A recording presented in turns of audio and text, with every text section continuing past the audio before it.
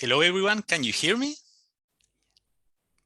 Seems so. Yeah. Great. We can hear you, Francisco. Great.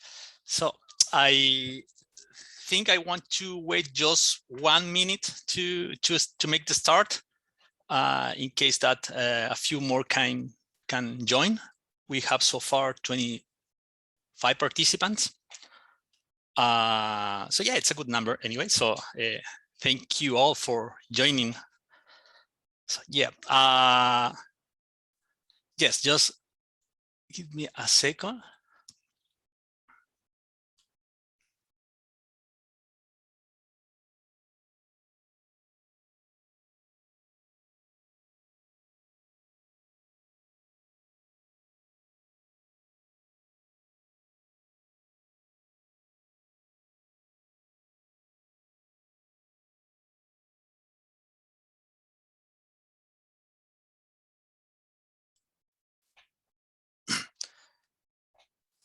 Hi, Alessandra. I see you here. You joined earlier. Great. Nice to see you here.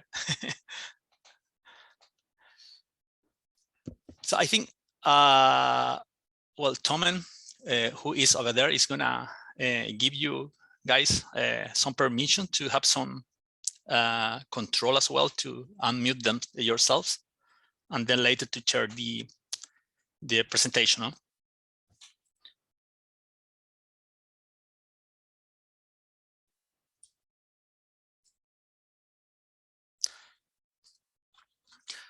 Okay, I think we should start already.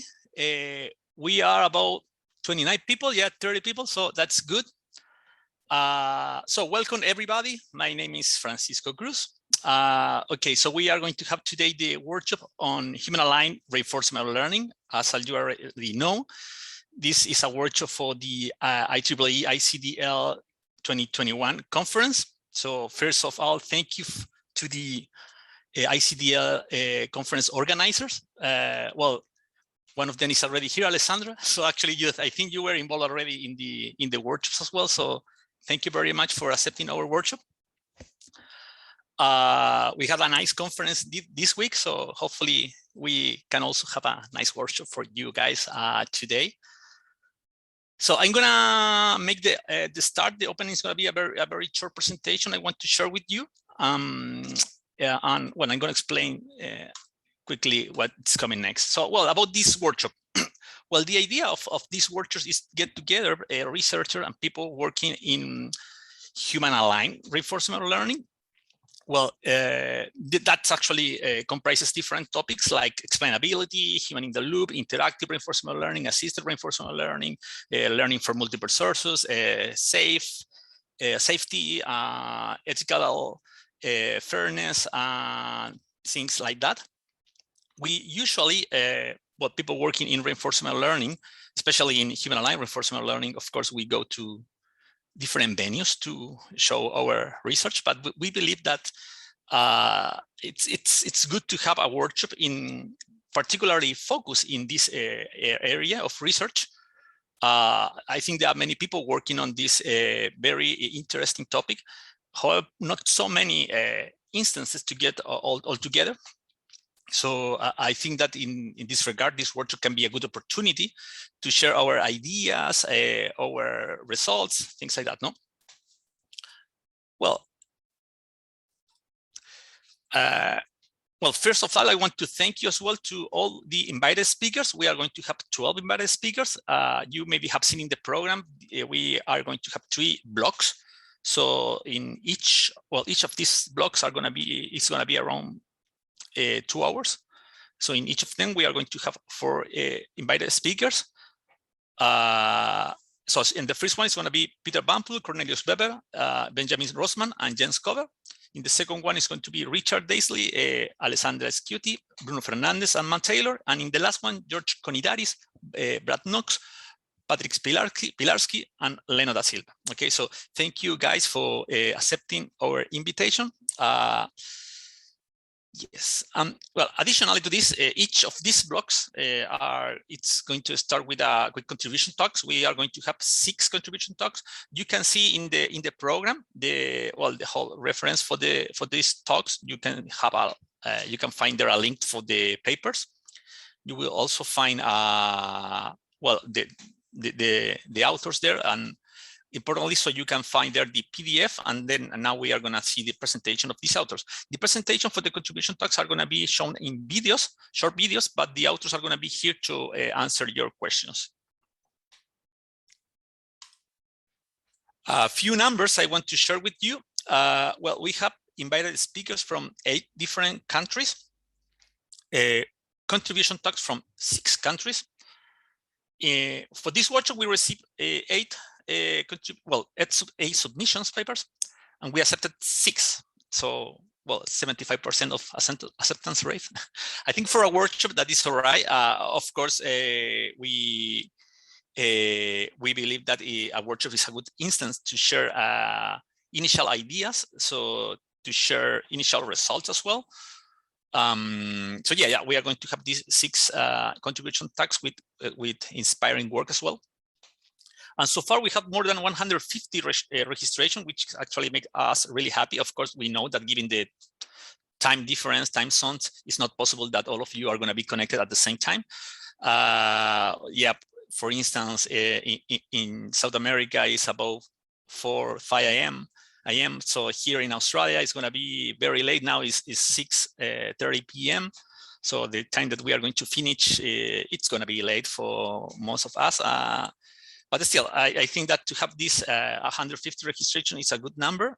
So thank you all for being interested in the workshop again. Anyway, I need to say in this point that to organize the workshops has been a bit challenging because, of course, trying to organize different people in different time zones is not easy. Well, all people doing scientific events, I think, that are dealing with the same issues now. However, it's still motivating for us having all together. No? Well, and additionally, advertisement, I want to say, well, we are organizing as well a special issue in the journal Neural Computing and Applications in the same topic as the workshop. So it's a topical collection on human-aligned reinforcement learning for autonomous agents and robots. There is the link. Of course, you will find it as well in our webpage, and we are going to start to advertise this probably from now on. People who have contributed to this workshop is especially encouraged to submit extended versions to this special issue. However, this is going to be an open call, therefore meaning that if anyone wants to submit their manuscript here, is more than welcome. So there are the main dates so far. Probably the more important, the submission deadline is December 15 this year. So yeah, and probably publication date is think to be next year, obviously middle of the next year. So yeah, anybody who is interested in this topic, please be aware of this special issue, and you are more than welcome to submit your manuscript there. Finally, I would like to say thank you to the organizing committee, to Tomen, Miguel, Pablo, and Richard for all the support and help during the workshop organization. So yeah, said that, I think that we should start now with the first presentation. So, okay, so in the program, we are going to start with the first contribution talks session. So let me, give me a second. So the first talk, let me share the video. Okay, so the paper is, Should I Trust You? Incorporating Unreliable Expert Advice in Human-Agent Interaction, from Tamin Love, Rites Ayoda, and Benjamin Rosman. So, Tamlin, I think you are already here. If so, we are going to give you permission to share your screen in case you need it, and also to activate your microphone. Okay, so be aware of that after your presentation. If anyone from the audience wants to make a question, well, we have 2 alternatives. One, it's, well, you can use the chat, which is activated, so you can ask a question, and we will ask the author directly at the end. Otherwise, you can raise your hand, and if we have time for more questions, we can also allow you to use the microphone and make the question in a live manner, okay? Okay, so I think I need to stop sharing.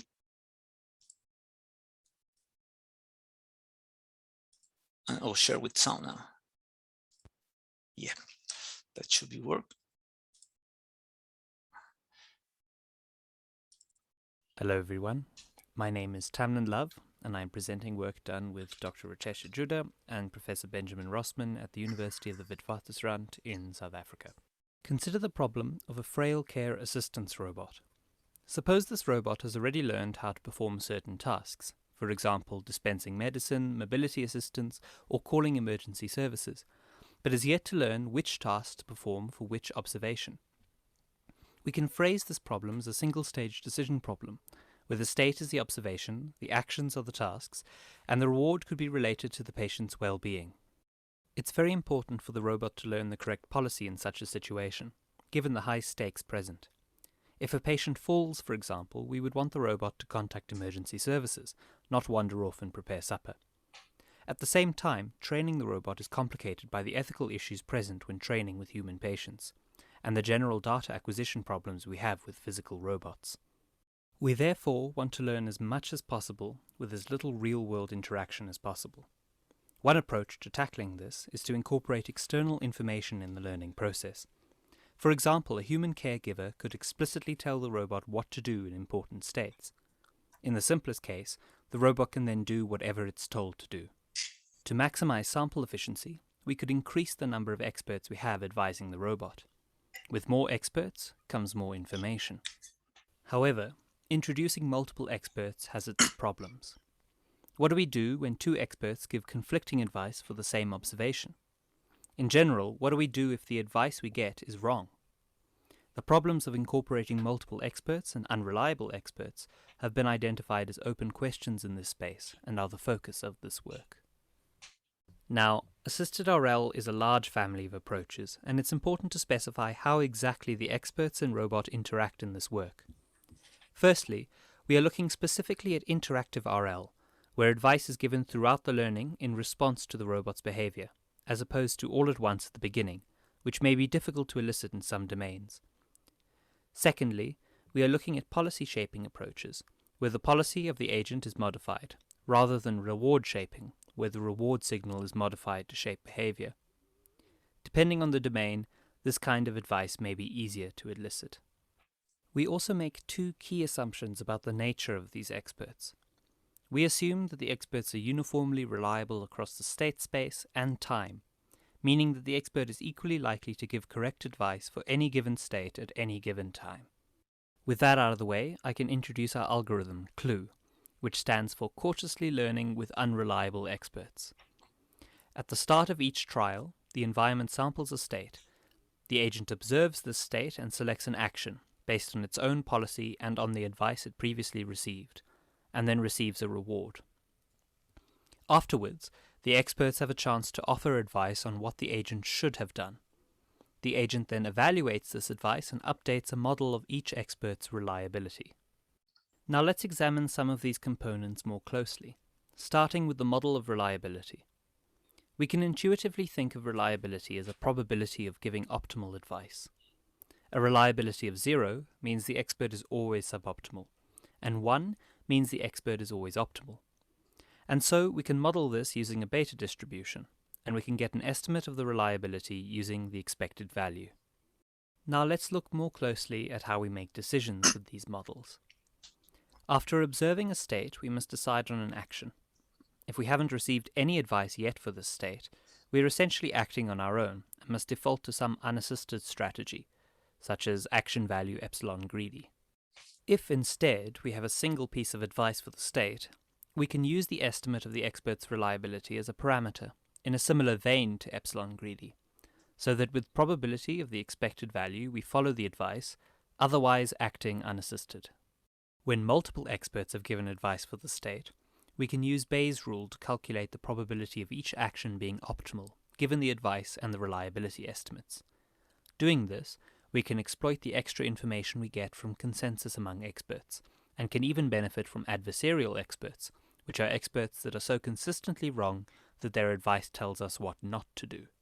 After calculating the action most likely to be optimal, we can select this action with the probability that it is optimal, or else act unassisted. Finally, to err on the side of caution, in case our estimates are poor, we can introduce a threshold such that, if this probability is below the threshold, we act unassisted. This prevents an agent from following advice it is not confident about. Finally, at the end of a trial, we update the reliability estimates of any experts that advised us this trial. The agent evaluates the advice using its own information on the environment, such as a Q function, and then updates a count of optimal or suboptimal advice, which updates the shape of the beta distribution. So how does CLUE perform empirically? Well, to test this, we train the agent on multiple randomly generated environments. We compare 4 agents, a baseline unassisted agent, a true policy agent that follows the optimal policy, a naive agent that always follows advice, and of course, CLUE. We also simulate various panels of experts. Each expert has some parameter, rho true, that defines its reliability, so that with probability rho true it gives optimal advice, otherwise giving suboptimal advice. Our first panel consists of a completely reliable expert. Here the naive agent does very well, as the assumption of reliability holds true. CLUE is slightly more cautious, but also benefits greatly from the good advice it receives. The second panel consists of an expert that is always wrong, and here the naive agent performs terribly. CLUE, on the other hand, identifies that the expert is always wrong, and so learns not to follow its advice, performing on par with the baseline. Finally, the third panel consists of multiple experts with a range of reliabilities, ranging from 0 to 1. Here the naive agent's performance is somewhere in between the previous cases, as it sometimes follows good advice and sometimes bad advice. CLUE performs even better than it did in the first case, as it has more advice to exploit and can identify which is good and which is bad. If we look at how the reliability estimates change over time for each of these panels, we see that the reliability estimates converge in the direction of rho true, and that the experts are correctly ranked in the multiple expert case. So, in conclusion, we've shown that a CLUE agent still benefits from good advice, but at the same time is robust against bad advice. It can correctly rank experts by their reliability and use this information to exploit advice from multiple experts in a mixed panel. Our hope is that this represents a step towards incorporating multiple potentially unreliable experts in real-world interactive learning settings, though of course there is a lot more work to be done in this regard, especially where physical robots are involved.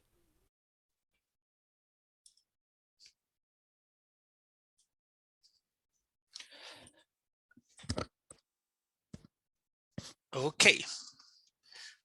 Townley, are you there? Yeah, hello. Hello, Townley. So I cannot see the screen, Zoom screen now. Just a second. I'm gonna stop sharing in case you, okay, now. Okay, let me check quickly in the chat if we got any question for you. Just a quick reminder, remember the papers are available at our webpage. So you can find it. Maybe we can share the link here as well. Tamli, I have a question for you. Well, thank you for your presentation, for recording your presentation. I wanted to ask you if you are somehow using or reusing the given advice. What I mean is, imagine the expert deliver a particular advice in a particular situation. Is that advice used somewhere or somewhen in the future when the robot or the agent is facing similar situations? Yeah, so the way we've done it here is the advice is saved and reused every time the agent encounters that state. And in that regard, how do you deal with the fact of that actually advice, as you mentioned, can be wrong? And therefore, if you save and reuse it, it's going to be keep this wrong advice over time, no? Yeah, so the idea is that over time, the estimates of the expert's reliability should get better. And so because this advice, assuming the expert is consistent, we can say that old advice that we got from the same expert, if we know this expert is unreliable, we can count that advice less.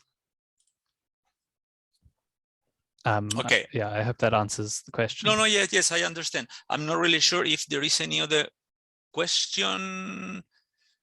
Well, not at the moment. And well, given that we have short time for the contribution talks, and we are probably a few minutes running a few minutes late, I want to thank you, Tamlin, for your contribution and for your talk. We are going to move now to the following presentation. Okay. Thank you. Thank you very much. Okay, so let's see. I'm gonna share again. Here, share screen, share sound, perfect. This one, share, and then.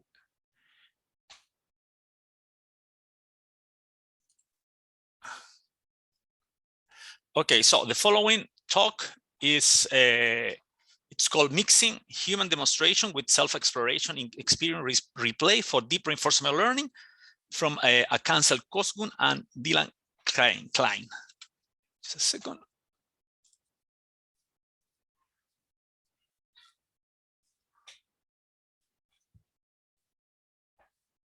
One of the biggest problems in reinforcement learning is the size of the solution space for an agent to navigate through. One concept is using human demonstrations to help train an agent in order to reduce that possible solution space. The approach we took in this paper was to start off by using an algorithm called the Deep Deterministic Policy Gradients algorithm. We made use of the component in its architecture called the Experience Replay Buffer. The Experience Replay Buffer is essentially a store of previous experiences that the network can randomly sample in order to eliminate any bias of the most recent experiences that that agent had.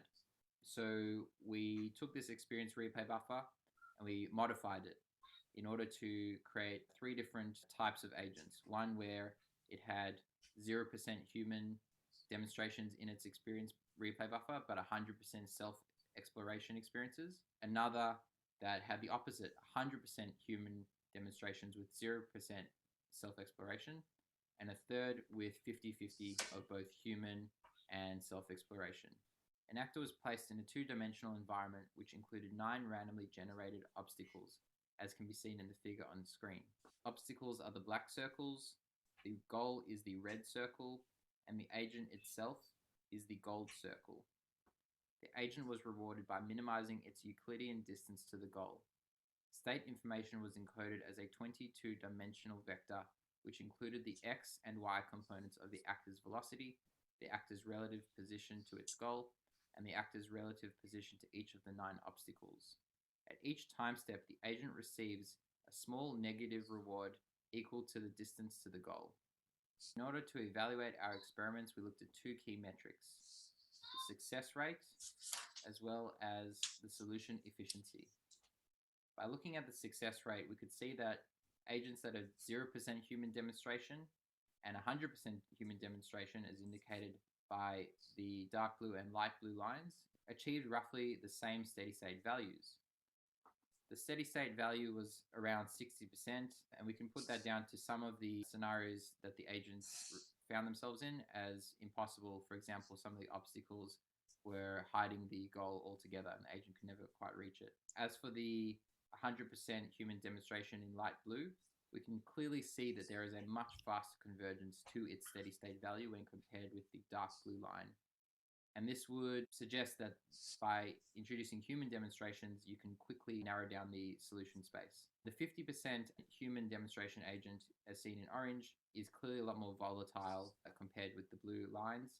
And this suggests that the agent may have been confused, may have been receiving mixed signals because of its mixed experience replay buffer, and wasn't really sure what is the best action to take in the next state. In this graph, we're looking at solution efficiency. In other words, the mean number of steps that an agent had to take in order to reach its goal. we can clearly see that the dark blue line, which indicates 0% human demonstrations, is less efficient than the light blue line, which indicates 100% human demonstrations. This aligns with the previous graph that we saw, where the 100% human demonstrations line converged a lot faster to its solution. Again, we can see that the 50% human demonstrations line in orange is underperforming the other two curves. From these results, we can see that the best performer was the agent with 100% experiences from human demonstrations. The next best was the agent with 0% experiences from human demonstrations. And the worst performer was the agent with 50% experiences from human demonstrations, in other words, the mixed agent. Some limitations of this experiment may include the fact that the self-explorer experiences were in the continuous space, whereas the human demonstrations experiences were from the discrete action space. And this may explain the poorer performance of the mixed agent or the 50% agent. Future works could include investigating the same concept of how human demonstrations can narrow down the possible solution space. I would suggest changing maybe the replay buffer architecture as well as some of the action spaces, but it is a very exciting area. Thank you for listening, and I hope more works can look into how human demonstrations can be used with self-exploration to achieve better outcomes for reinforcement learning.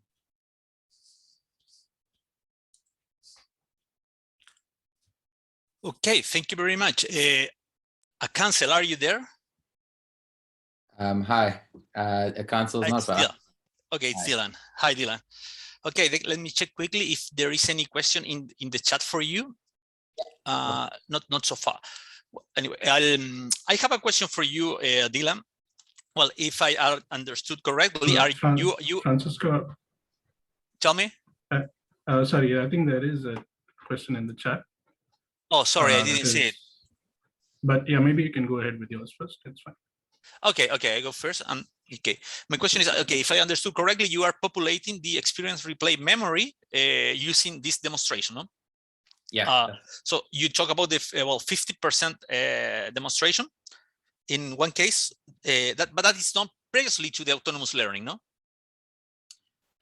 So we ran two training kind of, we trained the agent twice, one with human and one with self-exploration.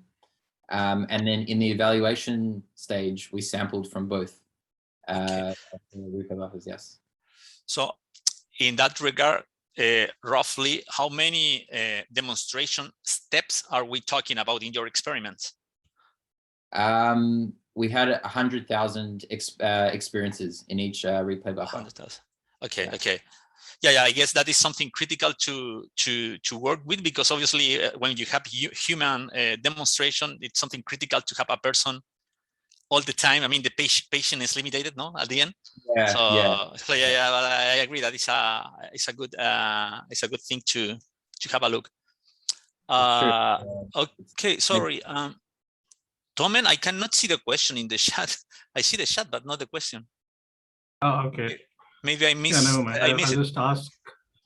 Sure, I'll just read it out. Okay, I saw it. Okay, sorry now. Okay, the question said, how did you decide to go for 50%? Why not 25 or 75? It's a good question. Actually, we did do 25 and 75 in addition. But if you put them all in the graph, it's a lot to look at and a lot to kind of digest. So, and it all kind of showed the same thing, that somewhere in the middle, the signals were maybe a bit mixed and the agent got a bit confused. And we decided that, you know, by showing that at 50%, it's a lot easier to understand that concept. But the same sort of phenomenon did happen at 25% and 75%. We actually did test all 5 of those, so 0, 25, 50, 75, and 100.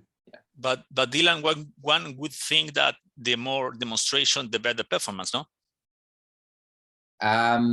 Well, it definitely narrows down the sample, the solution space. You think better performance? Oh, well, yeah, that's what we found in the end. The more human demonstrations, the better performance. We wanted to see that somehow maybe a mix would, you know, find the optimal solution where, you know, AI plus humans beat the human and beat just the pure AI. But in this situation, we found that just having human demonstrations in the experience replay buffer was the best result for this game, for this scenario. Yeah. Okay, I understand. Thank you, Dylan. Again, a reminder that the papers are available in the webpage, so you can find there more details about Dylan's approach as well. Thank you very much. Thank you for your contribution and your talk. Okay, now we are going to move to the first invited speaker. Peter, are you there? Yes, I am. Hi, Peter. How are you? Francisco. Let me start my video as well. Sure. Nice to see you here. Well, you can take control. You can maybe share your slide anytime you want. I'm gonna make you a brief introduction. Okay, thanks. About you. Meanwhile, you take control. Okay. So the next talk is from Peter Bumple. Peter Bumple is an associate professor in Federation University, Fed Unit here in Ballarat. He's the leader of the FLAC research team. He has been researching in reinforcement learning area for many years, actually, particularly in multi-objective reinforcement learning. Thank you very much, Peter, for accepting our invitation. So it's all yours. And thanks very much, Francisco, and the other organisers for inviting me. I'll just start with a brief apology. It's been a very busy week and I haven't had as much time to fine tune these slides as I'd hoped. So basically I've got slides taken from some longer presentations and I'm just going to skip over some of the details to try and stay within the time limit. Hopefully I have some time for questions at the end, and if anyone wants to explore those details, we can talk about them then. As Francisco says, we've been looking at multi-objective reinforcement learning for a bit over a decade now, and probably about 4 or 5 years ago we started to realize that this had some potential application in the areas of human aligned AI. And so today's talk's really summarizing the thoughts we've had around that area and a bit of the experimental work that we've done over the last year.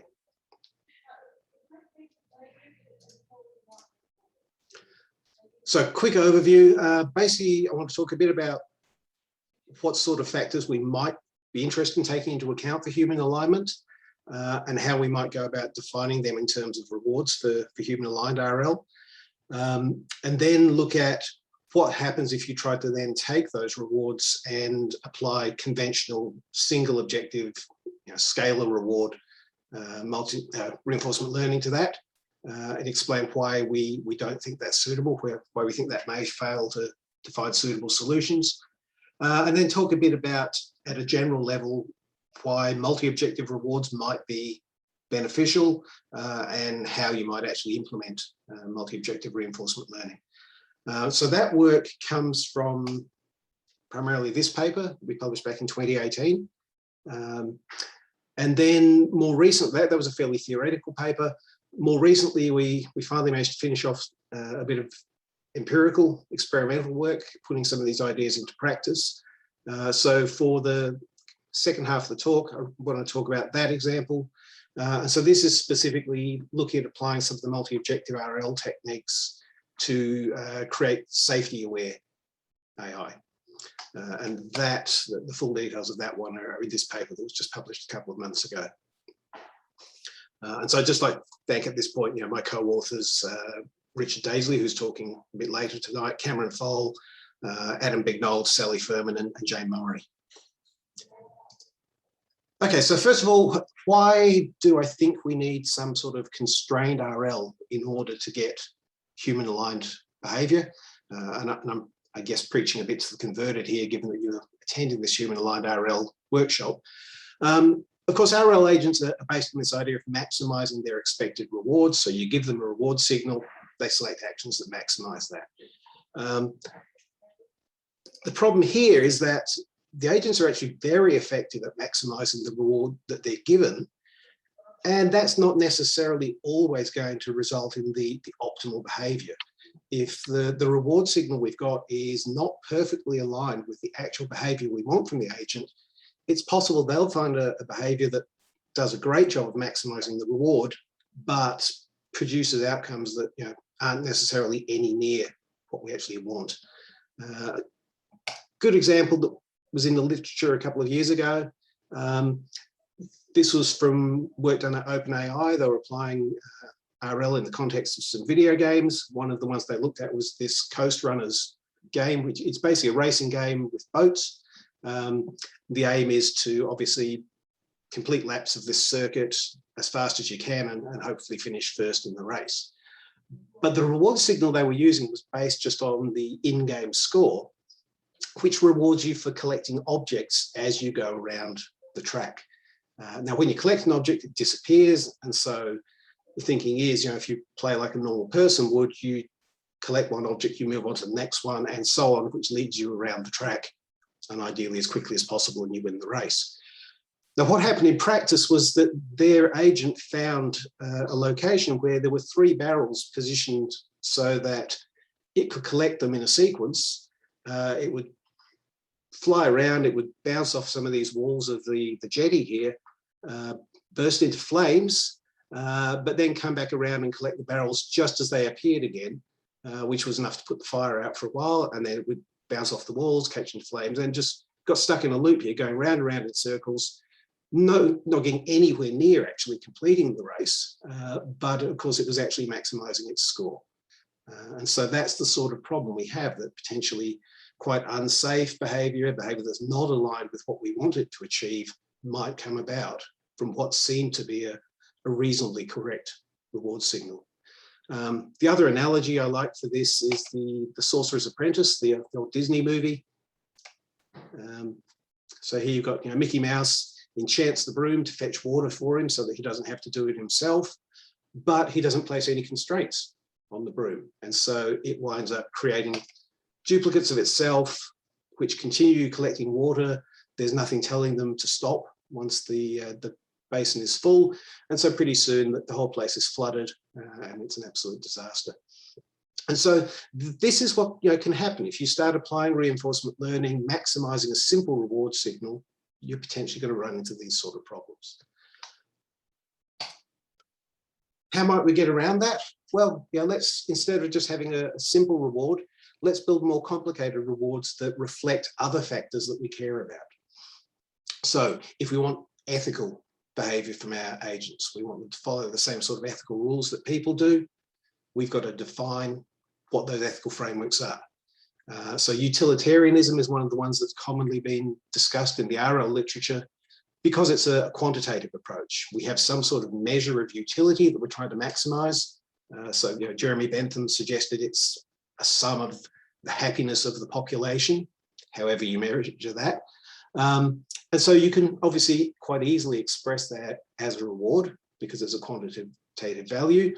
You add that on to whatever other sort of reward signals you would normally have to the agent, and hopefully it takes these ethical framework into account, as well as trying to maximize its regular score. Not as straightforward as it might be, because how do you measure utility? What utility measure is correct? There's been lots and lots of possibilities proposed over the years. No real obvious answer. So maybe you actually have to build in multiple utilitarian frameworks, lots of different reward signals, with the hope that compromising between all of them gives you the sort of behavior you want. Other types of ethical frameworks, people have looked at sort of deontological ethics. So this is not so much outcome driven as saying, there are fixed rules. There are things you should do and you shouldn't do. And we want our agent to follow those rules as well. Now, you might be able to define these as rewards still to make them suitable for reinforcement learning. You just give a penalty term if an action conflicts with these duties. So there's a duty associated with fidelity, basically being true to your friends and family. So if we carry out any sort of action that would have a negative effect in that sense, we give a negative reward. Moving beyond ethical frameworks, we might want to ensure our agents follow legal frameworks. So we want them to obey the law. If this is a self-driving car, we want it to follow the speed limit. We don't want it endangering other people. So we could define penalties for actions which break the law, and maybe we weigh them up. So if it's a severe offence, one that would carry a large penalty for a human, give a large negative reward for the agent for doing that. Now, this is going to be a little tricky because, of course, we can't necessarily always follow the law. Sometimes the right thing to do is to break that law. If I need to cross a white line marked on the road in order to avoid a traffic accident, I'm going to do that, even though it's technically an illegal action. Other things we might consider if we're building military agents, hopefully we're not, but if we are, you know, there are the laws of war, the rules of engagement that govern the behaviour of human soldiers. You would hope that your military robots or other types of autonomous systems would follow those same laws. And again, these can potentially be quantified and expressed as rewards and penalties. More generally, we might care about things like safety. And this is one of my own main areas of focus. So we want to make sure that whatever the AI does doesn't pose undue safety risks for humans. So various aspects that have been looked at in here. One is this concept of corrigibility. So basically, if we make a mistake, if the agent starts behaving in a fashion that we realize is unsafe and we want to stop it, it complies with us trying to stop it. And that's potentially a problem because, of course, if you're telling the agent to maximize its reward, if I stop it, it doesn't get any more reward. And so there's sort of a built-in incentive for it to not listen to me, or to actually actively prevent me from trying to turn it off. Another area that's been proposed in this sort of area is this concept of impact minimization. So the idea here is we try and give the agent, I guess, a bit of common sense that while you're carrying out your task, don't change things in the environment unless you have to. So if I tell you to vacuum the floor, don't smash up all the furniture and throw it out the window to make it easier to vacuum the floor. If you need to, move the furniture to the side, vacuum, and then put it back again. Try to avoid permanent changes to the environment. Other things we care about in alignment frameworks that are perhaps a little harder to represent directly as rewards, although we would argue that they're still multi-objective approaches are still very relevant here, are things like trust and explainability. Unfortunately for me, I don't need to talk about them because Richard Daisley is giving a presentation a little bit later, and he's going to focus particularly on that relationship between multi-objective agents and explainability. Okay, so let's say we've decided the alignment framework or frameworks that we care about. We've worked out a way of representing them as a reward. And now we want to train a reinforcement learning agent on those rewards. Now, of course, standard approach in reinforcement learning is we give the agent a reward, which is just a scalar value at any point in time. And so if we've defined multiple sources of reward here, so we've got rewards associated with our primary task, like maximizing your score or cleaning as much of the floor with a vacuum as possible. And we've also got some rewards associated with these various alignment properties that we care about. How do we give that information to the agent? Well, in conventional reinforcement learning, basically what we do is we just take all those different forms of reward, we add them all up, and then we just give that resulting scalar value to the agent. And there's a bit of an assumption, if you look at the conventional reinforcement learning literature, that this is going to work.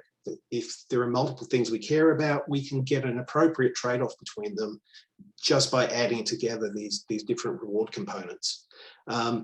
You might want to introduce some sort of weighting factor. So if there's something I care about more than another factor, I give it a larger weighting. But even that is not necessarily going to give us the trade-off that we want. And essentially, there's two issues here. One is that finding the correct weighting to get the required balance between these two factors, or many factors possibly, is going to be difficult. If you've got, say, a self-driving vehicle, now I've got a reward for my primary task, which is probably get me to the destination as quickly as you can. And then I've got alignment rewards as well. So main one presumably would be, don't hurt anyone, don't hurt me, don't hurt the passengers, don't hurt anyone outside the vehicle. And maybe also some other alignment rewards. There might be legal frameworks being built in here as well. Don't speed. Now, if I apply a weighting to these, or if the scale of these rewards is defined in such a way that the primary reward is too large relative to the alignment reward, the vehicle's probably pretty much going to ignore that alignment reward and drive unsafely, just get to the destination as quickly as it can. On the other hand, if my alignment reward is too large or too heavily weighted, the vehicle might not even start. It might say, look, the only safe thing for me is to just stay still in the garage, because as soon as I go on the road, there's a slight risk that I'm going to get an accident and hurt someone. So that's a problem, and you might have to fine tune quite a bit before you find an appropriate set of weightings that's going to trade off those rewards correctly. More generally, and more fundamentally an issue, is that there may simply be, sorry, let's skip 2 slides. Let me go back a bit. Let's just go forward. I'm saying going backwards.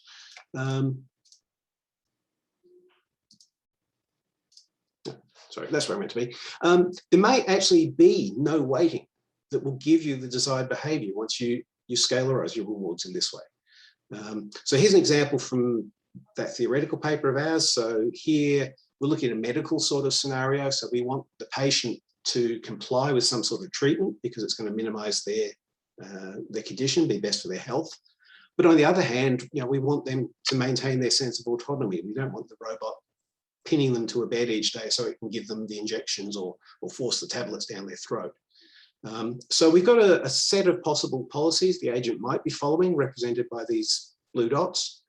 And we want to find one of those that gives us the best possible trade-off. And let's say, for this particular situation, this is the policy we like. We would like to have policy A3. Problem we've got here is that there's no set of weights, or at least no linear weights, that will actually select A3. It doesn't matter what sort of weights you put into this system, either, in this case, A2 or A1 are always going to be optimal because of this concave shape of our Pareto front in this case. And so there's a fundamental limitation that scalarization of multiple factors into a single reward is inherently not able to find some of the solutions that we might want to find. So what we want to do is to instead use multi-objective methods. So everyone's already familiar with your standard model here of the reinforcement learning agent, interacting with the environment by executing actions, getting back rewards. And generally, the assumption is that reward here is a scalar value. Now, multi-objective RL, we're just going to say, okay, that's a vector instead. This seems like a simple thing. It throws up a whole bunch of complications in terms of the algorithms. And I can't possibly go into them in the time I've got today. So if you want to know more about that, a couple of papers here that, again, fair warning, I was involved in these. There's a survey we wrote back in 2013, and we've got a practical guide currently under review, hopefully about to be resubmitted and accepted and published, but you can get a preprint from archive. Okay, so basically what we've got now is that our agent is receiving a vector value back, and it's got to somehow choose actions that will result in the optimal policy, the optimal trade-off between those objectives that we care about. And I think I'll skip this next slide because I think I'm taking a bit too long. Let's go back to this example from before. So I've got multiple policies my agent might follow. How do I choose one of those? And there's various approaches that have been used here. So we're assuming now that the agent has a vector representation of these rewards internally. And essentially we just need to do something non-linear that will let us choose any of these 5 solutions. So one approach that people have used is Chebyshev distance. So you define kind of an optimal point. I'd like to be as close to this as possible.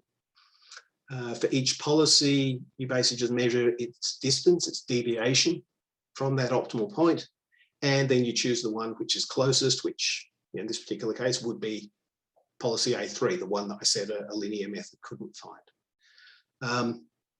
Other ways we could do this, an approach that we've done quite a bit of work with is a combination of ordering or prioritization of objectives combined with thresholding. So in this case, we might say, I care quite a bit about autonomy. I want to make sure that the patient has a reasonable level of autonomy. So I'm going to set some sort of threshold here, in this case about 0.6, and I only want to consider solutions that are above that threshold. So that's immediately going to rule out these options down here. And then of the ones that are above that threshold, I'm going to pick the one that is best with regards to our other objective, the compliance with the medical treatment. And again, that's going to choose A3 as the optimal solution. Okay, so that is a very brief introduction to multi-objective RL. And even with that, I think I've used most of my time. So just move on as quickly as I can through the second part. We then started applying some of these ideas in the context of safety. So we've got an environment, we've got a primary reward that the agent wants to optimize, and we've defined a safety-related or alignment reward as well, and we're using variations on that thresholded lexicographic ordering as a way of dealing with this. So I'll skip over these next few slides because there's a fair bit of detail here that doesn't really matter too much. Basically, what we did was to say, from an experimental perspective, I've got a primary reward, which is what I would normally give to the agent. And I've got this associated true reward, R star, which is our what we actually want the agent to achieve. And so what we're essentially modeling here is a situation where the agent, the reward it's being given, is not perfectly aligned with what we actually care about as measured by this R star. So the agent's going to try to maximize RP, and we're going to see to what extent that also results in it maximizing R star. We've checked a few different approaches. We've done just a basic single objective agent where all it does is maximize RP and it ignores any other criteria. And then 5 different multi-objective agents where they're considering both of these reward factors. And we've checked it on 4 different problems, a couple which involve picking up and carrying bottles from a location, a start location to a destination. And in these problems, there's a chance if you try to carry 2 bottles at once, it's obviously faster, which is good with regards to the primary reward, but there's a slight risk of dropping them. Now, one problem, the bottles are plastic, so if you drop one, it's not a disaster, you just pick it up again. In the second example, the bottles are glass, so if you drop a bottle, it smashes, and that's a permanent change. It's something the agent can't undo. And what we were hoping is we would see slightly different behavior from the agent based on which of those situations it was dealing with. There's an animation of it here, but I'm going to have to skip over that. We looked at a task that had been proposed in the AI safety literature. So this is just a Sokoban classic block pushing puzzle. So we've got our agent here, wants to get to our goal location down here, needs to push the box out of the way.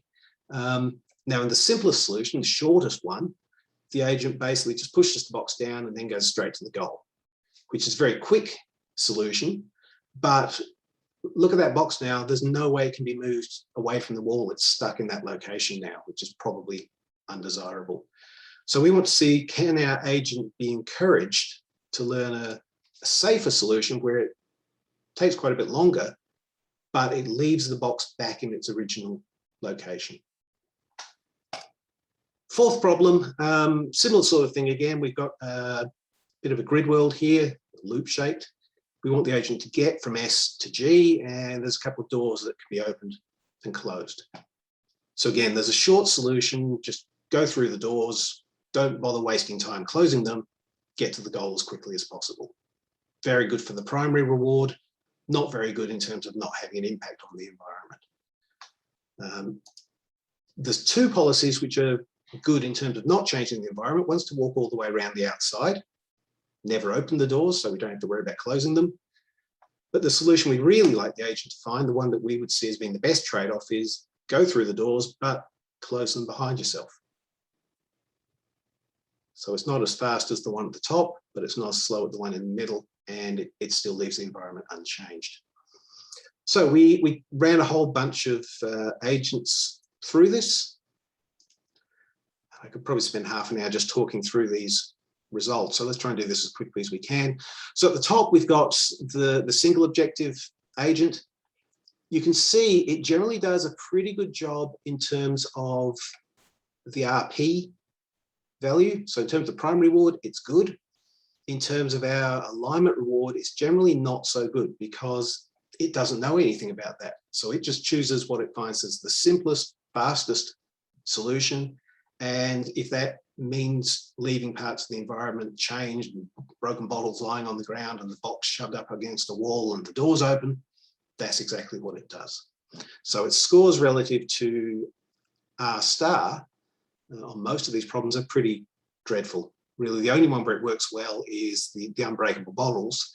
And that's because if it drops a bottle, it can pick it back up again. It turns out in that case, the policy that's optimal with regards to RP is also optimal with regards to R star. So then we tried a few different versions of our multi-objective agents. There's a couple here, Lex P and Lex A were applied without using thresholding, and they really didn't do very well at all. Essentially, Lex P just ignores the safety reward for the most part. Lex A does the opposite and focuses so much on safety that often it doesn't actually complete the main task at all. Where we had a bit more success was with these three at the bottom here. So here we're applying thresholding to those things. So TLOP thresholds the primary reward, says, okay, I want to be at least this good on the primary reward. And after that, I don't care about optimizing any further. At that point, I'll care about being safe. So it's what you might refer to as a satisficing agent rather than a maximizing agent. TLOA does the same sort of thing, but the other way around. So it says, I want to be at least this safe. I'm only going to accept a certain amount of risk. And then after I've done that, I'll care about maximizing the primary reward. And then TLOPA is a bit of a combination of both of those to take into account an issue that I probably don't have time to talk about today. The main thing you can see here is that TLOA, all the black bolded numbers here, actually performed optimally on all of the tasks that we found. It came up with no errors with regards to the safety or alignment rewards, and it did so while still finding the best possible primary solution that could be achieved while still being safe. TLOPA does basically the same thing, but it's a little bit slower during the learning phase. And I think I'm pretty much out of time, so I'm just going to skip ahead. Find my list of slides to my final, okay, it was next slide anyway. Conclusion. So basically, RL agents won't be human aligned unless we actually tell them to do it. We're going to have to provide rewards to encourage them to be human aligned. Otherwise, they'll just maximize the reward they're given. I think we can design suitable rewards for those aspects of human alignment, but if we just add them together and give them to a single objective agent, we're probably not going to get the trade-off that we want. Multi-objective agents give us much more control over that trade-off between those two factors. And we've shown that, with our safety example, it is possible to actually get the sort of trade-offs that we want, at least on those simple toy problems. We obviously need to extend these out to more complicated domains. And I'd say, of course, that multi-objective reinforcement learning itself is a fairly new area. We don't have the same quality of algorithms there that we have in single objective RL yet. So there's still quite a lot of work to be done on those kind of foundational algorithms before we can really solve the alignment problems as well. But I think this is an area worth looking at. Okay, and I better wrap things up at that point. So thanks everyone for listening in. And are there any questions? Thank you very much, Peter. Thank you very much for the presentation. Actually, I think this is quite interesting, especially from a developmental learning perspective. I mean, we cognitive agents all the time. We don't use the scalar reward. Actually, we probably do more multi-objective reinforcement learning. So thank you again for your talk. I think we have time for a quick question. There is one in the chat, actually, you mentioned.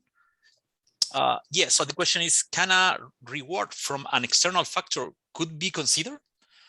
For example, the car following the law more than just not hurting people, and for the medical situation, a family member or next of kin deciding the medical treatment, surgery, of the person in an emergency situation, for example? Or all of this would be considered as alignment reward too? Yeah, I think one of the things I like about this approach to alignment rewards is it naturally scales up to including more than one alignment reward. So the example I've shown here, there's only the one for the safety task, but the multi-objective model, at least in theory, you could have as many of these rewards as you care about, and just combine them together in this non-linear fashion. Practically, there are going to be issues as you add more and more objectives you care about. The computational cost of doing this is going to blow out, and we don't really have much yet that can deal with more than maybe 3 or 4 objectives. Okay, so Peter, I think this concept of impact minimization is actually quite interesting. So a question I had about that is, how at the moment can you identify if an action can be undone or not, actually, because I guess not all the actions that can be actually reversed. Yeah, and so I mean, one of the issues with reinforcement learning, of course, is if you go with a pure blank slate type of approach, you don't know if something is dangerous until you try it. So our agent actually has to break a bottle and then try to pick it up before it realizes that breaking the bottle is a bad idea. And so if we're going to build practical systems, things like transfer learning are going to be very important. Can I take what I've learned about safety and common sense on one task and apply that when I do something new? Yeah, but in that regard, actually, I believe that it's quite aligned again with developmental learning, pretty much like children. They destroy stuff somewhere, and then they learn, it's like, yes. Yes, yeah. Thank you very much again, Peter, for your talk. Yeah, I think if there is any other question, probably we can take it offline. I think we are going to move on to the next speakers. Thank you again, Peter. Okay, thanks. Okay, so Cornelius, are you there? Yes. Can you hear me? Hi, me? Cornelius. Hi. Nice to see you. Yeah, good. So I think you can take control. You can share your slides, and meanwhile, I'm gonna briefly introduce you as well. No, so just share when you are ready. So Dr. Cornelius Weber is the lab manager of the Knowledge Technology Institute in the University of Hamburg. He's a researcher, well, especially in the area of cognitive robotics or developmental robotics, well, with a special focus in reinforcement learning. So, okay, Cornelius, if you are ready, it's all yours. Oh, thanks. Yeah.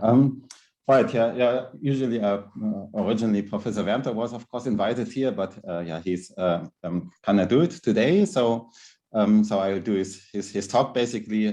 But he gave it also for me to further editing. So it's a mixture of Professor Werner's and my contribution. So it's hybrid neural learning for interactive robots, which is a fairly general enough title to put quite a lot of work to give a bit of an overview of what we're doing and with kind of methods we're doing. So here, this slide basically shows the sort of mess that we are faced with when we're doing or when we are attempting to do real robot autonomous behavior in a real world. Yeah, real world is of course complex, multimodal. So already vision is sometimes ambiguous. You have multiple objects in there. You have different modalities, and with cross-modal conflicts, or they are sometimes in register. You have people, of course, that you interact with, and it's not always just one, but multiple people.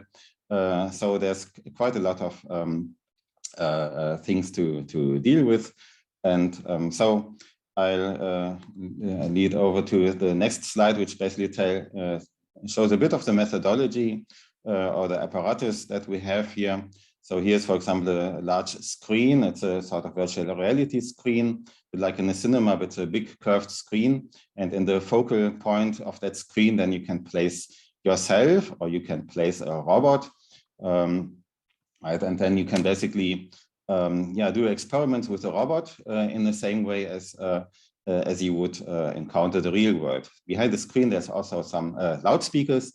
So you can do cross-modal convergence between vision and audition. So the sound can come from the location where for example, there's a movement of a mouse on the screen, but you can also do multimodal conflict. So there's sound coming from other places than visually expected, and so you can make some experiments.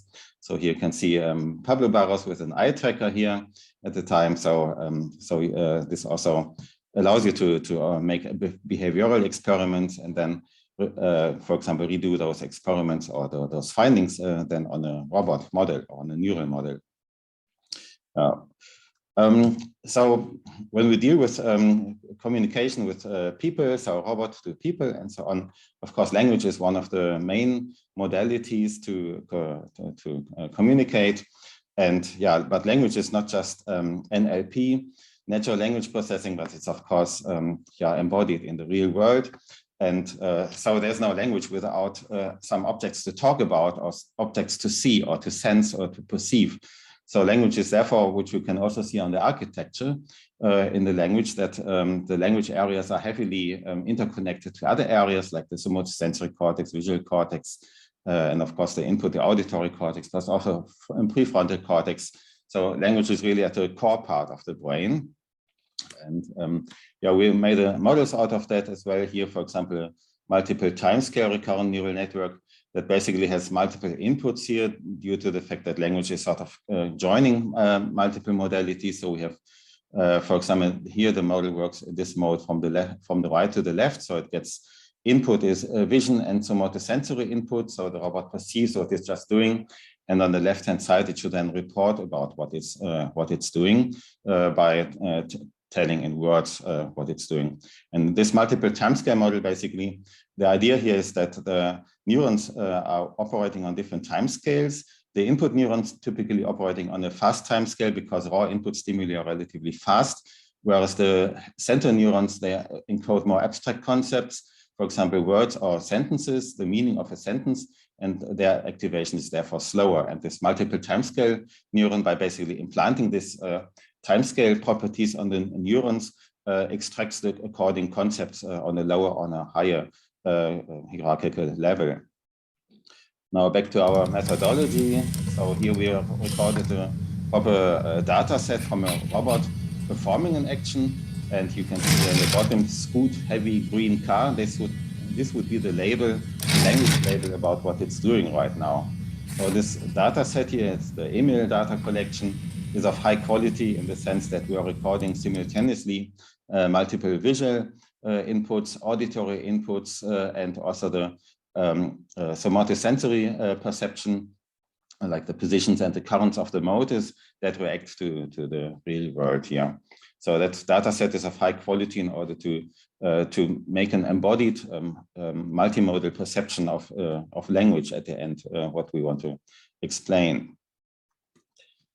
Yeah, so having yet introduced probably our star, the Nico robot that you also saw in the previous video. So we can do, of course, multiple things like physical interaction and active sensing with senses in the hand, bipedal walking so far only in simulation, social interaction with, for example, LEDs on the eyebrows and on the mouth.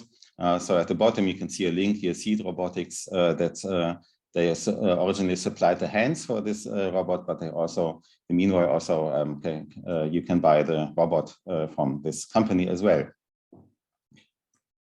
Yeah, so for example, grasping here in the simulator is being done in order for basically preparing the robot, so in sim-to-real experiments, so that it can also grasp in the real world. So of course, in the real world, there's a lot of damage you can do to the robot. So therefore, the simulator basically first checks what is a reasonable operating range. And then basically in this experiments here, so also the learning is done here on the real robot. So you can see it here again, maybe. So first of all, a couple of attempts are being done here on the grasping. And now we know the safe operating range. And so the robot basically puts and takes again the objects. And so therefore, in an automated fashion, we can record quite a lot of training data, which is then used for grasping to multiple places here. So the 2D area is quite a large area, and it's not so that trivial always to reach to an object with a short robot arms. Yeah, so talking about grasping, so there's of course different levels of grasping. So the modular approach, like first object detection, pose estimation, and then working with inverse kinematics. With neural networks, of course, you can do multiple of those things in one. For example, object detection, pose estimation is in this faster region-based CNN, FRCNN. And then based on this visual pre-processing, then you can do reinforcement learning based neural grasping, or you can do it just in a one-to-one stage approach, like end-to-end with deep neural networks, of course. So here's would be a solution for deep neural network end-to-end grasping, getting basically the visual input and knowing also about the joints, and then producing basically the joint configuration of the next time step. This can be trained with a simple actor-critic architecture, for example, like Kakla, where you have continuous actions and a critic, and then end-to-end, basically, you do this sort of grasping. But yeah, it becomes more interesting if it's if there's, for example, multiple objects on a table, and so then there's, for example, multiple objects that can be selected. And if we say, give me a yellow object, then this is ambiguous. And in this case, there would need to be some feedback. For example, the robot would have to ask the person, which yellow object do you mean? And then, okay, saying the banana, so it cannot be the dice. And so then the robot can do this grasping here. So it's important here that quite often language is ambiguous, just like vision as well. So if we just say, give me an object, and there can be multiple. So this basically requires that there is then an interactive loop, so that the robot not just perceives or executes the command, but he basically has to ask back and interact with the environment in order to be able to perform his tasks. So many tasks are interactive. Sometimes there's a human in the loop, and sometimes not. Now with reinforcement learning algorithms, interaction is sometimes not that easy really to model. For example, this is a work which is quite popular by Me et al. From 2014, this recurrent models of visual attention network. So I just introduced this simple policy gradient network and the problematics. So the task is here to recognize a handwritten digit from this MNIST data set, but the constraint is that the field of view has like foveated vision inspired by the human brain. Or retina, so we have a high resolution in the center, but a very low resolution in the surround.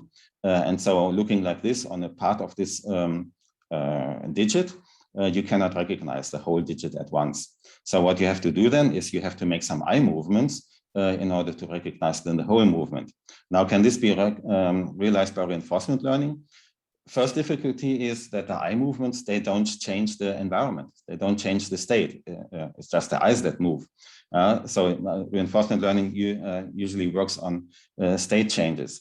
Second problem is that the agent needs to accumulate information over multiple glimpses here, over multiple views in order to see the whole and to see the whole digit and to recognize it. And so this is also violating the Markov property that you need history, so that you need to accumulate information over multiple time steps. Usually reinforcement learning does not look into the history, but it has all information in the current time step available. So the solution here is this network here from Me et al. So the observation comes in, and we have a recurrent network layer, and the output are then the first of all action probabilities. These are the glimpses, so they encode the glimpses, and secondly then the class labels. That is, once sufficient glimpses have been done, then the class label of the digit would be given out. This could of course also be trained by reinforcement learning, but it's more efficient here since we have 10 classes to provide the correct class label which is available. So we have here in this network a mixture of a recurrent neural network and then reinforcement outputs like action probabilities trained by reinforcement learning, and another output class labels that are trained by supervised learning. Yeah. And yeah, now this network looks quite attractive, but if you look a bit closer onto it, so the whole network is of course trained by reinforcement learning. So at least the one part, the one that makes these glimpses. And you provide the reward in the end when the number, the digit has been correctly classified. And then how do you train the weights? Yeah, of course, with backpropagation through time. So you do this unfolding and you do this backpropagation through the blue weights here from the reward signal. But now you can see that if you do this backpropagation through time over these blue weights, so you can train all the blue weights, but the red weights here to the outputs, so the other outputs that have been performed previously, they are not being reached by backpropagation through time. So they are never being adapted, which is a bit of a problem. So what they do here is a bit of a quick fix. They basically distribute the reward in the end over the entire time sequence. So from the very beginning to the end, at each time step, sort of in hindsight, a reward is being given if that sequence is successful. Yeah, it's a quick fix, but that makes this model work. The other nice property is, of course, that here the class label is also being trained so by supervised learning. So it's a mixed, as just said. Yeah, we actually found this model quite attractive. So we used it here for a different application where a robot here, a Pepper robot in simulation, interacts with its environment. And it's supposed to do a task, maybe to tell whether there's a certain object on a table. So here the question is there a marble on the table? And the robot has to answer this question. Now, as you can see at the bottom, that's the view of the robot. He only sees this cornflakes box or so, the cracker box.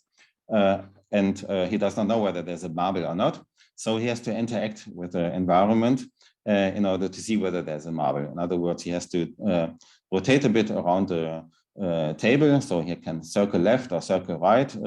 And he does it a couple of times until he is sure about giving a response. If he just guesses, then he might get a big penalty. So he would not do that. He rather assures whether there's a marble and then he says yes, as in this case, or maybe he would rotate a few times more and then say, no, I'm not quite sure there's no marble. Yeah. So of course, this is an interactive scenario, and the model is interesting because you can model with that also maybe, for example, communication. For example, the robot could ask instead. So he could have some asking actions instead of some rotating questions in the real world. So it's a relatively general model. You can see on the right, the network architecture. So the input is the image and the word embedding, so the question. Then these are concatenated. Then you have the recurrent network layer. And on the output, you have here on the left, the reinforcement train action. So whether it circles or how often, it also tells then when it stops circling.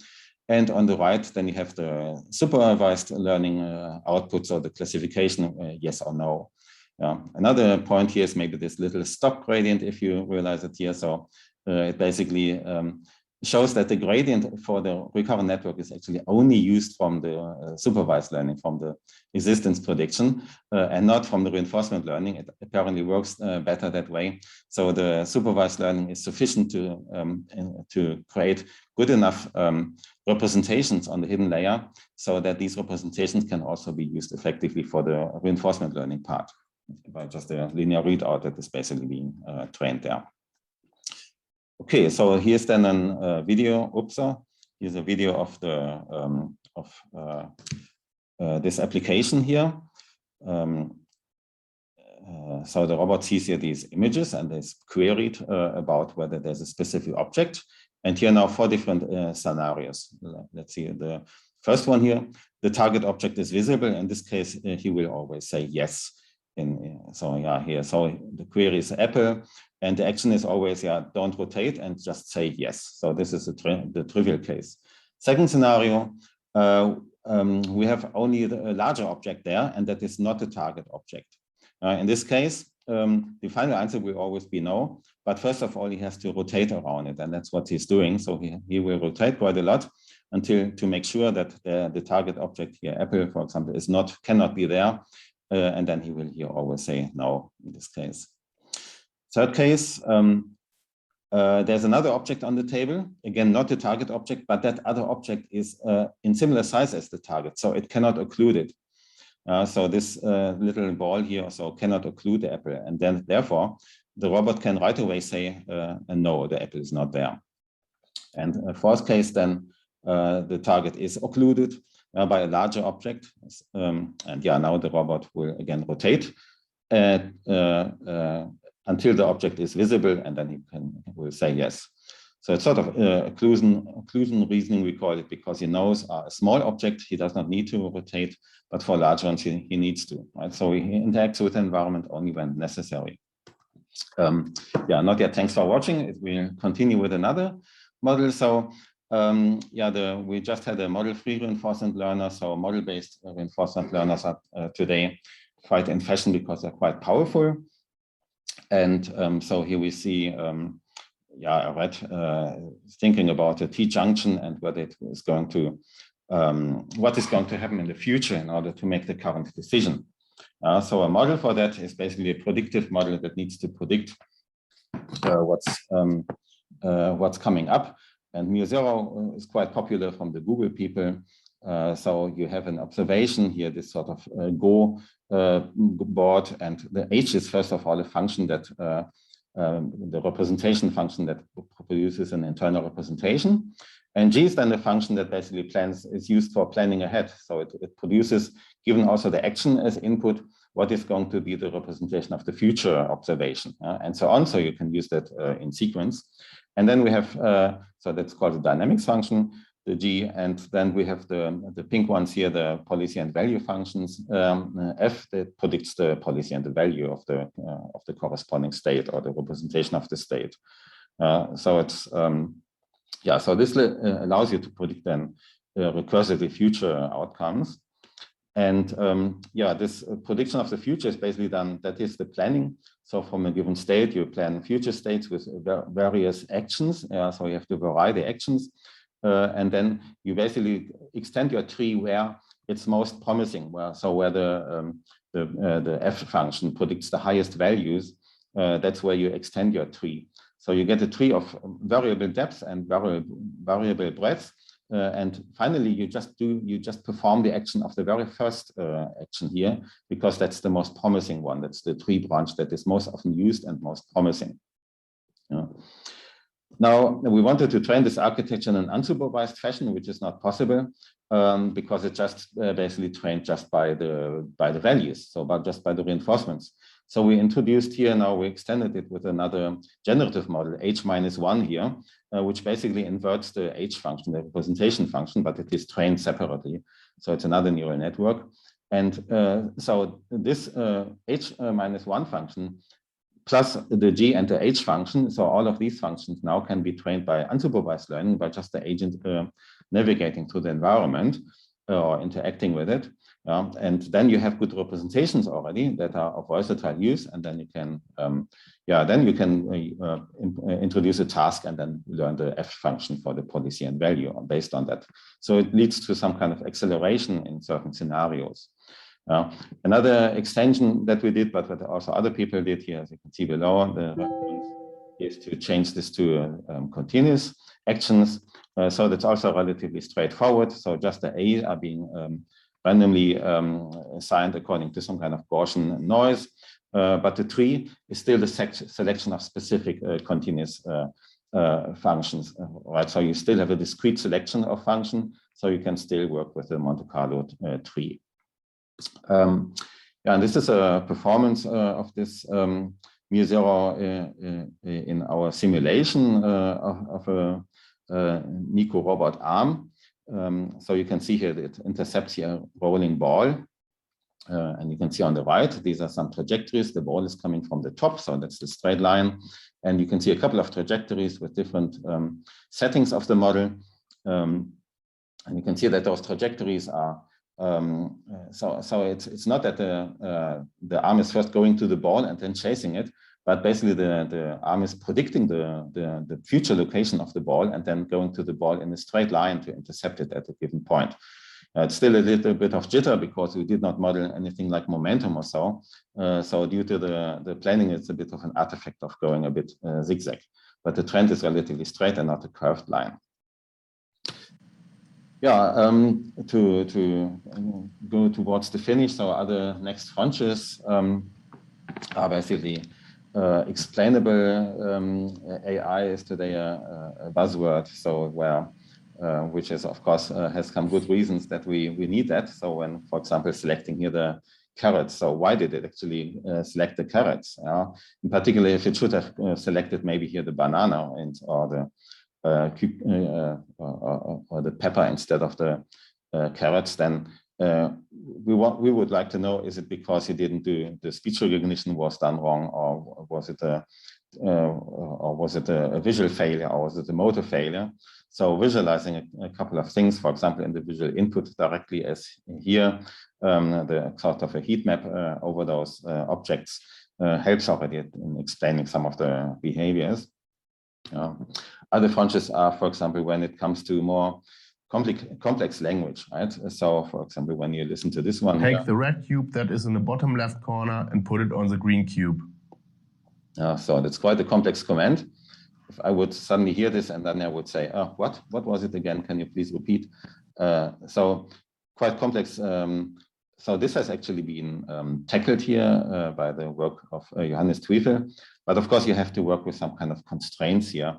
So for example, you have to fix the grammar to allow only a certain kind of grammars. But with very free language, it is so far impossible to do such complex things and to have a proper understanding of it and the mapping to robot actions in some complex scene. Other frontiers, for example, the lifelong learning. So it's not just only about fighting catastrophic forgetting, which is quite a difficult problem as well, in particular reinforcement learning, where you have the exploration bias. So in certain phases, the robot explores certain areas, and in other phases, different areas. And so here you have quite severe catastrophic forgetting problems. But also there were so novelty detection, or for example, you don't know when there's a novel task that it is actually a novel task. So there's these task boundaries are in the real world not always set. And you have multi-sensory conflict, for example, you have uncertainties. So there's quite a lot of problems still facing us. And that leads over to here a couple of dimensions where research can be done, for example, audio exploration, so that the robot can listen here in these surprise X. There's some kind of different things, for example, rice or sand, and he can then learn to recognize those things.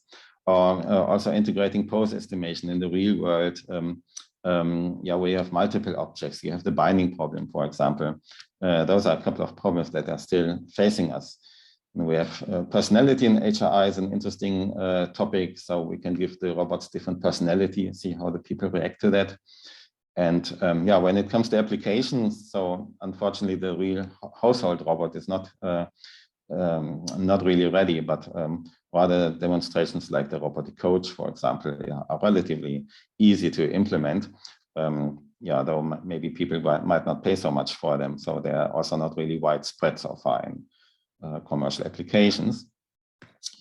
Right, so it leads then to the end or summary. So so there's quite a lot of things to be investigated, and we believe that language is very important for interaction between robots and humans, but there's quite a lot to research into that. So free language is really difficult to tackle.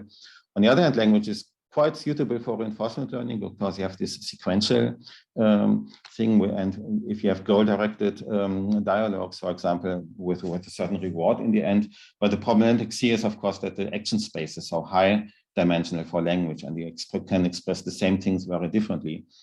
So it's difficult really to integrate into current reinforcement learning algorithms.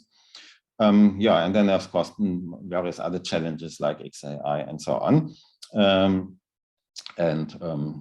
Also maybe even more developing more sophisticated reinforcement learning algorithms, but not so sure whether this is really so necessary. They are already very sophisticated, but rather they need to be integrated with, for example, unsupervised learning, semi-supervised learning, and so on. If you have further questions, you can check out our website, or maybe here is now also the time. I'm done now. Thanks, Cornelius. Thank you, Cornelius, for your presentation. It's nice as well to see that the Nico robot is quite active, so that's super good. We have some time for quick question. I believe there is one question in the chat now. I'm gonna read it. It said, you talk about the robots possibly having less supervision in their activities, but how about self-maintenance? How far are we from that? What do you mean, self-maintenance? Yes. Self-maintenance, I don't know. If you are talking about innovative materials or so, that's not really our area. So to answer something that is rather within our area, like for example, you let a robot run for maybe hours or so, right?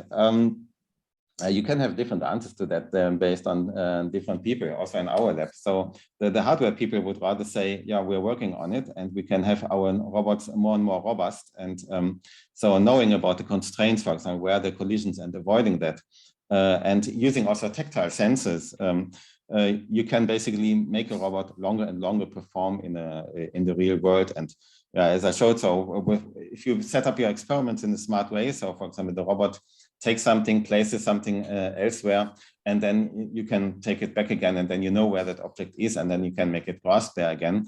So in some setups, you can treat the robot maybe similar like a little child that you put into a room and tell, I'm coming back in an hour, and give him some toys, and he will keep himself busy and learn maybe from curiosity or from interaction. So that's the optimal case. My personal stance is rather to develop simulations because I find them a bit more robust and cheaper than the real ones. And so I think it's really, really hard to make a simulation of high quality, but I think it's worthwhile the effort. And I'm seeing in the last whatever decades that the simulators are developing really nicely. So we are, for example, favoring Coppelia Sim here, but there's other ones like Gazebo is a very old one, yeah, but today also frequently used, and there's others popping up relatively quickly by commercial companies or research institutes.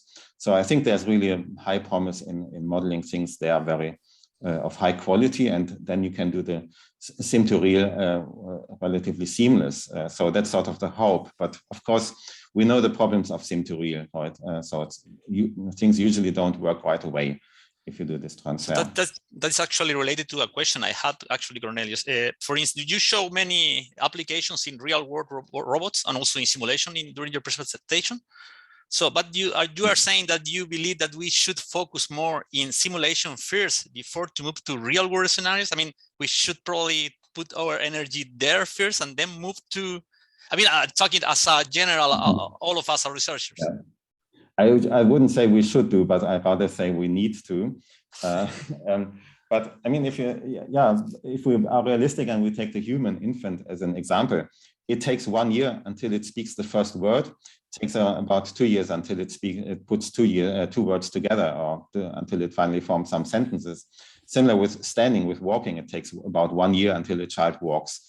So if we are biologically realistic, and then we have to provide experience of 1 year before we can see some kind of reasonable performance. And this is simply too costly in real, but this is doable in simulation. Of course, our goal is to do everything in real, but I'm just not so sure whether this is realistic or whether we rather, there's then a trade-off. Can we do everything from scratch with a very emergent algorithm, or do we have to hard code a couple of things so that we can build on some reliable? Yeah. Thanks, Aurelian, for your answer. And I think we are running out of time. So I would like to thank Cornelius for your presentation. One more time. Yes, we are gonna move now to the following invited speaker. It's Benjamin Rossman. Benji, are you there?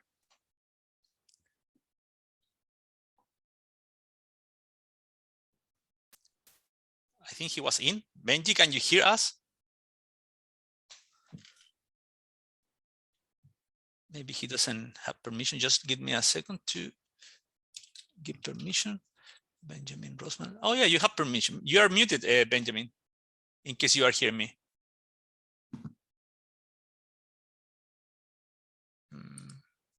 I just sent you.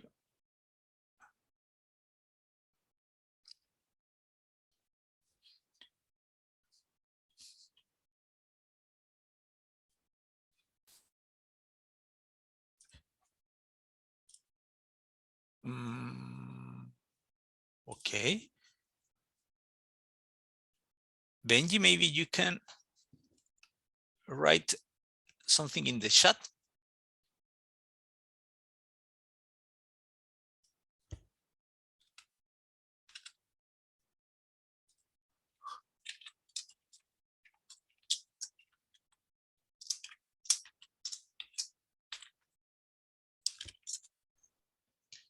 Hi. Oh, yes, we hear you. We hear you now. Great. Sorry, obviously I would be able to listen to the whole previous talk and then my internet connection would drop as I'm up. No worries. We all understand new times. We are actually currently here in lockdown as well, so working from home. No worries. We all understand. Benji, if you want to take control and share your presentation, I'm gonna make a little introduction for you. Great. Is that visible? Yes, we see this. Okay. So the following invited speaker is Benjamin Rossman. He is an associate professor in the University of Witwatersrand. He is active researcher in reinforcement learning area, particularly applied to developmental robotics. So, well, welcome, Benjamin, all yours. Thanks so much. And it's great to be here. Thanks to all the organizers for inviting me.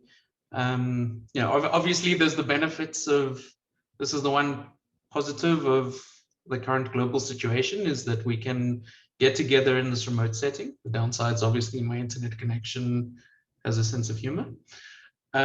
Cool. Yeah, so I'm here to talk about one stream of work that we've been doing.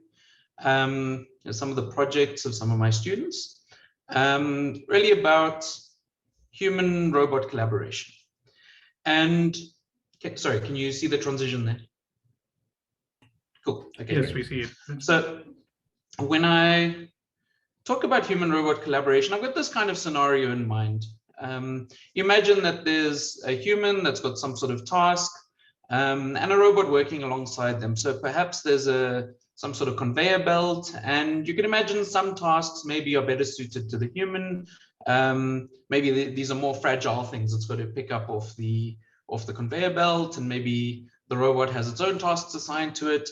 And so, we want them working alongside each other. And when we talk about collaboration, there's a few things that come to mind as desirable properties. We obviously talk about the robot and the human having shared goals. We want their coordination to be fluent, although in a lot of the work I'm going to be talking about now, we assume that there isn't much direct communication between them. And it would be nice if the robot could help the human if that's needed at all at any point. And then specifically, I'll look at these two settings. The one is where you've got a direct collaboration. So what I mean by that is, in this case, the robot and the human are working together and they're both kind of operating in the same space. Right at the end, I'll touch on a different setting where there might be some sort of advisory role that the human's playing to guide the robot in the task the robot's trying to accomplish. Now, the big challenge that I'm going to be focusing on in this work specifically is that humans are, I guess, human, unreliable, make errors, dynamic, and that sort of thing.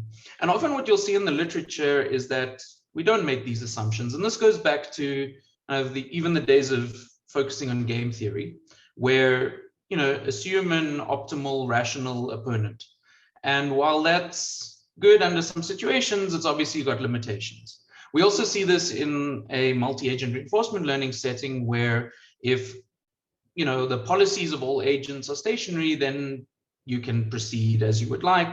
But if one agent's learning, then that tends to throw a bit of a spanner in the works. So, one way you could go about thinking about this problem is you could define something like a state machine for the robot. So we could say, for example, there's tasks assigned to the human or the robot, and maybe based on some observations, we could say, okay, the human seems to need help for its current task. We might have a situation where the human could kind of warn the robot off and say, stop interfering with what I'm doing. And then based on this kind of simple interaction, the robot, if it's the robot's task, it does what it needs to do. If it's a human's task, the robot sits around idling until it sees the human might be in this state that it needs help, and it takes over to solve the task. Right, but again, like the challenges that come up here is what happens if there's unusual behaviors or human errors or something like that. And I've got a little demonstration here where you could imagine that there's a box coming along, and for whatever reason, in this case, it might be because the human seems to have 2 dislocated shoulders, the human's unable to pick up the box. And the robot might say at some point, okay, I think we're in the state of the human needs help. Now, planning might be quite slow, so the robot tries to plan and the task ends. Right, so being reactive in this way doesn't necessarily help us for the kind of fluent interaction that we'd be looking for. So what we could do instead is think about modeling the human. And what this would mean is to try and predict the internal state, or what's going on in the human's head in this case. And what I'm going to talk about here is largely a series of papers that were produced by a student of mine, Jean, and it was really trying to get at this question: can we predict what's going on with this human? And by internal state, there's a number of things we could do. Obviously, we're not doing the full theory of mind here to figure out when he's thinking about lunch, but there might be some kind of coarse categories of behaviors or mental states we might be looking for that would affect his behaviors. So this could be the human's bored or distracted, or perhaps struggling with the task. So to do that, we obviously have to model the human. But the challenge is that learning models is famously difficult and requires a lot of data. Now, I'll talk a little bit further, but one of our aims for this project was to take this to work with actual real humans in a physical situation. And it doesn't take long to figure out that you can't collect enough data from a human in an interactive task to actually build your model. So the approach we can take is twofold. Well, it has 2 components. First, we can build and evaluate our models in an offline stage beforehand. And then we can do some sort of behavior inference or selection in an online phase. And this is really the theme I'm going to talk about going forward. And as I say, the kind of real question here is, can this actually work if we're looking at interacting with real humans rather than just simulated ones? However, the focus of starting off with this is to simulate the human, right? If we need more data, this seems a reasonable approach to take. And actually, the previous speaker was talking to this as well. So one way we could think about this is to model our simulated human as an MDP, where we've got a number of different states that the human could be in. This is really to generate behaviors of a human. Now, if you've got a whole lot of different states talking about, there might be, we're simulating different phenomena, that maybe the human's not paying attention at certain times, or that it's tired, maybe it's successfully managing its task, and so on. We can change the transition probabilities here to reflect different types of human behaviors. And actually, a lot of these ideas and the way we set this up was very much inspired by workplace studies on humans. Again, when you're modeling something that's to some extent in the head of a human, it's not going to be perfect, but we can base this on studies of what people seem to do. And the point of this is we can then, in an interactive scenario, kind of take samples from this model. And that would describe how the human reacts to certain things the robot might be doing. It can tell us, with what probability the human might switch to a state where it's tired or not paying attention to the task, and so on. So this gives us a simple way of simulating a human. Going forward from there, we can now think about what happens on the side of the robot. Well, obviously, the idea is that the robot doesn't have full observability, can't see these internal states. And so we can model this as a POMDP, partially observable MDP. And we took a few steps that we followed here. Now, there's a whole kind of flow diagram that we used in our final experiments, but the basic idea is as follows. We can start off by hand coding the structure of this model. As I say, this can be based on some workplace studies. There's a fair bit of that in the literature. And then what we can do is in our robot POMDP model, by interacting with the simulated human in environments, as I showed earlier, we can kind of learn the probabilities and learn these POMDP models. And we can do this for different kinds of humans that we developed in simulation through changing these probabilities. So we can fundamentally generate thousands of different types of simulated humans. And we can learn kind of response models to these based on, like in this POMDP model setting. And then we can do this, you know, the standard thing in machine learning, where we can, on some validation data, again, we generate some more human models. We select ones that seem to be quite promising, and again, fine tune them, these parameters on these additional models. Right, so the question then is, which of these models perform best? We can evaluate that in quite a straightforward way. And in fact, I'll talk a little bit more later on about doing this on real humans, and we can do a similar thing there. Based on some promising models, we can then validate in some early trials on some humans to see which models tend to perform the best in those situations. Once we've got a promising POMDP model, we can then run it online on new humans, whether these are more kind of randomly simulated ones or real humans, and we can use a POMDP solver to generate our policy in an online way as the interaction is progressing. So if we had this kind of model before, we can move to something a little bit more complicated. It's still got the same basic structure of, you know, your task could be assigned to the human or robot. We could do some sort of inference that the human needs help. Maybe the human can stop what the robot's doing at any point. But the way to think about this is we're doing some sort of inference of like the human state, of what's going on internally with the human. And based on that, we can choose our intervention, again, using the POMDP solver. So there's a bit of a caricature here, but this gives the idea of the extra information that we inject into the original model. And now we've got these two kinds of models. We've got the original reactive model, which we're running as a state machine, versus this proactive model, which is a POMDP model trying to do some inference on what's actually going on with the human. And that's been seeded based on all this training and simulation. So let's look at kind of what the difference of thinking about it in these two different ways are. Well, first, what we can do is look at the effects of a human acting alone versus acting with one of these two other models. You can see here that generally over time, but we've set this up that the human will become more fatigued over time. And so the success rate, this blue line, would drop over time. And the inclusion of any of these assistant robots, which we'd hope would increase the task success. But doing this proactive thing kind of gives us better cumulative rewards over time. It's less impacted by the fatigue because it's been trained on a broader set of models. Actually, we can look at some kind of more concrete numbers, and we can see on the metrics we care about, the total reward, average over a number of tasks is improved. We get fewer warnings of the human interrupting the robot doing something wrong. Our task success rate is up, and the task duration is reduced as well.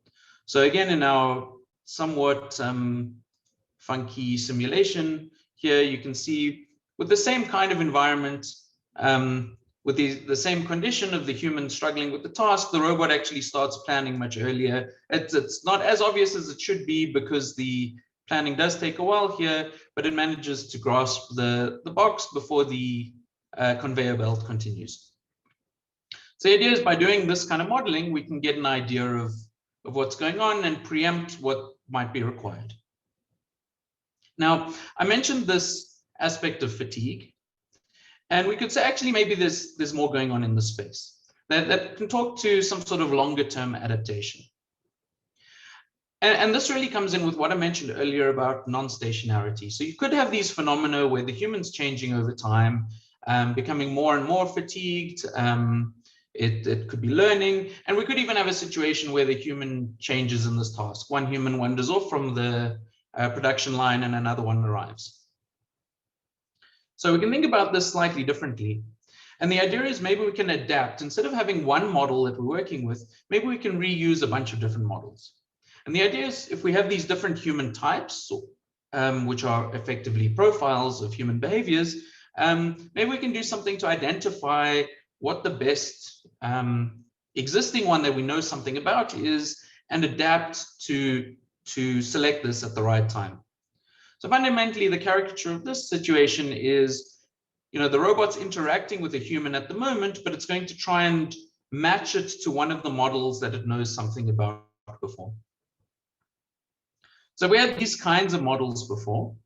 Then this process involves taking a whole lot of them that are different and building a policy library. And I'll talk a bit more about that. But in our policy library, we should have an idea that there's a set of different models corresponding to these different human types.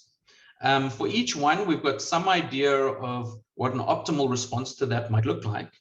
And we could have an idea of the kinds of observations that come out of this model when it's executed. So for example, if one of these models was corresponding to a human that was very sleepy, maybe we'd see different kinds of observations to a human that tended to wander off from the production line quite often. So you'd imagine the kind of interaction between these models and the robot policy would produce different observations. Again, some humans might be more prone to interrupt the robot and others would be happy to let the robot take over.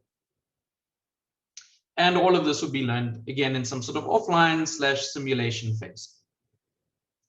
So the way that this works, our model is called adaptive Bayesian policy selection, is during learning, you've got a type space that corresponds to many of these human types. So fundamentally, each of these you could think corresponds to different amounts of different characteristics that we might care about that gets coded back into these original models.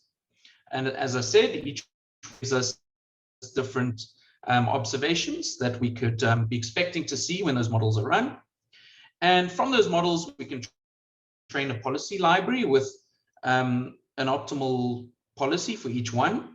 And in addition, we need a couple other things. We learn this observation model, so we get the observations conditioned on this type and the policy. And we get a performance model, which says how well does this combination of type.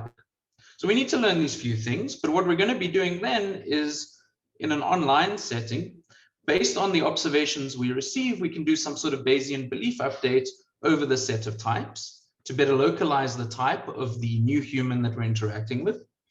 And based on that localization, we can then use Bayesian optimization to choose the best policy from our library to respond to that.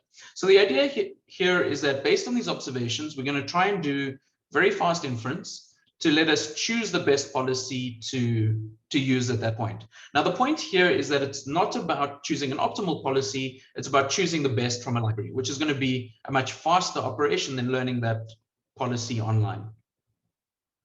So this is based on this idea of model reuse. So again, we have a set of candidate models with some distribution over them of which one we think we're currently interacting with. Each one could maybe have an optimal policy associated with it. And based on this belief, we choose whichever one seems to be the best one for this case. We apply that to the current human. That will give us some observations, and we use that to update the beliefs. So while we're executing this policy, we're collecting the observations and updating our beliefs as a result of that. So again, we tried this out in simulation, and again, we can generate a whole lot of different human types. So you could imagine some sort of setting like this, that after some number of tasks, we provide the robot with a new human, or we drift the probabilities over time. So for example, you could see here that each one of these might correspond to, say, some human profile that's, in a distracted state for some period of time, and warning the robot for some period of time, different characteristics fundamentally. And what we see there is that running this procedure gives us a good learning curve that gives us a reasonably consistent reward here, but that beats what you might have done otherwise, which is kind of in hindsight, choose the best single policy, which is kind of as we did in the previous work. So given that set of human types, we could have chosen the best policy and just run that. And so regardless of what the best policy was, you can find that doing this adaptation gives us a better performance. And in fact, again, on all of the metrics that we care about, it does better than having a single policy, regardless of what that policy is. So this includes higher rewards, fewer warnings, a higher task success rate, and the tasks tend to run shorter, which you'd expect by being more proactive in this interaction.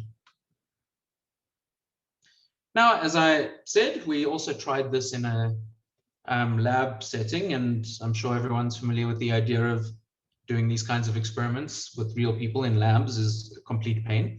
So the way that this was set up is we had this cute little conveyor belt over here with a set of cubes, and we had tasks that we gave the human, which were to place the cubes in 3 collection bins in different ways.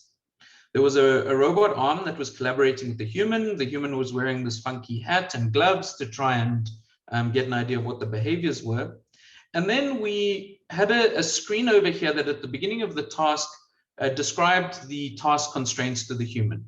Now, it's very difficult for this kind of setup to do something where the human might experience fatigue over time, because I can't imagine anyone getting fatigued picking up these blocks. So what would happen is the task would be some sort of strange configuration like this, that the first object maybe goes in the green container and the second object in the blue container and so on. And we could set up a whole lot of tasks here saying, you know, from the simplest, which would be put red objects in the red container, down to these kind of very complicated permutations. So just to show you an example, you have something like this. The robot picks up the blue, the human warns it off, says put it back. Then the robot stands back and the human could carry on with the task. So the idea was that this should be a cognitively challenging task rather than a physically challenging task. So there'd be a reason for the robot to need to intervene in what the human was doing. And this was quite a pain to set up. All right, so looking at the results from the 2 kinds of settings that we had, first with the proactive versus reactive robot. So we found, again, the same kind of things, that from the human alone acting up to using one of the robots, we'd see a jump in about 20% task success. But it was more notable on the proactive robot. Task efficiency was increased and the warnings was dropped dramatically. And we did asked a whole lot of questions to our subjects throughout the experiments. And we found that again, the metrics we're interested in, we'd see a more positive score from the human. So for example, they felt that this robot was better able to anticipate their needs and took over at the right times. They trusted the robot, they enjoyed collaborating with it, and so on. So again, these are quite difficult kinds of experiments to conduct, but this seemed to show that people felt that the interaction with the proactive robot was more fluent than just acting reactively. And when we moved on to these long-term adaptation tasks, which was a much longer task that we would run with the human, they had to repeat these tasks over a very long period of time. What we found was that despite fatigue and things setting in, the performance, the reward would increase, and we'd see that consistently the robot would be changing the policy that it's using throughout the trajectory, and the warnings received would decrease over time. And this correlates with, as we looked at the ratings from the people as they progressed, they ended up trusting the robot more. They felt that it anticipated their behaviors better, took over at the right times, and so on. So this really gives us a picture that we can think about these models, which again are just going to be approximations for what's going on. But if we can kind of infer that there might be a need for help, then that's positive. And secondly, if we can adapt policies based on the observations we're seeing and select them from a library, it doesn't matter that we don't perhaps have an optimal policy. We might have one that's good enough that we can apply it to the current situation. So finally, I just want to turn attention a little bit from looking at the setting where the human and robot are kind of collaborating as equals almost, to if there's an expert advising the robot. Now, you would have seen this probably in the discussion of my student Tamlin earlier this morning. So I'm not going to go into full detail here and just give an idea of how it fits into the picture. But if we've got an expert collaborating with our robot instead, this looks like something like this. So there's a setting, maybe there's a robot that's trying to look after this guy over here. We've got a panel of experts that are advising it based on what's going on, and that lets it choose its intervention. Now, this is great if all those experts are reliable, but in many cases, they might actually be human and so not completely reliable or give us bad advice at some point for various reasons. So assuming our experts are not reliable, what do we do about that? In the case of the direct collaboration, we model the relevant hidden states of the human. But in this case, the kind of variable that we care about is their reliability.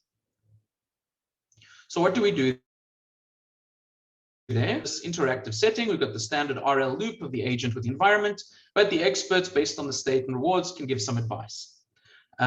Internally, we want to do some sort of modeling of what's going on, and we think about the model here as, again, the feature of interest in this case is the reliability. How much should I trust each individual expert? And so that would be the model that I want to learn. And so the basic idea here is if this reliability comes down to the probability of giving the correct advice, then for every decision we're making, given some advice, we're going to compute the probability of an action being optimal. This lets us leverage the wisdom of the crowd rather than just a single expert. We choose the best action based on that. And then based on the outcomes, we update our reliability measure of each expert. And when we look at experiments, if we had, say, a single reliable expert, you can see over time we learn to trust this expert. In the case of a single unreliable expert, we learn not to trust this expert. And that gives us the desired performance. So in this case, the blue line would just be an agent doing some standard learning with no advice. The green line is a naive agent that follows all advice. In the case of a perfect expert, we do slightly worse than that because we're inferring the probability as well. But in the case where it's an unreliable expert, we don't end up taking this bad advice, and we converge as with the baseline agent. In a more complicated setting where there's a whole panel of experts, we find that over time we can learn to infer kind of the correct ordering of how much we should be trusting each one. And again, this gives us improved performance over the other agents that are just the baselines. So tying this all together, collaborating with humans causes issues for all the factors we've discussed: the imperfect knowledge, the noise, the errors that they induce in the problem. And so one way to deal with this is to model the human. To get around this issue of requiring a lot of data, we can use a number of different strategies, including learning models and simulation, and then doing a small amount of fine-tuning on actual humans. We can learn a whole lot of models offline and then select them online quite rapidly in a probabilistic way from a library. Or we could do something like a lightweight proxy for the model, which might just involve a model of reliability. And obviously a single parameter model is much easier to learn than something more complicated. So thank you very much. I hope that was interesting. I know it was quite quick, but yes, hopefully this gives some ideas. Thank you very much, Benji. Thank you very much. Very interesting talk. Let me check if we have any question. We have time for a quick question as well in the chat. Is there any? Not at the moment. Well, I want to ask you about, well, future possibilities of this approach. For instance, well, this is normally used in, for instance, human-robot interaction. Mm-hmm. For instance, as you or your students show, to use as advice, things like that, no? Mm-hmm. But it's. Do you think that can be used as well in this simulated human interaction approach, sort of? And if so, do you think that the trust that the human can have with the simulated user, how would affect the possibilities in terms of the advice received by these simulated users? So you say in the case where you've got a simulated user and the real human? Yeah.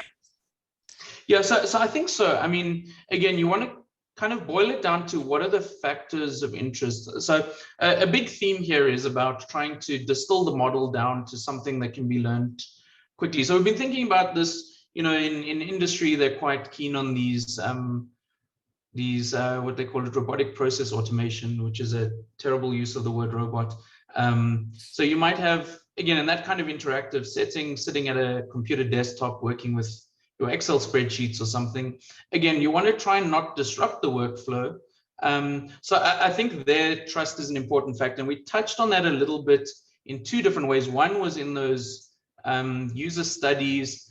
We kind of asked them how much they trust the robot, but that's a fairly lightweight measure, not really going into, you know, in a complicated setting, which would they choose to help them. This is something we want to actually look at further, is to say, if you've got a number of these different robots trained with these different strategies, can we get people to effectively put their money where their mouth is and say, like, I would rather collaborate with this robot over than, say, even in the best case, another human, because from some interactions, I trust that they can, you know, infer what I want out of a task better than I can. Where I'd like to take this ultimately is to the setting where, you know, you're say working on a task in a in say an assembly situation.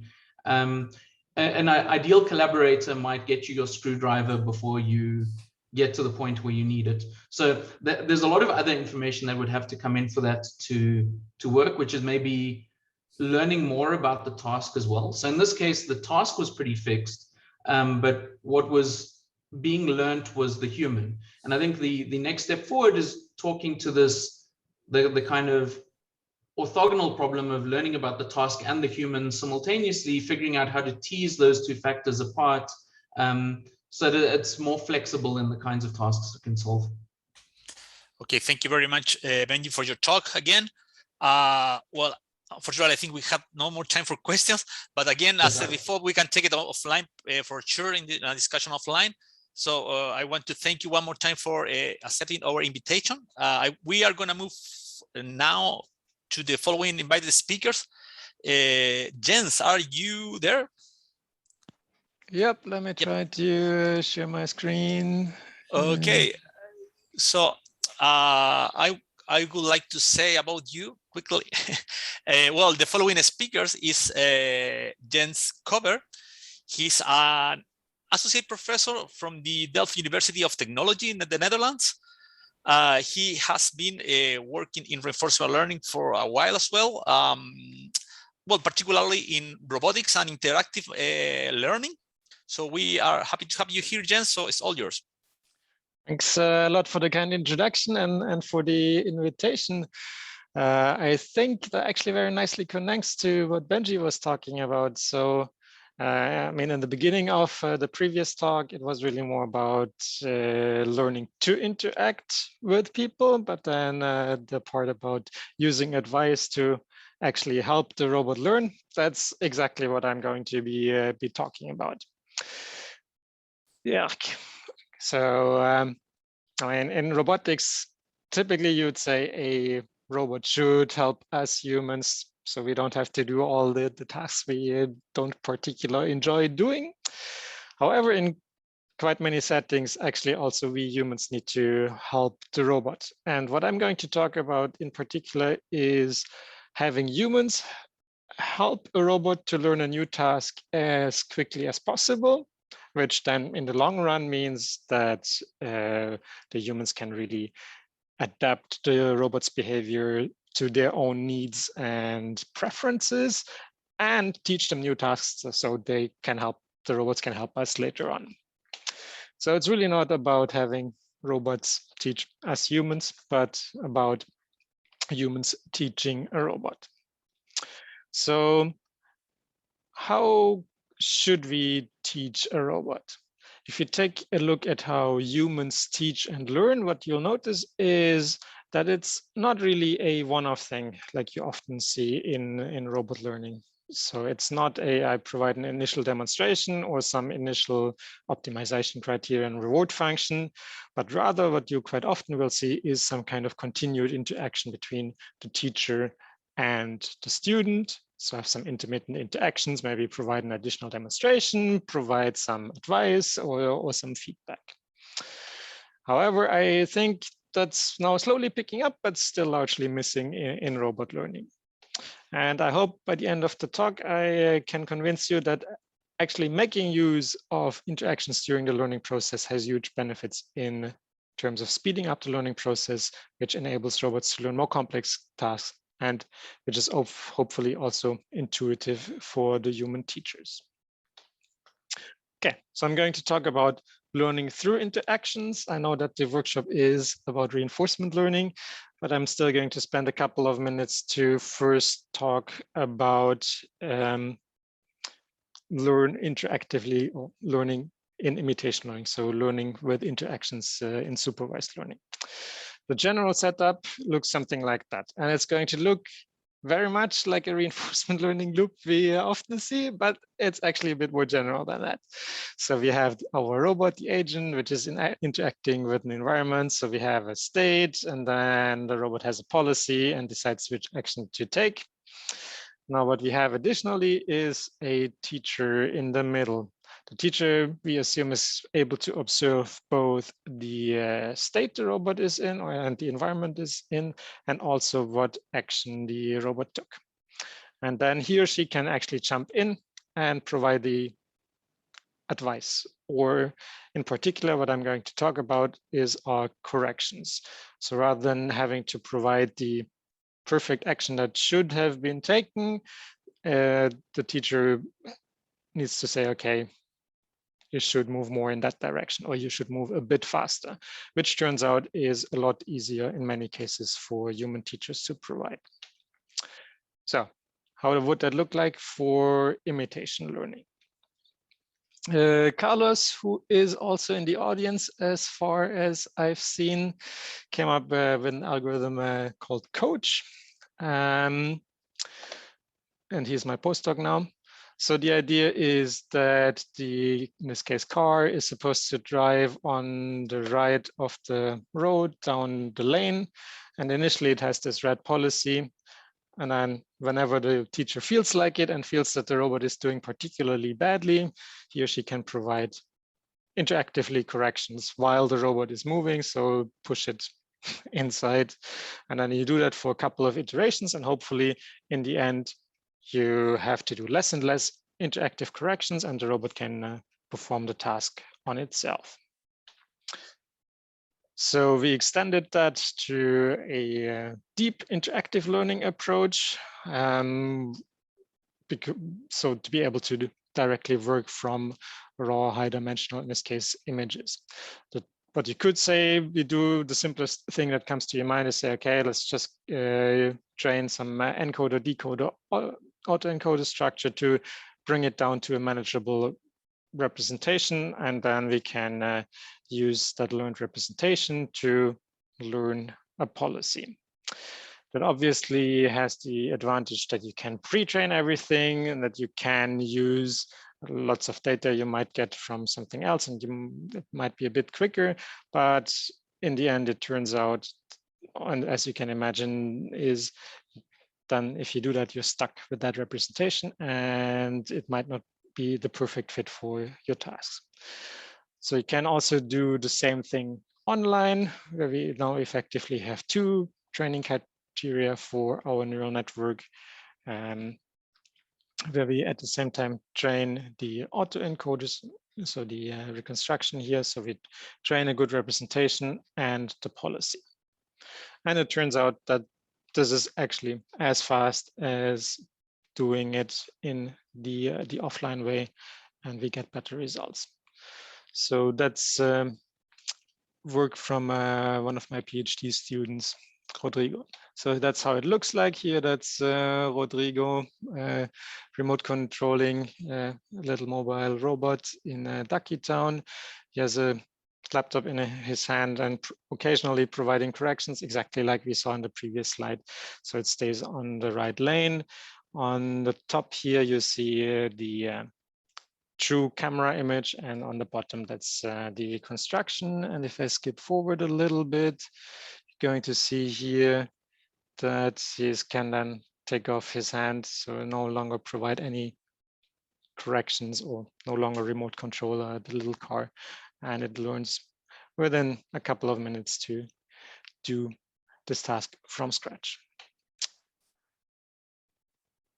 So if we're thinking about driving, one other important aspect is how fast are we actually going? And if you're just doing that based on the images, that's something that's not contained. So for quite a number of tasks, you might want to additionally include some form of memory, either to be able to reconstruct the full state you need, or in some other cases, if you literally need to memorize something that happened in the past. So very similar to what we had before, the major thing that changes is, yes, we have a recurrent neural network now, and rather than decoding directly the image we see, we now decode it to the next time step. So it automatically also learns what it needs to predict the next state based on the current observation and the action we take. So it looks something like this. Again, on the right, the camera input, what the network sees, which is only here, this part in white, and then the reconstruction. So what the robot is trying to do is to touch these fake oranges, but it's a bit tricky because it needs to memorize where they are here in this white part, and then move accordingly a bit later. And already after 5 minutes, it can do the task very well. Again, trained from scratch. And then if you train it a bit longer, in this case, 45 minutes, it's close to perfect. Having already a good representation is actually very handy, because then you can also go ahead and learn a related task. So in this case, we have fake pairs, which you want to avoid. And because it already has a good representation in the network, it can learn that really, as you can see here, in real time within 3 minutes to learn this similar but still slightly different task. So far, what I showed was all about corrections in action space, which has a number of advantages. It's direct, but if you think about a robot like this, it's high dimensional, and it can quite often be very non-intuitive, which joint do I now need to move while I'm actually interested in the position of the end effector. So what you could do instead is say we provide the corrections in state space. The downside of that is that we need some form of an inverse model. So little video of that. Why is it not playing? So here the task is to track the circle on the whiteboard with the laser pointer. And here we actually also don't have a model of the complete system. Yes, you could get the model of the robot very easily from the manufacturer. But then what we're actually learning is the complete model and how you need to correct and how that maps to actions in state space. And here we're writing the name of our department on the whiteboard as a test. So now let me switch to interactive reinforcement learning. We're going to actually use very similar ideas to what I've been showing you before. And we're going to combine this interactive corrections, which you can see as a form of supervised learning, with reinforcement learning. Combining human demonstrations and reinforcement learning is nothing new. That's over 10 years old now. Some of my early work where we started with an initial demonstration, and then if you just played it back, it misses by a bit. So you need to fine tune it with reinforcement learning.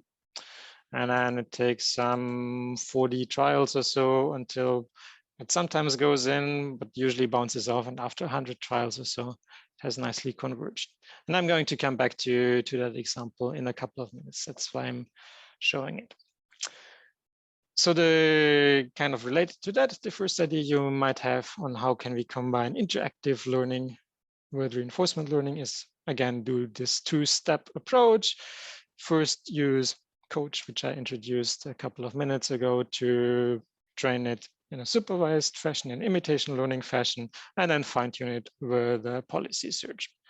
Compared to the video I just showed, the advantage would be that here we're directly training it on the robot, so we don't have this additional step in between where some of the details might get lost and it's not working as well on the real robot. But actually, we wanted to take it a step further and really integrate the two of them. So to get the interactive corrections within the reinforcement learning loop. So here I'm going to talk first about policy search approaches, but I think you can also apply it more generally to other reinforcement learning approaches. That's how a typical rollout reinforcement learning loop looks like, with the states, and then taking action, you end up in the next state and get the rewards. And very importantly, you also have the exploration. So the idea we came up with is, how about we actually model the interactions, so the interactive corrections we get from the teacher, what Benji called the human advice, as a form of exploration.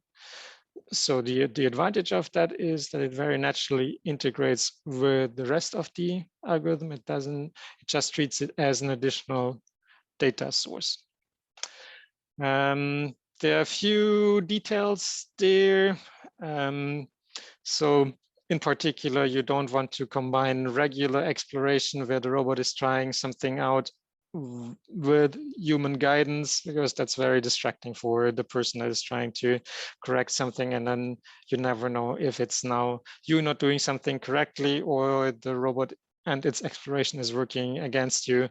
So here we effectively have a switch that if the human teacher is guiding the robot, then we switch off the regular exploration. And then for the rest, it's a pretty standard policy search loop. So you do an episode, and then either you have human guidance or exploration, you evaluate the cost of the rollout, and then you use some policy search methods to update the parameters here. So how does that look like? That's again ball in a cup, and is now learning from scratch, but we have additionally Carla sitting in front of the robot and giving it interactive corrections on how it should change the movement. So here, after 11 trials or so, we're already pretty close. And then I think that's around 25 trials or so. It already manages to catch the ball in the cup. So here are some plots to compare that. Again, if in this case, if we go back to the idea of starting with an initial demonstration, here in red, you have policy search, so just reinforcement learning. In green, you have the interactive imitation learning, which I was talking about in the beginning of the talk. And in blue is what I just introduced, the combination of policy search and interactive corrections. So here in the beginning, you see that the interactive approaches are roughly equally fast. However, in the end, really having the robot optimize the movement itself also pays off, because we get a slightly lower cost. And policy search without any interaction takes a bit longer, but not drastically so. That picture changes drastically if we now start from scratch. So if we initialize the policy to all 0 effectively in this case, and there until the reinforcement learning has come to some strategy that works, takes really an awful lot of time. So 3 times as long or even longer. And which is also very intuitive in the sense that a human teacher has a good understanding of what needs to be done and can give the overall rough strategy very quickly. And then again, here we see that the robot can fine-tune it a bit in the end and really make it precise and reproducible to get the best cost possible. That also nicely connects to what Benji was talking about. I like that quote. I'm inconsistent because I'm human. So yes, we need to deal with the fact that the demonstrations or even the corrections we get might not be perfect. So what one of our master students came up with is actually a way of merging various uncertainties related to the policy of what the robot is learning and the human feedback. So what we have here is some kind of an action space, and then here you see a bunch of probability distributions. So in blue, that's the policy a reinforcement learning agent has learned, probably rather at the beginning of the learning process, because it's still very uncertain about what to do. And then we get some human feedback, which probably is also noisy. And if you get multiple instances of feedback, we can also estimate that distribution. And then the idea is, so how do we combine the blue curve and the orange one? And if you think about it, it's kind of like a Kalman filter where you trade off the different sources of information you have, the different models you have, and the associated uncertainties with that. And that's exactly what we're doing there, to smartly combine what the reinforcement learning agent already knows, and the human feedback we get. And in practice, for estimating the uncertainties, we're using multi-headed neural networks. So the structure roughly looks like that. We have an actor-critic framework. Additionally, we have the human that is providing corrections. And again, if the human is providing corrections, we do some kind of a switch between who is in control. And what we have additionally here is a predictor that is actually learning what a human tends to do in terms of corrections, which allows us to deal with a lot sparser human corrections and also to estimate the uncertainties. So we haven't tried that on a real robot yet, unfortunately. So here are a few examples in simulation on mountain car and pendulum swing up. In red, what you see is DDPG, so pure reinforcement learning, deep reinforcement learning. In blue is the proposed approach. In orange, an ablation without the prediction model. And in green, again, deep coach, which is the imitation learning approach, pure imitation learning. So on the top, that's the returns. And on the bottom is the kind of the amount of feedback you give per episode as a teacher. And again, here you can see that reinforcement learning, pure reinforcement learning takes quite a bit longer. If we have the human in the loop, that goes a lot faster. And the one thing that might be a bit surprising here is that the imitation learning approach is really, really slow here, which is due to the fact that the pendulum is pretty fast. So really providing corrections and correct corrections is tricky. So further look into that, you see a very similar plot here. What we additionally have is the different types of lines, which in this case, a simulated human is the error level. So if a human provides a correction, how often is it actually the correct action and how often is it just random? And the more randomness you have, the worse the imitation learning approaches perform, and there you can really see a drastic difference in both settings. However, that's a lot better if you combine it with reinforcement learning. So there the agent itself, by being able to judge whether the correction results in a high reward or return in this case or not, can compensate for all these errors you make. And I mean, in the limit, if you have just random actions in terms of advice, then it falls back to what you have as a more standard exploration strategy. Final thing I wanted to show you is an attempt to make inverse reinforcement learning interactive, because the two approaches I showed you so far assume that the goals of the human and the robot are perfectly aligned, that the human advice is actually helping the robot to achieve the task that is defined by the reward function. So here, that's actually the task. The robot is trying to track the red target on the screen with a camera and have it in the center of the frame. And here we're learning at the same time the policy and the reward function using some pretty classical inverse reinforcement learning approach. And here what you see now is, in the end, the validation of the learned reward function and policy by tracking a real red ball. So to sum up, I've shown you a few examples on how you can incorporate human interactive corrections in reinforcement learning and also in imitation learning. We've seen that this speeds up the learning process quite a bit. The examples I've shown you are fun. Oops, why is it advancing automatically? But we're still quite a far away from actually making it useful in even semi-structured environments like a supermarket. And that's something we're currently working on to really scale those approaches up and see how far we can push them. So to sum up, having a human in the loop during the learning process, can speed up the learning process quite a bit, and it's hopefully also intuitive for the human teachers. I showed you a few different ideas on interactive reinforcement learning. The first one was how to model the interaction as exploration, and the second work I showed you was on how to also make use of an estimate of the uncertainty associated to the human corrections and the things the robot has already learned. And one of the big questions is, how do you actually make sure that the robot and the human are trying to optimize the same thing and are not fighting against each other? Thank you.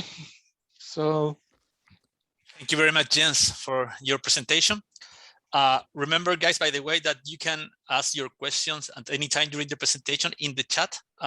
We will have a look at the end of the presentation in case you have something that you want to discuss. I have a question, Jens. When you were talking about the interactive correction, that came to my mind this concept of scaffolding, which is quite used in developmental learning and developmental robotics. So I was wondering if in your experiment you have used similarly in that way. I mean, that removing the help of the corrections, also focus those at the beginning and then removing them over time. That's an excellent idea, I think. So no, we have not enforced that. It's something that more or less happens automatically, in the sense that in the beginning, the robot is still doing strange things. So you as a human teacher are very much inclined to jump in and correct things. And then over time, as the robot starts to perform better and better, the teacher also usually feels less and less need to correct. But yeah, I think that's an excellent idea for a direction to explore on how to make use of that idea on kind of the scaffolding. Yeah, the scaffolding. The other thing is, how are you dealing with the with human patient? I mean, well, you have this interactive approach. Of course, the number of interactions are or can be sort of limited sometimes, because of course in experimental setups you can be there for longer, but in real world scenarios that could be an issue. So are you measuring the time, the times of interaction, things like that, something like to deal with that? So yes, we are measuring that, and especially for some of the imitation learning, interactive imitation learning things, actually, which I've not talked about that much. There's some more work we've been doing lately. We also started to do user studies to evaluate how they like to teach and what they prefer. And in general, they seem to like this interactive approach versus just doing plain learning from demonstration. And some of the newer things we have, again, for imitation learning, you can really teach a robot within 2, 3, 5 minutes. So there, but indeed, if we require half an hour of interaction, then the human patience becomes the limiting factor, and they become less concentrated, make more errors, become more random. So yeah, that's tricky. And then I see a question in the chat. Yes, thank you very much. Still have time? Yeah, we have time for a last question. Yes, we can take this one. It said in slide 25, is there a way to measure advice that could inform the robot of new concepts that they would not otherwise encounter? More like continuously shape their learning to adapt in a new environment. Let me see, what was slide 25? I don't have any in my mind either. Okay, let me just share my screen again. Sure. Here we go. Yes, excellent question. Yes, that's one of the things that we want to work on how to also make the robot more active, on actually requesting advice on things that would be helpful for it to learn quickly. And sorry again, we've been working on that. in the imitation learning setting, and there it works very nicely. And yes, we're going to try that in reinforcement learning as well. Okay, thank you one more time, Jens, for your presentation.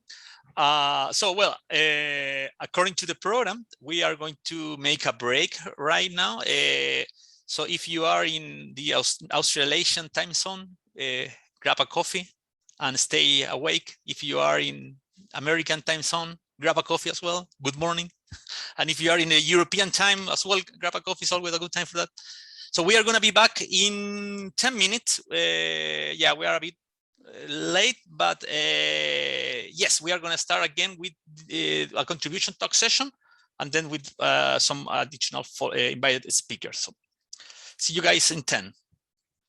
Thank you all for joining. We have a good number of people here.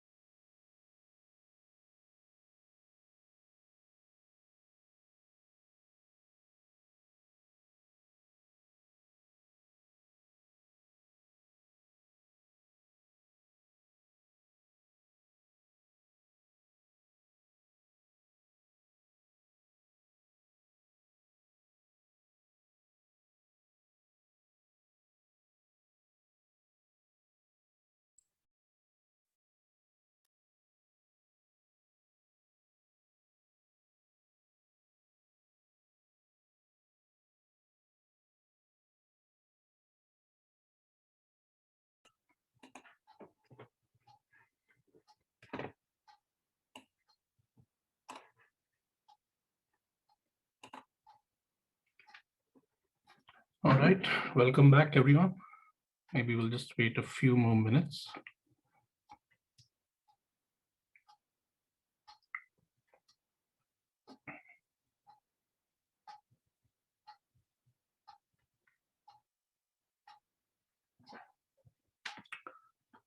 All right, so my name is Tamin, and I'm a research fellow here at Deakin University.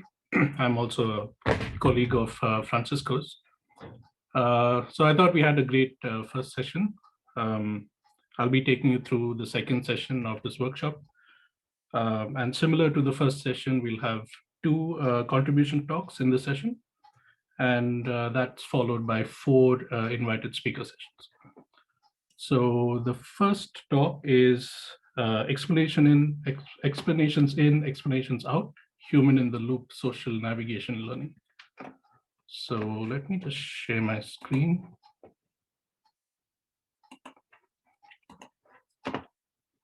Yeah.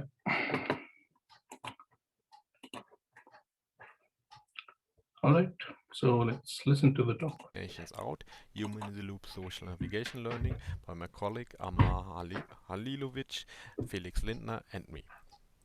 So social navigation for us is the capability of robots to move naturally in a human populated area. That means not only moving from A to B, but moving in a way each personal space or each field of vision is respected if needed. Traditionally, that has been a really hard problem due to the high number of configurations, and everything is highly context dependent, depending where and where the robot is moving. We noticed that for us humans, it's quite easy to give feedback for these social kind of actions, and often we want to pair these feedback with explanations what went wrong or what went right. And when one wants to deploy an agent in a human-populated environment, trust and transparency are key for a successful deployment, so agents should be able to explain their behavior. And therefore, our motivation is that explanations should be treated as first-class citizens in social robots, and we use them twofold. First, on the in-way, when the learning occurs from human feedback, it should be naturally enriched with explanations, and on the other way, each agent should be able to explain his behavior every time. So how that looks in practice, we envision a system which has two modules. The first one we call explanation-informed human in the loop reinforcement learning. So in our example, we have a human sitting in the lab and watching a soccer game, and the robot wants to move through his field of vision and his personal space. In this case, the human gives feedback to the robot that he shouldn't do that and that he should not move through his field of vision when he's watching a game.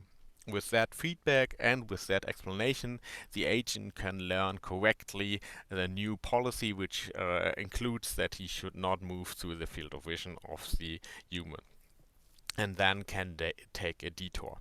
Afterwards, the human or the programmer can use the explainable navigation module to check for correctness, that the new and updated policy was actually learned on the correct features and not on some auxiliary or unimportant features. So, like mentioned, the first part of our module is based around human in the loop reinforcement learning, which is a variant of reinforcement learning, but instead of a traditional reward function, the human is now in the loop and can give feedback towards the action of the robot. That is a nice property because it removes the requirement of hard-coded reward functions, which has been traditionally hard in the setting of social navigation. And we use explanations, so the human can not only give feedback, good or bad, but can also explain the behavior, why that was good or why that was bad towards the agent. We have shown in some preliminary work that the inclusion of counterfactual explanations, a specific type of explanation, can actually lead up to an increase in convergence of the agent in training. So feel free to check that other work out. And we propose that social robots should be able to handle a multitude of different kind of explanations to give humans a natural interface where they fluently communicate. And the second part of our envision system is what we call explainable navigation, where we use traditional or existing methods from the explainable AI community to explain the black box. Black box here in our case is the navigational module learned in the system beforehand towards the human. And the nice part is that we can reuse existing methods from the explainable AI community in this field. And here explanations are for two reasons. First is to verify that the agent is making the correct navigational choices, so before deployment correctness can be ensured. And secondly, it can be also to speed up training to detect situations in which more corrective feedback is necessary because someone was classified not 100% correctly. And summary, we envision or we propose a system that learns social navigation naturally or more naturally with the help of explanations throughout the whole process. We have some preliminary results that including explanations can lead up to faster training. And we think that explanation should be a crucial part of every system that is designed to work in human spaces. And of course, our future work will be on including more different kinds of explanations and focusing on a full integration of the proposed system. Explanations out, human in the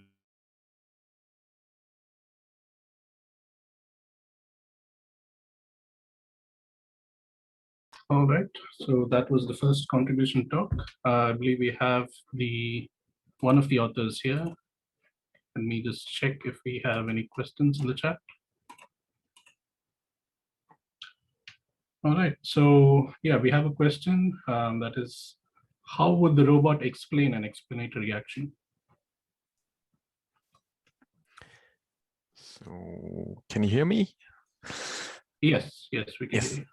So in our first prototype, the explanation module is we're only looking at explaining finished policies.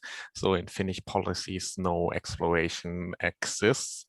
And in all learning, so we assume that's finished.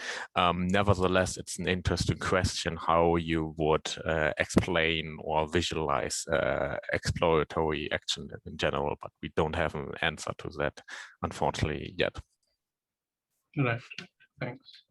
So I was also wondering, so do you think this kind of a system might be used in a situation where, for example, you don't want some of the humans to actually know the right explanation from the robot? For example, if you have the robot that's tasked with, say, catching a thief, you don't want the robot to explain its actions to the thief, right? Do you think this kind of work this kind of angle is sort of a valid direction to go? You mean learning which humans a robot should explain itself? So that is actually an interesting question. So that's similar to the whole social navigation setting we are currently focusing on, where it's not really clear defined who or what you should do. And that would be an interesting task to learn which humans he can explain. So in social navigation, we have similar problem, or in our demo or current proposed environment, we have similar tasks on which humans the robot can move closer or further on. For example, in hospital environment, the human can move closer to certain people, but farther away from other people. So that task is similar. And I think that should work for that kind of application. All right. Okay, thanks very much, Jacob. I think we're out of time. So with that, I'll just move to the next talk. And yes, so this is called Learning Proxemic Behavior Using Reinforcement Learning with Cognitive Agents. So just a second. So,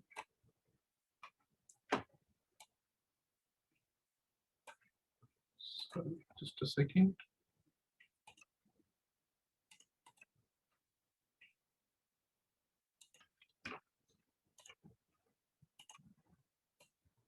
All right. Hope you can see my screen. Hello everybody, my name is Christian Millán, and today I will present the word learning proximity behavior using reinforcement learning with cognitive agents. The main idea of this work is to study agent behavior in an environment that includes proxemics. Well, first, I want to contextualize that proxemics is a branch of nonverbal communication that studies the personal space and other spatial aspects of the human interaction. The study of proxemics is essential due to the increase of research in human-robot interaction, and several works already consider proximity behavior with cognitive agents. Um, However, the implementation carries some issues, for instance, fixed personal space or independence of other social aspects. Well, to drive this work, we propose a modified version of the grid work, where we introduce an issue in a fixed state that gives information to the agent. Furthermore, we define two regions. The uncomfortable region, which is placed around the issuer, and the target region, what is placed around the uncomfortable region. The task of the agent is to reach the target region and give a ping. That is a new action in addition of the other four: up, down, left, and right. The task finishes under three conditions. If the agent reaches the issuer, if the agent sent ping 5 times out of the target region, and if the agent sent ping in the target region. We define the reward function as a sum of the grid reward and the issue reward. With this, the grid reward benefits condition 3 and punishes condition 1 and 2, the uncomfortable region, and give ping incorrectly.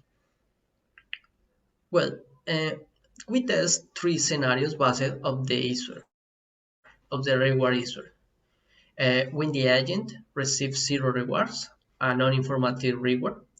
When the agent receives a random reward, erratic informative reward. And when the agent receives a reward according to the closeness to the issuer, closeness informative reward.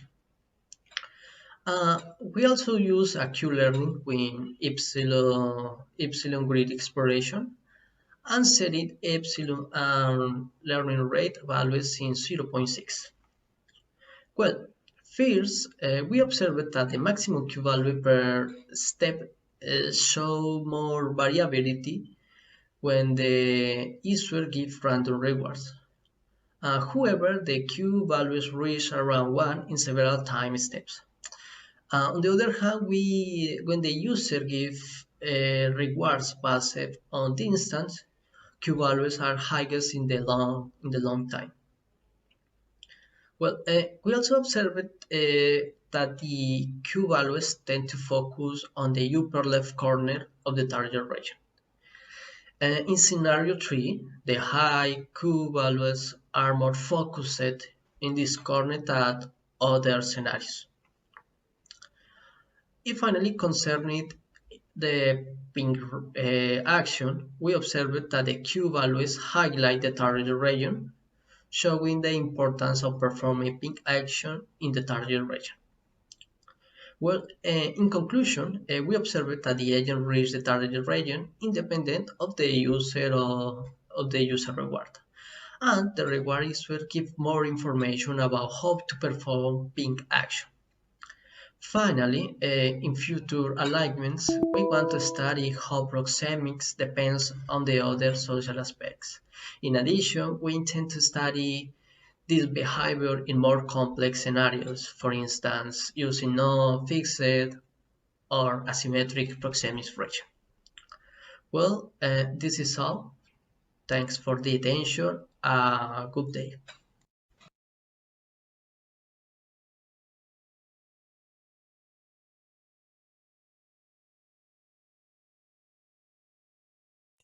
All right. Thanks, Christian, for that talk. I believe you are in the chat. Let me just, yes, I think I just gave you permission.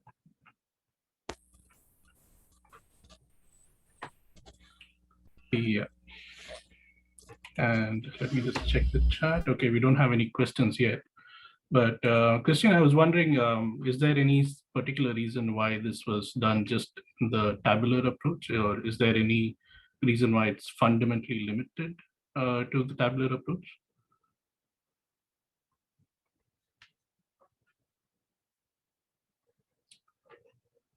Can you hear me, Christian? Sorry, can you repeat? Yeah, your audio is not very clear. I was asking if there's any fundamental reason why this was carried out in a tabular fashion. The tabular about the Q-learning. Yeah. Yeah. Sorry, I don't understand the question. Okay. Yeah. Okay. Well, we can skip it. I think we are kind of we need to kind of go to the next talk, I think. But anyway, maybe we can just ask the question offline. And also, your audio is very noisy right now.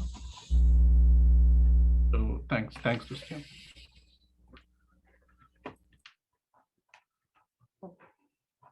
All right. So next we have our first invited speaker for this session. He also happens to be my colleague at Deakin University. He's Richard Daisley, and he heads the Machine Intelligence Lab here. Richard has mainly published a whole body of work in multi-objective reinforcement learning. And he is also working on interactive, safe, and explainable reinforcement learning. So the topic of his talk today is Broad XAI, Human-Aligned Conversational Exponentials. So Richard, if you're ready, you can take over. Thank you. I'm just sharing my screen, hopefully. Sure. How's that? Does that come through? Yeah, we see. Awesome. It. Okay. So thank you for the introduction, Tommen, and thank you everybody for joining, and thank you for the invitation to the committee. As introduced, a lot of my work in the past has been around multi-objective reinforcement learning. Probably the last 13, 14 years has been around that area. So that work has been done with Peter Vamplew, and Peter did a nice introduction earlier. So I've kind of kept some of that out of my talk today, even though it is part of it. I don't want to re-go over the background, but I guess while a lot of our early work had been sort of, let's say, foundational work within that space, we're some of the first people to work in that space, we've sort of realized over the last few years how applicable it is within the human-aligned problem domain, and in helping RL be able to interface with humans in this aligned domain. And so we started working in this area. So we've been working in a couple of different spaces. One of them, Peter talked earlier about safe RL and impact minimization. And so the work that I've been focusing on has been more around the explanation side. And in particular, I guess something that I've seen as a bit of a deficiency in some of the some of the explanation work is around the current approach to explanation is very much around debugging. So hopefully those slides are clicking through. So a lot of XAI work at the moment, not necessarily all of it, but a lot of it is very much sort of debugging explanations. So somebody comes up with an algorithm and then they try and come up with a way of interpreting that algorithm. And this is not necessarily particularly useful to lay people. I mean, we wouldn't use a debugging message from our code to explain why their program isn't working. Yet at the moment, the majority of XAI work is sort of looking at this debugging side. So I think there is a lot of room in explainability to be able to look more at the user side and making sure that those explanations align to what a user can actually use. And it's very much still an unsolved problem. So this particular paper that I'm mostly focusing on, although I'll touch on a second paper as well, is a bit more of a philosophical style of paper. It's not, we don't actually propose any algorithms particularly, but it's looks at the literature and discusses how we can actually approach the larger problem of addressing explanations for lay people. So one of the things that we argue in this paper is that an explanation actually needs to align to the explanee's current position, their contextual position. So what their current understanding of the world is. And to do that, we suggest that this is done through an interactive process. So in order to find what their current contextual position, what it is they actually want to know, we need to actually go through a process to get to that. And that interactive process we've referred to as a conversation. So a conversation isn't necessarily like a conversation between two people, which is generally vocal. Conversation just means an interaction. So that could be through some sort of visual means, whether not that's sign language or semaphores or images or whatever. It can also be audio or text. But it's about trying to narrow in on what the explanee is actually trying to find out in their question. And the reason why that's particularly hard, if you look at current explainable work, which is primarily explaining a single decision based on a single algorithm. So if you think of an image classifier, you might ask it, well, how did you come to that conclusion? It will point to the cat in the image and say, this is what I was looking at, and that's why I classified it as cat. That's fine for simple AI, but once you start talking about integrated AI systems, that sort of simple approach won't cut it anymore. And we actually need an approach to explainability that handles that integrated experience. Now we've coined the term broad XAI, so sort of a broad-based explanation. It's not going to be able to cover all the elements in the decision, because providing too much information to a user is as useless as providing none. You overburden the explanee. So you need to actually filter the amount of information and make sure that you're providing the right level of information for that particular person. In order to do this, we actually need to understand what the different levels of explanation actually are. So a lot of this paper was actually around what are the levels of explanation. And if you consider psychology has defined some levels, although AI hasn't, apart from today's paper. But in psychology, they'll often talk about sort of the socio-cultural level of explanation. So this is where somebody's explanation is, I did this because this is sort of the society rules, or that I did this because of the situation that I'm currently in that room. So I held the door open because social convention says I should hold the door open for someone that's coming in after I've already passed through the door. But then there's also explanations that are at the personal level, at that lower level. So I did a particular action. I kicked the ball because I'm trying to score a goal or something. So there's this thing that I'm trying to do, or a biological level of I did something because I was hungry, or because I hadn't had my coffee yet in the morning, or whatever the internal chemical or biological reason that might have been driving that action. Humans are primarily a social creature, whereas an AI is not.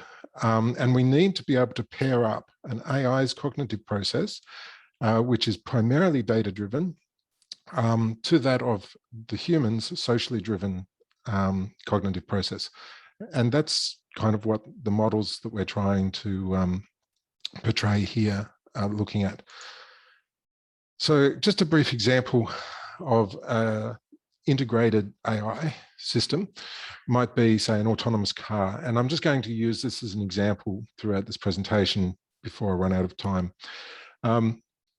But if you think back, many of you will remember there was an Uber car accident back in 2017 where a pedestrian was struck. And it actually took about 6 to 12 months of analysis as into this accident by various computer scientists and so forth, analyzing logs to be able to find out why the system had behaved the way it had. Whereas generally, we actually want an integrated system like this to be able to provide an explanation to us straight away, and that explanation should be sort of meaningful to the person that I am and the type of information that I'm actually looking for. So perhaps in this particular situation, the car may have provided an explanation such as, I didn't recognize there was a person pushing a bicycle. That would certainly tell you why it hadn't stopped, because it hadn't seen the person. But it might also likewise describe something such as the motivation for staying in the right-hand lane was because there was an exit coming up here on the right, and so they wanted to the car wanted to stay in the right lane. Or perhaps when it saw the bicycle over on the left, it believed that the person was going to give way, so it continued on. Or maybe it believed that it had right of way, and so it should continue on, or the person would expect them to continue on. Of course, the reason may actually be a traditional fault, and the eventual finding of this was that it was a user setting. The driver had set it to not do emergency braking, and so the person had been detected, but it couldn't brake because it was set not to. But in this particular case, the utility or the ultimate goal of the integrated AI is to provide an explanation for this. So a simplified abstraction of this is that you've got these external environment features such as other actors, cars, pedestrians and animals, etc., as well as some static features such as trees and buildings and so forth. And you need to perceive these particular items so that your AI can make a decision. So you receive these inputs, you extract some features, your AI makes a decision based on that. Now, this AI might make that decision just by reacting to what it's seen, but it might also incorporate some other information that it's built into the AI, such as a memory of past events so that it remembers what's happened before, a model of, say, a pedestrian's behaviors, so what it thinks pedestrians might do, what it thinks other cars might do in certain situations, other parameter settings. These internal motivations might also be things like emotions and so forth in certain social robot type situations. So you've got this internal model, if you like, of the AI agent that the AI agent uses to help make those decisions. We need to be able to generate explanations that incorporate all of these things. So we came up with a set of levels for explanation, which are here on the screen.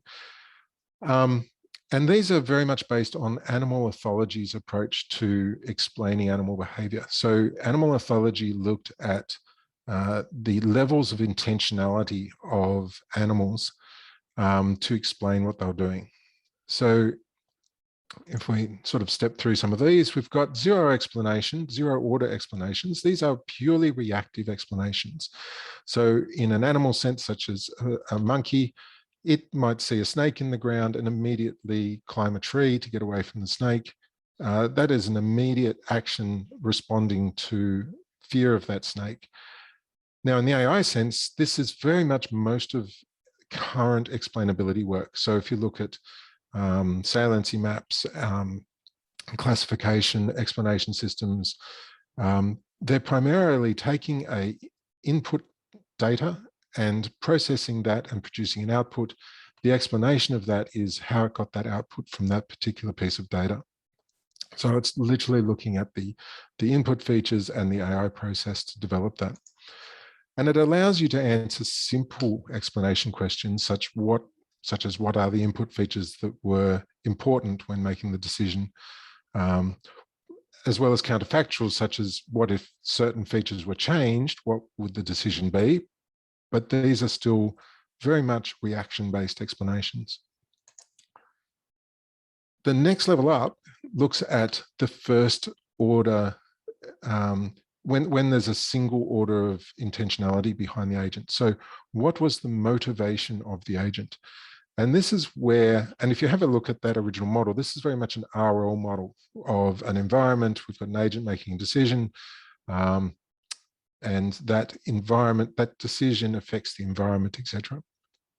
But when we look at the disposition or this first order intentionality, we're going, well, what was the goal of the agent? What was the purpose?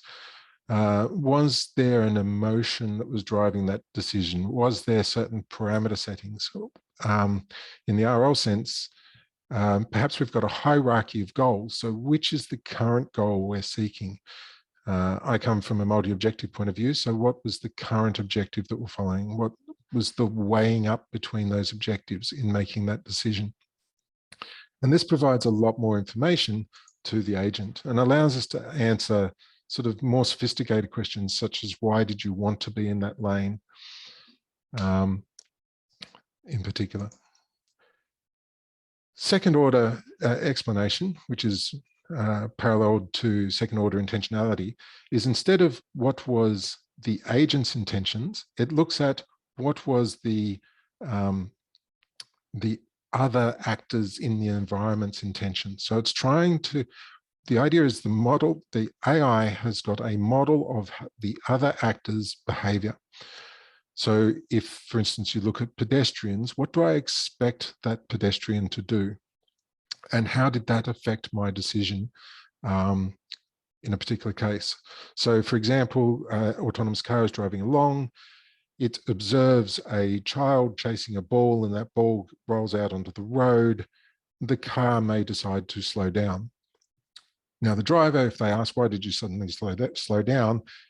Its response is, because my model of that, it wouldn't probably say model, but because of that model of the pedestrian, it's predicted that there is a risk that that child might run out onto the road, and so it's taking this precaution to slow down. And it allows you to answer much more sophisticated questions and get more sophisticated answers, such as I slowed down because the pedestrian approaching the intersection appeared intent on crossing. So it's made a prediction about the intent of the other person's behavior. Intentionality actually continues up and up. This model actually only looks at the nth level. So we've called this cultural level. And this is what does the other agent, what does the other person expect or expect my intentions are? So it's a prediction of what they think we are going to do. It's actually important that an AI actually considers this because, for instance, if a car is driving along, you can't just have the car suddenly hit on the brakes for no apparent reason because the other cars aren't expecting that. So you actually, what the other cars are expecting is an important component for that decision making as well. So you can't change behavior rapidly. One example that I used in this paper was you're walking through a shopping center and somebody's walking directly towards you. Cultural rules in some countries, such as Australia, might be that you take a step to the left, they will also take a step to the left, and then you'll miss each other when walking past. But when going to another country, perhaps one where they drive on the right-hand side, If you step to the left there, they may step to the right and may cause a collision. So there's a lot of cultural rules that might be built into this sort of behavior. And again, this allows quite a lot more sophisticated explanations, such as I didn't slow down for a pedestrian because road laws state I have the right of way, and I assumed that they expected me to continue. And we're going for time, 15 minutes in. So we also were concerned about other aspects. So a meta explanation. So our model also includes this orthogonal concept of meta explanations. This isn't actually a particularly new one. Meta explanations has been around in the literature, but it's an explanation detailing the process or factors that we use to actually generate or infer our actual explanation. So this is, if you like, explaining the explanation. Why is this important? One of the things, when you're looking at purely interpreting an AI, there's no intention behind the explanation. You've got an image, you're simply identifying the area that was processed. The explanations are simple. You can present most of the information required. When you're dealing with these complex integrated systems and the explanations associated to them, you need to simplify the explanation. You can't provide all the information in one hit because it's too much information for the explanee. As soon as you start removing aspects of the explanation and simplifying the explanation, there is a risk that you're going to provide an explanation that's not entirely accurate because you've simplified it too much or you've generalized something in some way. And so it's actually a major concern that mostly the literature is overlooked. But if we can't trust an agent's original decision, then how can we actually trust the agent's explanation of that decision? So what I've been suggesting in this is to move away from sort of the engineer's explanation and actually look at sort of user-centered or the explanee-centered explanation. And it raises sort of three main areas of difficulty. One is, how do you do this user modeling? Now, one obvious way is to have sort of a utility-driven explanation, which is my explanation is successful when the person receiving my explanation is satisfied with it, that they've accepted my explanation, of which my utility is the acceptance of the user.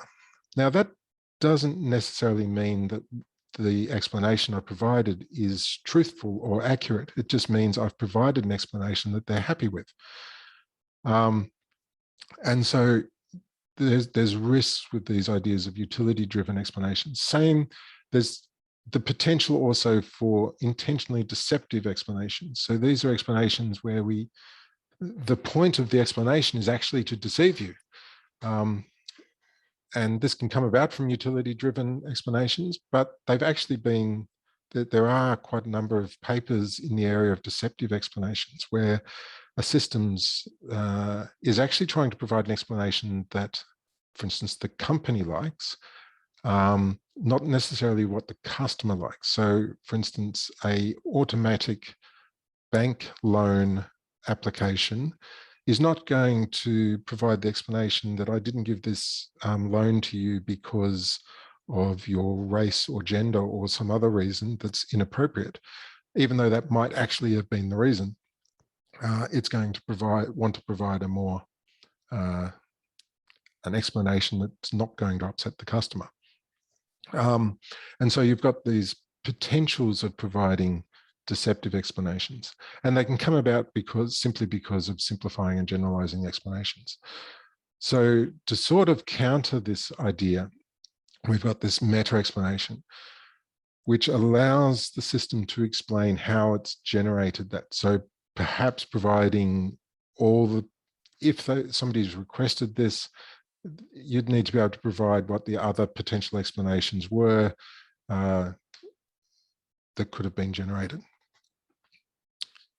All of these are primarily areas that we see as fields of research that need to be pursued, and a lot of them are not being pursued, or at least not being pursued very much. So we've got a list here of areas of explanation. Now, many of these, such as memory aware, emotion aware, and socially aware, there are 1 or 2 papers that touch on it, but these are primarily not looked at in the literature very much. So there is a lot of space within explainable AI where we can sort of be looking at these things and providing, there's a lot more research that's possible in these areas. Same with utility driven, there's little bits and pieces, but not very much. So if you have any interest in those, have a look and look up some of those references that we did find for some of these things. Some of these papers didn't necessarily use these terms, but it is actually what they're doing. Okay, so in the terms, they've often just called themselves XAI, but they're actually working in that space.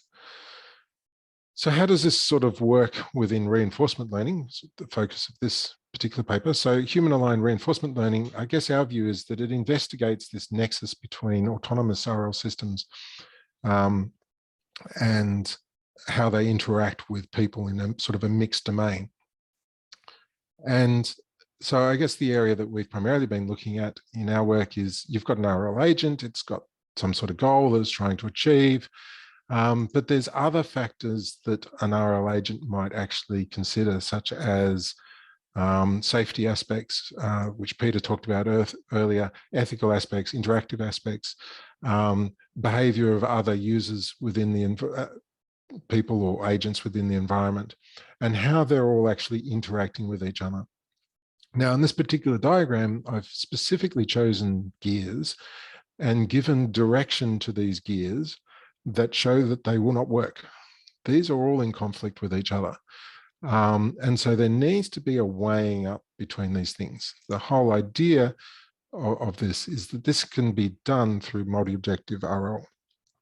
And explainability through a multi-objective lens is what I guess my work is primarily focusing on. So trying to explain the interaction between different components and how they create this final outcome.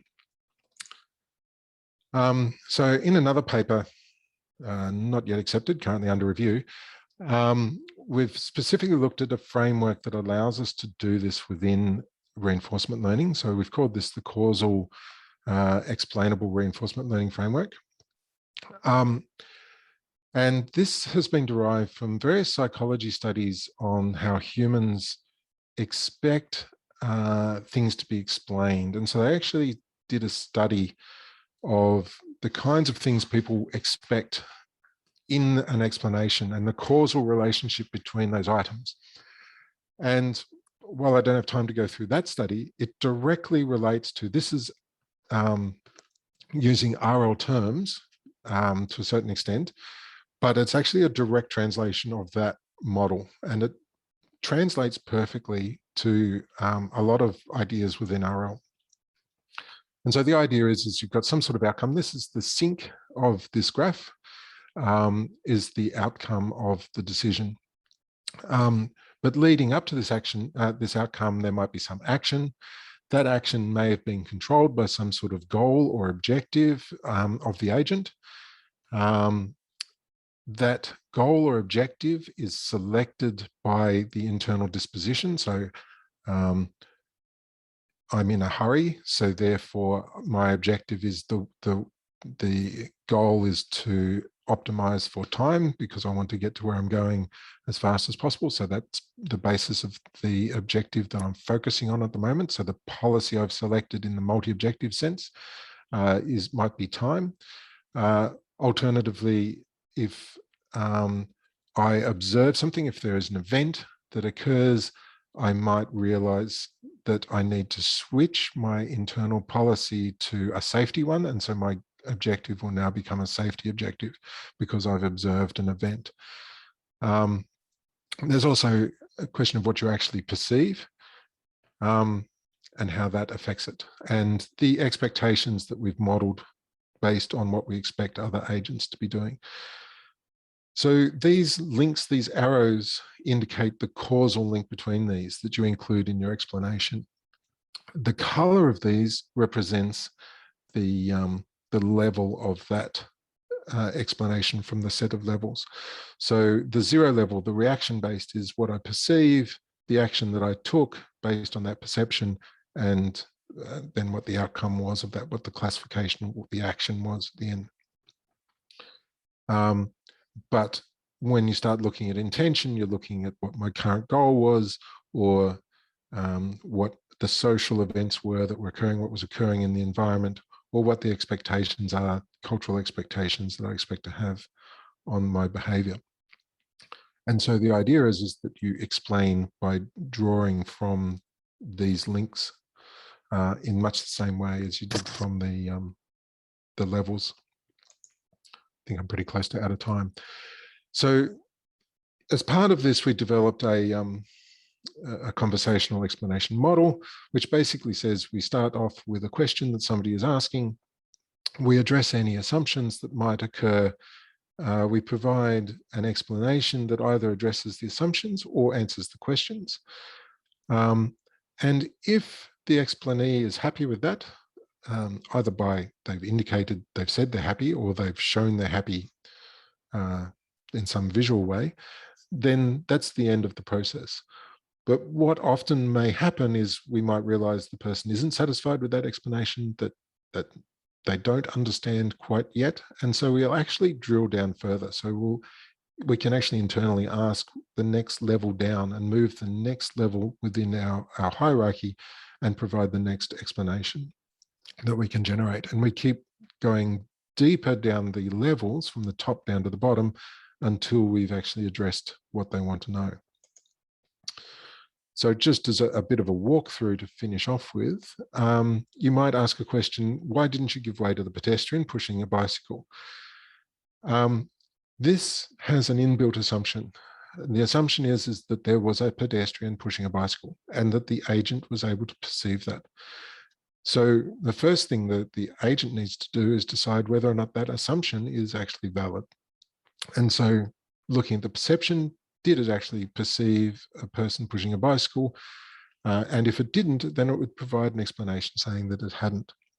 And so this would be an explanation from that perception level, which is actually the bottom level, but it was able to jump there from this assumption in the question.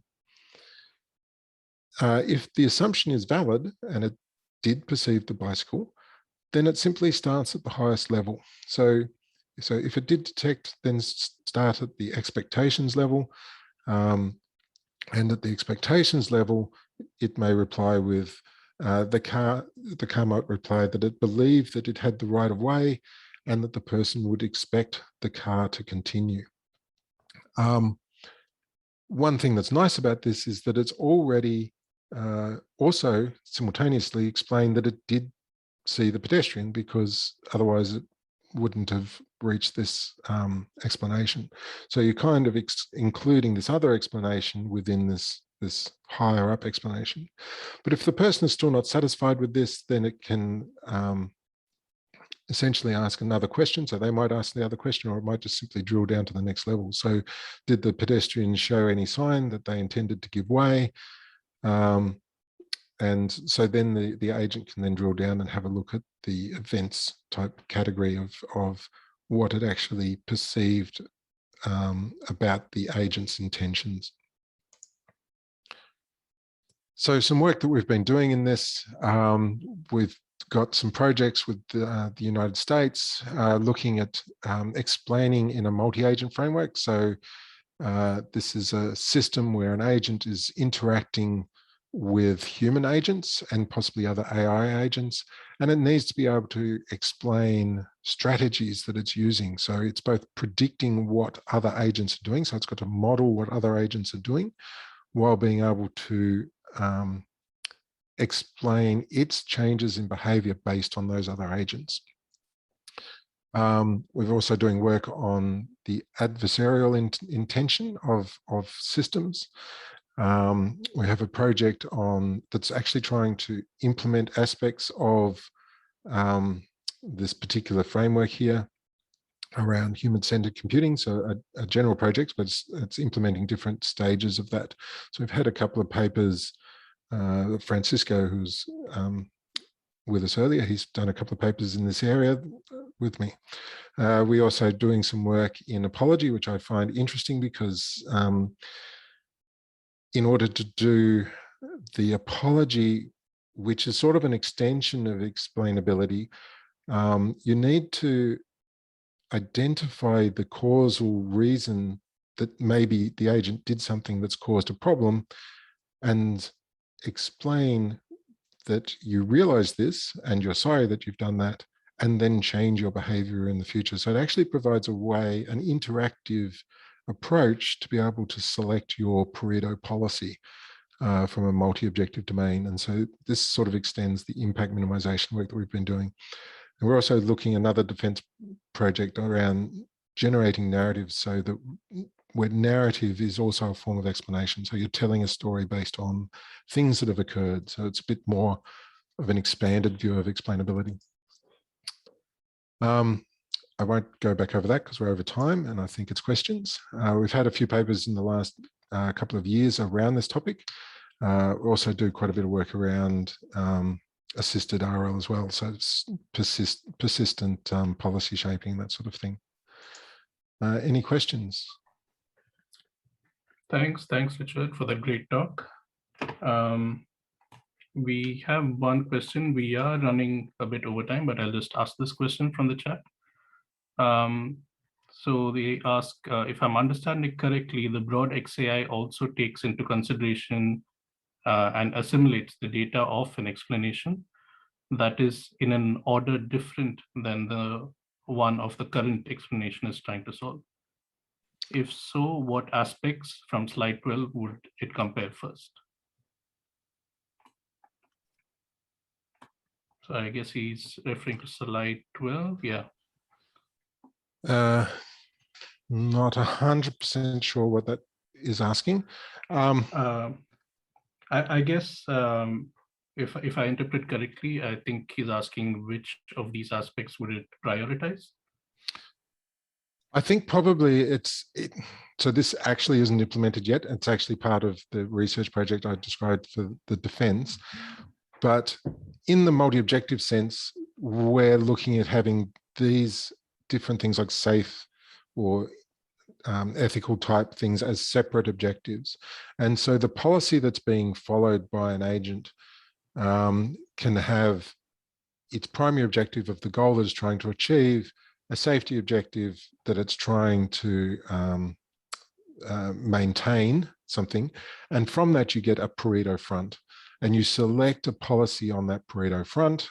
Peter kind of covered this earlier, so I know not everybody here would have been at Peter's talk earlier, but I believe this is recorded, so do have a look at that if you're interested.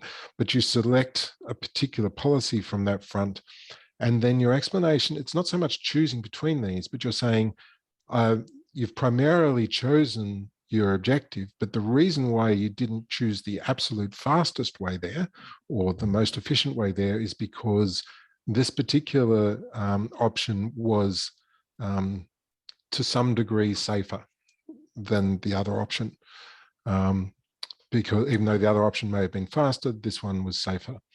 And so you sort of trade off between, in your explanation, is trading off between these objectives as to trying to explain what the balance was between them.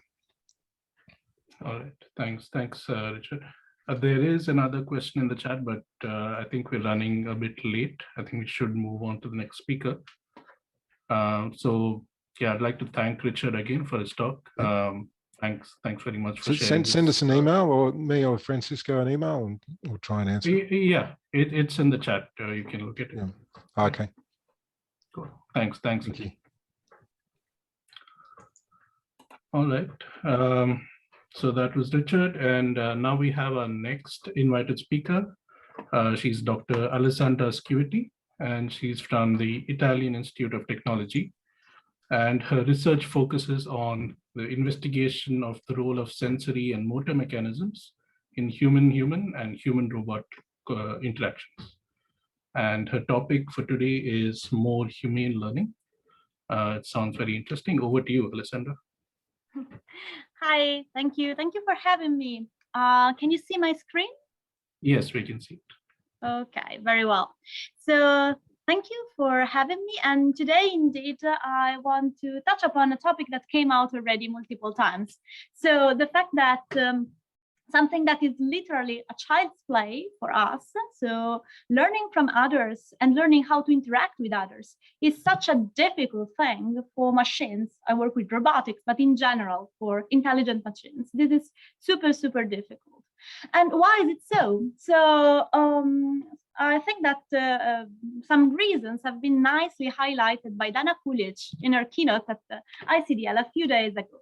So learning is particularly difficult in situations like those of normal interaction, both among humans and with human and robots, where you can't actually fully simulate and properly simulate the partner, because it's so difficult. We've seen it today already, modeling completely a human partner, where you cannot really make a lot of mistakes to learn because errors are costly. And if we imagine an interaction, indeed, making mistakes can really break not only things, but really also the bond, the rapport with the other person. And when, of course, time matters a lot. So you can't imagine of interacting, millions time to have to acquire a competence. So patience came out also in the previous session very much. So, and this, according to me, clarify very well properties that are crucial for HRI and for human-machine interaction in general.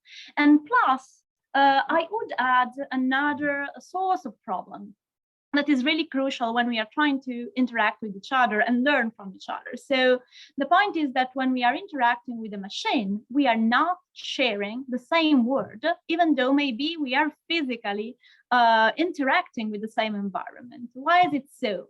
Well, the point is that we as humans are not merely perceiving what is in front of our eyes. So if we imagine of also disregarding the difference in sensors, if you want. So let's imagine having the robots who has very, very human-like sensors. So the cameras work exactly like our retinas, etc. Well, that would be not enough yet to really capture what human perception is. This is because it's as if our brain continuously modifies, shapes what we perceive. We have a sort of anthropomorphic filters that transforms reality for us. So we, of course, realize that only sometimes. So, for instance, when we are faced with visual illusion, we realize that our brain is filling gaps. So it's giving us much more information than what physically is in front of our eyes. But this is particularly central in the context of interaction, because it modifies completely the way we perceive others' actions. So this has become clear also from neuroscientific studies. We have really circuits, parts of our brain that are responding both when we are performing an action and when we are seeing someone else performing an action. This means that we have a sort of our internal vocabulary based on our previous experience that allows us to see not just a movement, but the goal behind the movement, the intention behind the movement. Sometimes even something more, the attitude with which that particular movement is performed. This means that where a machine sees maybe precisely velocity properties, acceleration properties, and apparent motion, we see a goal, we understand a state, we infer so much more with no conscious effort. So we are really saying two different words. And to us, it's so easy because we have it almost for granted since the very earliest moments of our life. So even newborns know where to look in an interaction to get what matters. They can recognize biological motion. They can direct their attention to other people's gaze.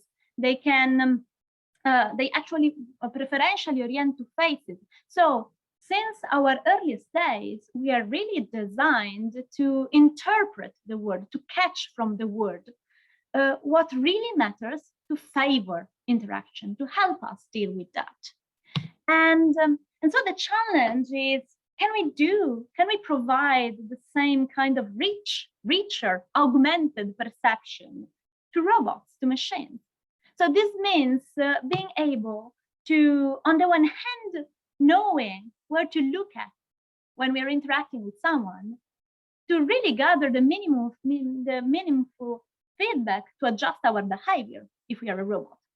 And on the other hand, it means to select among the immense number of actions that we can perform, the right ones that can really be legible, understandable, intuitive to the eyes of our partner.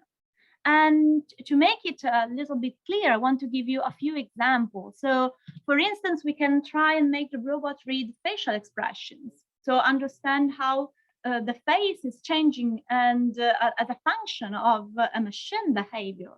But why is it so? Well, because this can inform us if what we are learning and the way we are behaving toward a human is correct and adapt. So let's consider the example of a very good physical therapist. If we are trying with our robot to be the same and learn the best policy to train our patients to recover its abilities, well, the first impression, the first idea could be that we will try to maximize the performance in performing the training task. But then we would totally lose a very other important component. Is the person frustrated? Is the person losing engagement? So knowing where to look at in an interaction can really shape completely the way the robot learns, because it will rely on different meaningful information. And this applies, of course, to the context of training, rehabilitation. It can apply in general to personalization. So reading from the environment, reading from the reaction of participants, what they prefer to do, and then learn progressively to modify the robot behavior and personalize to the desires and preference of each. But of course, there's no only facial expression. Gaze is so important since early childhood. We have seen, well, it's super important also for machines. It can be a way to understand what to do next without the need for listening or understanding language, or even the need of reading pointing actions. It can be useful to understand whether the person is actually reliable, to build a sort of model of trust within the robot. So to understand whether the person in front of us is lying, just by modulating or monitoring actually modulation in the pupil dilation. And it can be also used to support the robot to learn by itself. So Jonas Gonzalez, this is a part that I extracted directly from his PhD thesis recently passed. He's proposing the importance for robots to actually exploit their own experience with the world, with their body also, to get to understand better the environment and to rely on existing regularities that characterize humans' behavior to provide a sort of information to allow for learning. So he originally developed a system to allow the robot, our iCub, which is a robot baby, to learn to localize speakers in a room. And it has been just presented at ICDL this year, so you can still find the beautiful link to his video on the program webpage of the conference. But more interestingly, he's going on now asking, well, what if there is not just one person who speaks? And that's very common. And so he proposed an idea of having to look at regularities, like when there are two people speaking, and maybe you can find out who is the one by looking for correlation between the movement and the changes, the visual changes of the area of the mouth and the envelope of the sounds, and then using this information about the correlation as a guiding signal to really allow the robot to progressively learn to recognize the active speaker. And in principle, the system seems to work. Of course, this, for the sake of time, is just a subset of example of important points to focus our attention on, and with our, I mean, of our robots, of our machines, when we are looking around for feedbacks that could serve for the robot to really actually learn how to react, how to change, how to behave in relationship with the person. But as I mentioned before, this is only half of the story, because the other half of the story is really knowing what we as humans perceive, what we notice in someone else's behavior, to create my behavior, to generate behaviors that are really intrinsically or intuitively legible to the eyes of the human partner. This is clearly particularly crucial for robots, where you can really manipulate and operate on the way they move. And this is something that we have explored recently with Marco Matarese master thesis, where we asked whether using the behavior of the robot, so we could make a little more clear, more transparent to the eyes of the human teacher, how the learning of the robot was going. So the task was quite simple, because we needed an RL task that could be short enough in time and feasible enough in terms of no breaking of the robot to be done in real human-robot interaction. And it was like teaching to the robot a sequence of color that he had to point by pointing to balls on the table, as you are seeing in the video. And the human teacher was giving feedback to a joystick, like positive or negative feedback, as a function of whether the sequence was correct or not. And our idea is, okay, how can we inform in a natural way of the state of the learning, the human teacher? And drawing inspiration from the theory of emotion by Broken-Sinchi-Tuani, we imagined of trying to be super communicative by modulating both the robot behavior, so the kinematics and the coordination by eye and arm, and the facial expression as a function of the temporal difference error. So the robot could show like a very certain or a very uncertain movement, both with the eyes and the arm, and could also show a happy or a very sad face as a function of how, let's say, confident it was of the previously selected action. And we compared that with a, let's say, baseline mechanical configuration in which the robot was just doing its deeds. So it was just pointing to the balls without these additional sources of information. What we found that when asked through a lot of questionnaire, we asked participants what they thought about this, you know, two different approaches, and they liked much more the what we call the human-like.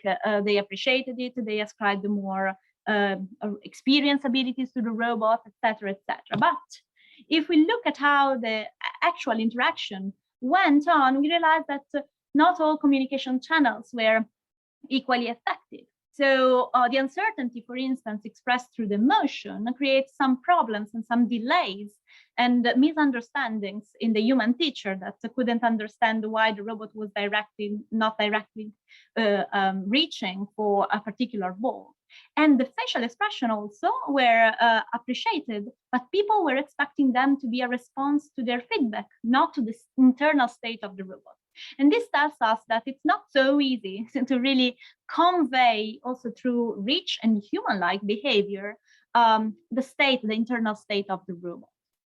And of course, also in this case, just for the sake of time, I'm not touching all the different features that you can imagine of modulate to really transferring and making the interaction and the robot behavior much more readable to the eyes of the partner.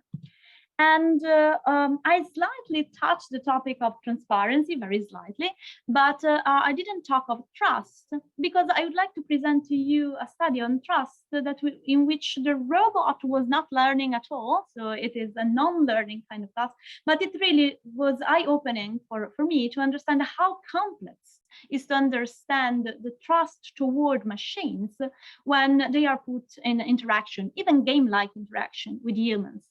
So we conducted a game. It was really a treasure hunt. We hid some objects in a room, and the robot could be asked for hints. People were searching for the objects for a limited time. If they found them all, they earn a reward. And then at the end, the robots tried to convince them to gamble the reward and to find that another hidden object at the risk of losing everything.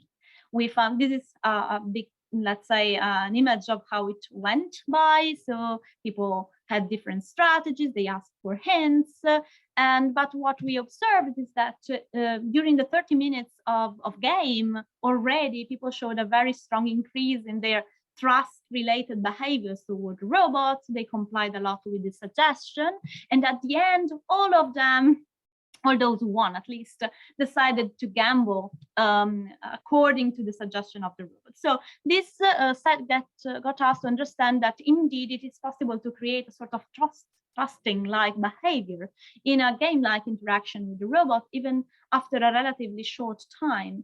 But then we asked ourselves, okay, in this case, the robot was reliable, but what if it breaks?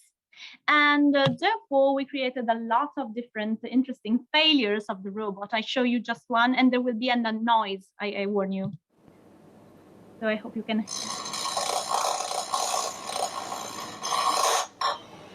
So there was even a moment in which the robot during the game, without no warning, crashed. And we took quite some time to ensure that the failures were critical, at least to our judgment and the judgment of a validation study conducted online. So we asked, do you think these are terrible failures to happen? And a lot of people said, yes, my trust would decrease if I were to interact with a failure like that.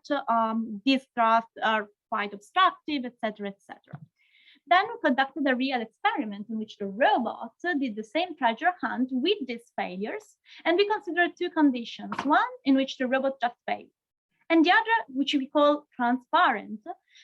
We added a little explanation after each failure. So the robot was saying, my control boards have some problems, or something like that, to provide a reason why this strange happening occurred. And of course, we had two very simple hypotheses. Okay, failures will lead to lower trust, and transparency will mitigate this loss. So we will have a higher trust. So we ran the experiment.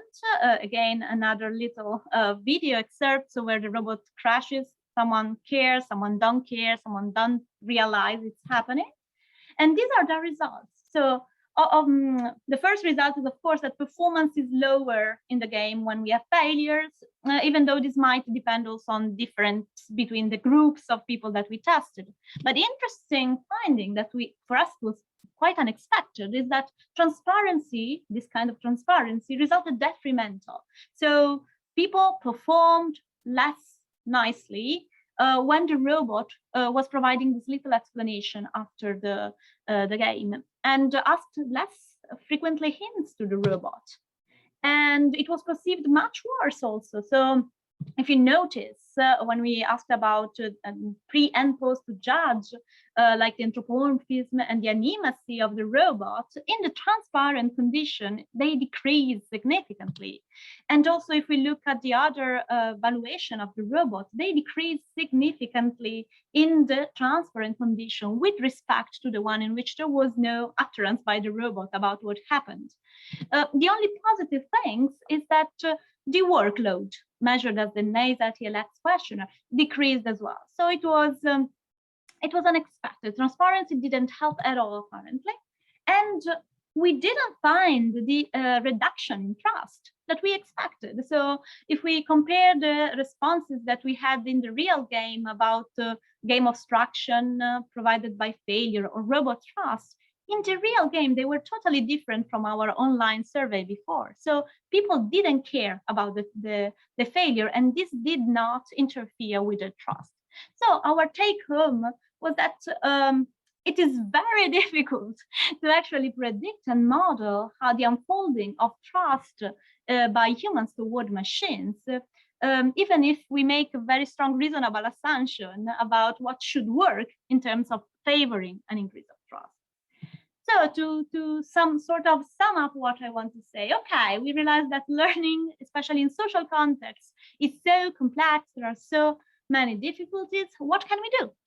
Well, my suggestion in this direction is, first of all, as far as you can, try to test the systems in real life, in real interaction, and maybe sometimes a humanoid robot can help because it allows you to have an agent that you fully control, but at the same time can really entertain physical and interactions with human partners.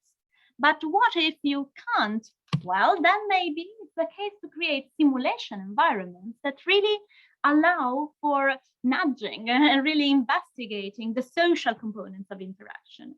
And for that, for instance, we created, actually, this is Pablo Barros' brainchild, the Chef's Head card game. It is a card game, first of all, so a real card game inspired by pizza making. So Pablo lives now in Italy, and that's quite clear, and which is super entertaining on the one hand, and sufficiently complex to evoke a lot of social interactions when you're playing with your friends.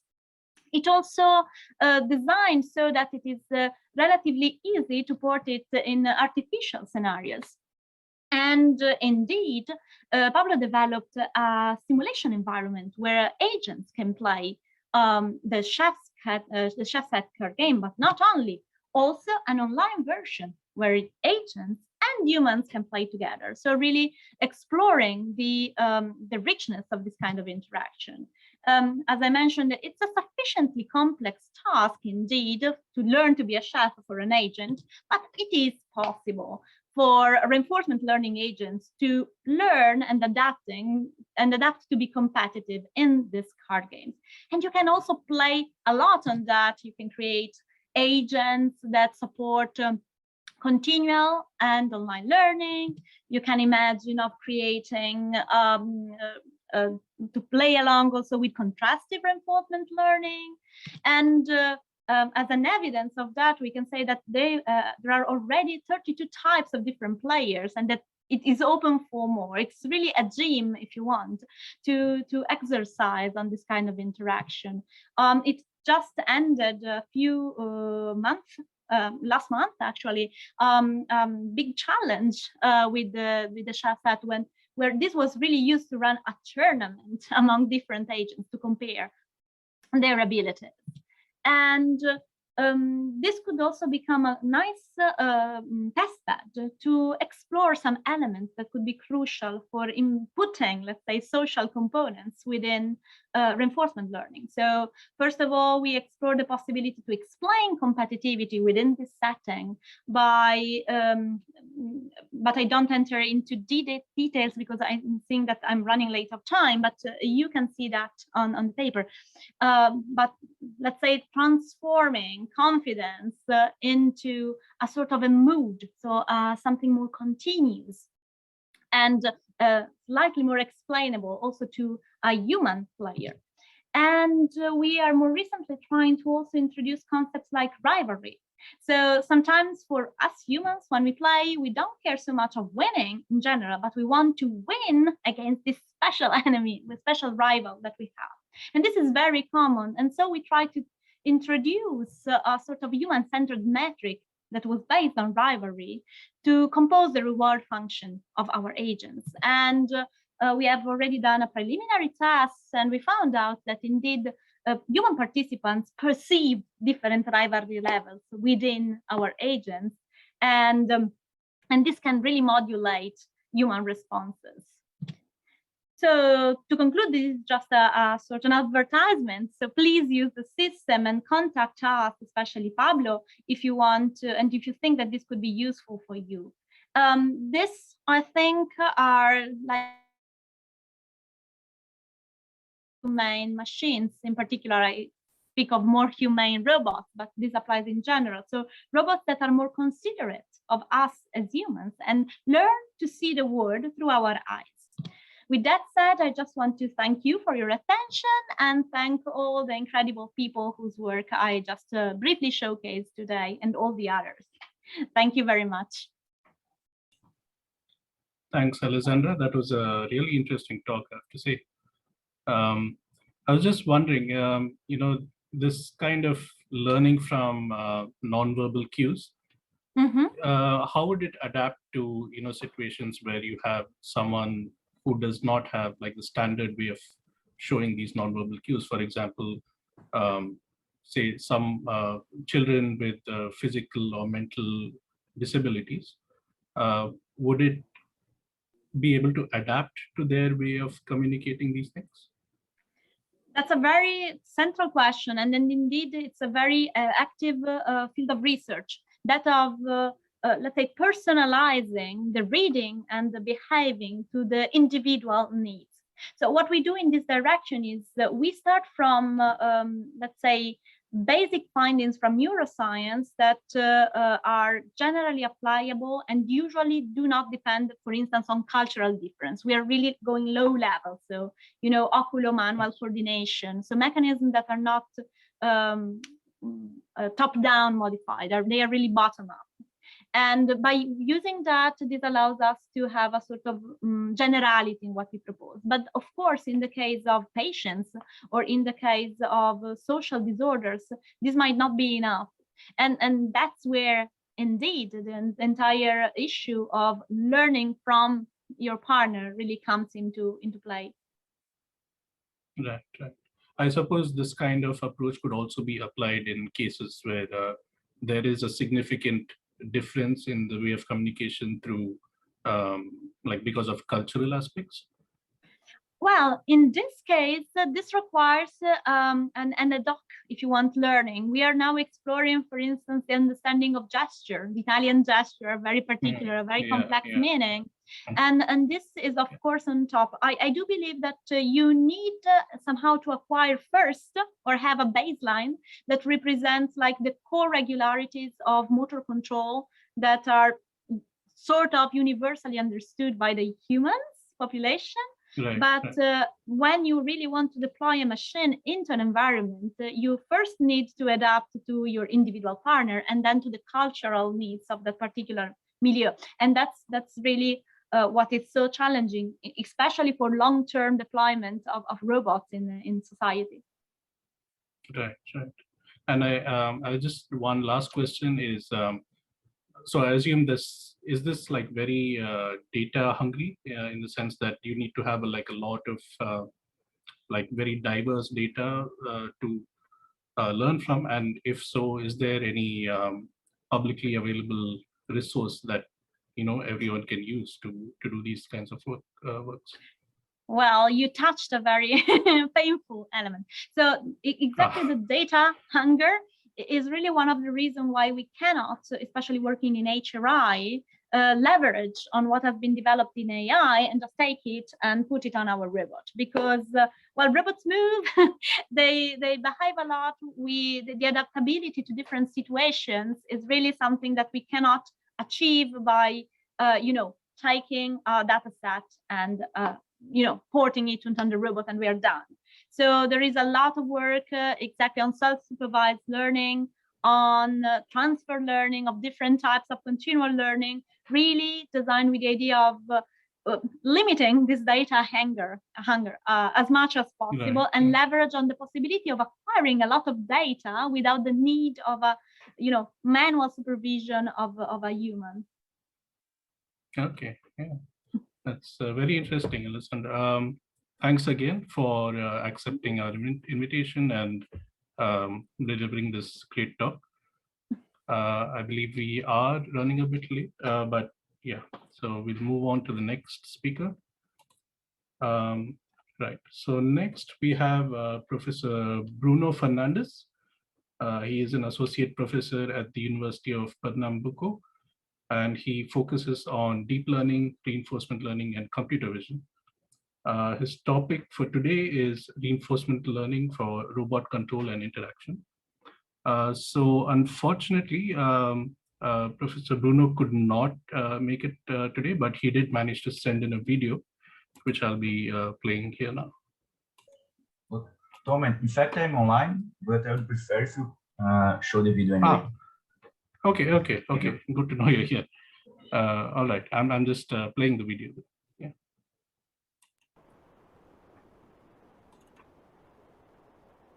Hello, everybody.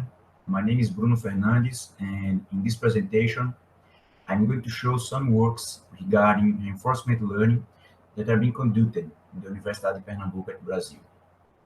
I'm going to briefly describe 6 projects from different master and PhD students, and then me and the students will be available to try to answer some of your questions.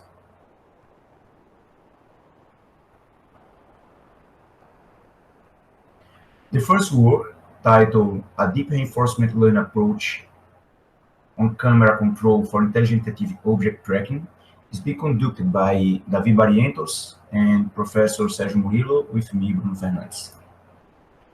Much of the existing work regarding object tracking is based on passive tracker, where it's assumed that the object of interest is always in the image scene, making it not suitable for most real-world applications. For such applications, it's required active tracking, which unifies two subtasks, object tracking and camera control.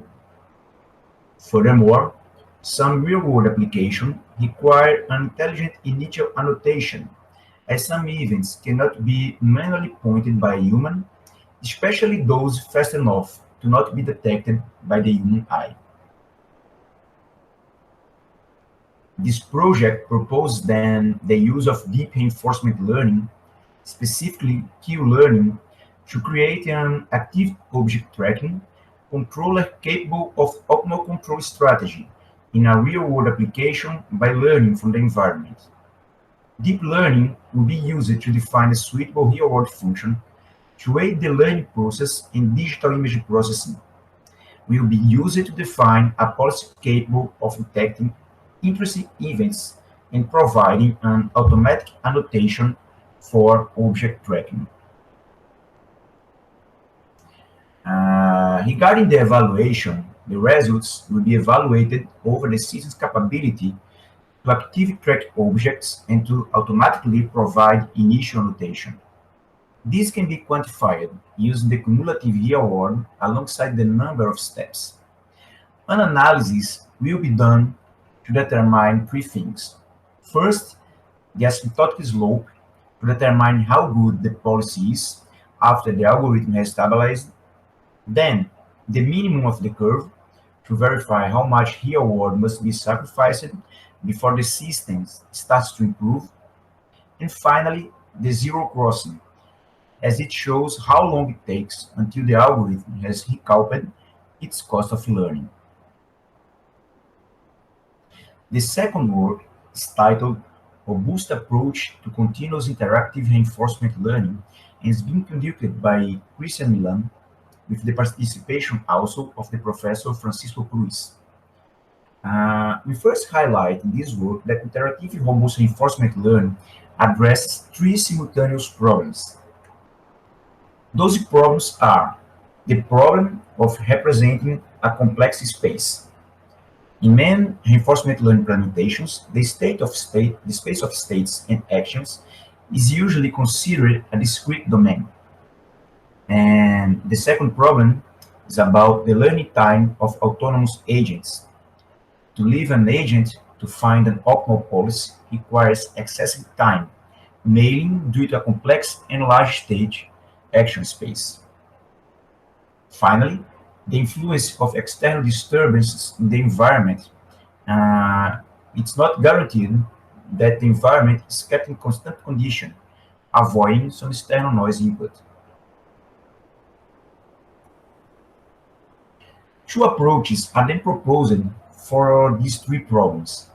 First, the continuous interactive robust reinforcement learning is an approach to integrate external device while learning an agent reinforcement learning. The main idea is to consider the policy as the combination of an external device policy, also known as feedback policy, and the agent policy in continuous spaces. The second approach is the interactive robust reinforcement learning that considers the interactive approach in continuous space, but considering that the environment is dynamic. I mean, the environment is modified by an external disturbance. The main idea is to filter the disturbance from a disturbed real world. We implement a simulated robot arm for the task of organizing different objects in order to evaluate the proposal. The objective is to classify 6 geometric figures with different shapes and colors into 2 design regions over a table. Our results shows that interactive robust reinforcement learning agent in dynamic environments obtains a higher performance than a robust reinforcement learning agent. A robust agent acting in a non-dynamic environment performs poorly because internally the real-world filter is moving in states. In the third work, also by Christian Milan and with the collaboration of Professor Francisco Cruz, it's titled Teaching Proxemics Behavior to Robots Using Reinforcement Learning. And it seeks to improve the learning of proxemic behavior in reinforcement learning agents with humans or other cognitive agents.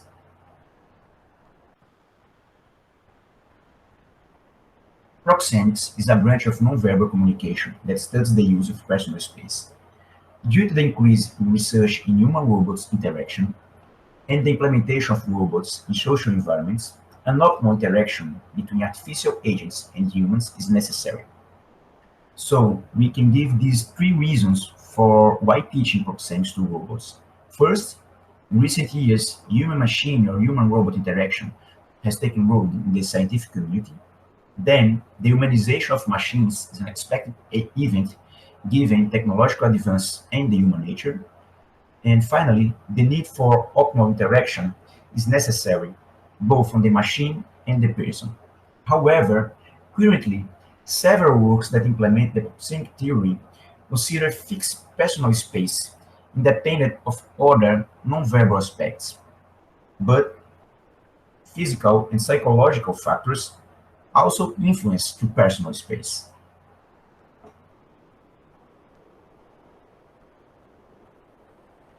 In this problem, the goal is to train an agent or a robot to approach a person using reinforcement learning.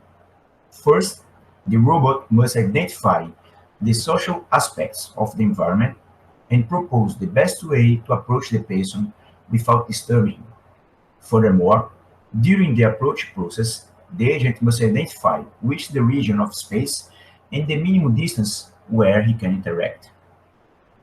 Then the robot must estimate the optimal distance to interact with the humans, and it is the main objective of this work.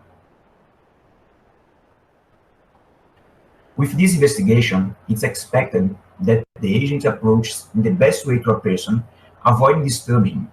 It's intended to measure the impact of each social aspect on the conformity of the person and proxemic behavior.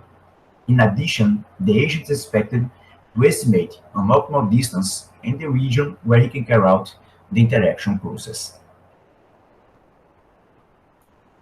The fourth work is titled Empathic Emotion Planning Using Deep Q Learning and is being conducted by Agostinho Freire Jr., considering that the social interactions in closed space are the target to be avoided in robot path planning. In path planning problems, the main problem concerns for solutions that are able to generate the shortest path and deviate from the objectives that arise along the way. However, when we talk about closed environments with social interaction, taking into account only these two factors not enough. It's necessary that the routes generated by the algorithm do not generate any negative impact on the people present in the place. To solve this problem, we created 5 scenarios simulating common situations, such as conversations, movement, groups. Furthermore, a deep Q learning algorithm was used to generate the paths to be applied by a robot. The results obtained show that even in deadlock situations, the algorithm was able to minimize negative impacts on those present in the environment, choosing the least negative actions within the context. Finally, as said, the algorithm was able to positively converge decision-making, being able to achieve the established objectives and criteria, thus reducing the impacts that could be generated along the trajectory. In the fifth work, reinforcement learning for unmanned aerial vehicle continuous control and fire image response, that is being conducted by Angela Ayala with the participation also of Professor Francisco Cruz. It's proposed to develop an agent to solve an object navigation problem. Given the scenario of fire, the agent must be able to achieve a searchlight flight behavior to locate an object of interest. Additionally, the agent needs to recognize the fire presence to identify the object of interest. To do so, a wildfire scenario was developed in Webbot's robot simulator. Here, we got an example of the simulation scene with the drone and the fire accident. In this early stage, the Markov decision problem contains, first, as stated, the RGB image from the drone's camera, cropped square and resized to 84 times 84 pixels. Second, the actions are considered in continuous space, angles, and the altitude of the drone. Third, the transition function is delegated to the simulation software, which contains the necessary to replicate the real-world dynamics, with exception of the fire, which is a fire flame video with no heat transfer dynamics. Finally, the present a dense real-world function, which depends directly on the distance between the drone and fire position.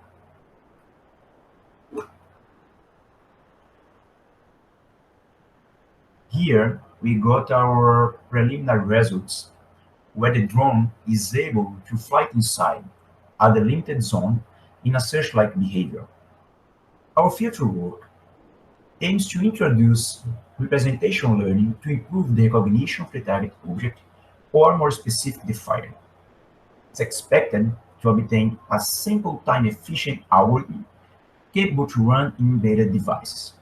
The final scope for this work is to develop a real-world fire response drone system.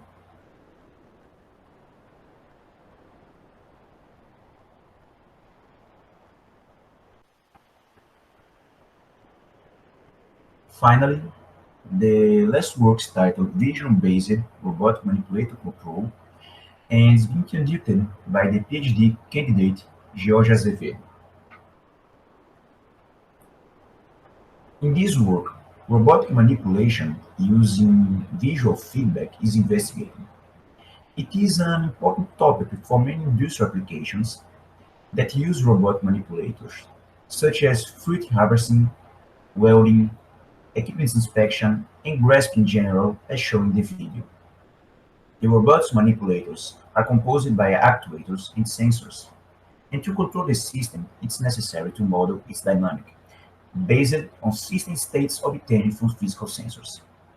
In this research, we investigate how the manipulator can learn to act without the use of physical sensors data, only using visual feedback to grasp objects. The system is training using reinforcement learning during robotic manipulation. This approach will be tested and evaluated during grasp and positioning tests. First, simulated tests will be conducted, then we perform some experiment positioning tests. It's important to note that the learning ability with few modeling parameters is a key point in this research. Finally, we are going to evaluate the framework adaptability to different manipulators model. The parameter to evaluate the framework is the rate of successful tasks and the number of attempts to achieve this number.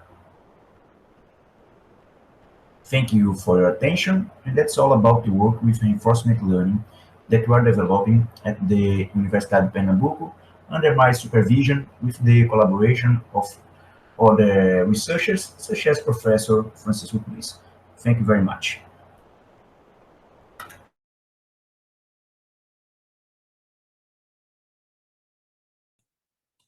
All right. Thanks a lot, Professor Fernandez. Do we have any questions? I just want to ask, so with regards to this proxemic behavior, I imagine that, you could have humans could, their mood could change from day to day, hour to hour. And based on that, they may not want like the agent very close to them, or they may want the agent far away, for example. Is this one of the angles that you're looking at in this problem? Yes, in fact, this work is being conducted by Christian. He's online also. I think he can complement my answer. But this is the thing. We want the best way of the robot to approach a person. So he's trying reinforcement learning as a solution, because as you know, we have some cultural aspects regarding the distance we should keep from one to another. Here in Brazil, for example, we usually talk to each other in a much more closer way than in Europe, for example. But after the pandemics, people is a little bit scared about being too close to another person. So it might also make some have some effect on the person's behavior. So if you want the robot to not invade the personal space, not to be inconvenient during his actions, so you should take this in consideration. And the most sorry, it's my kid. The robot should be should be capable of adapting itself to the situation. Christian, do you want to say something else?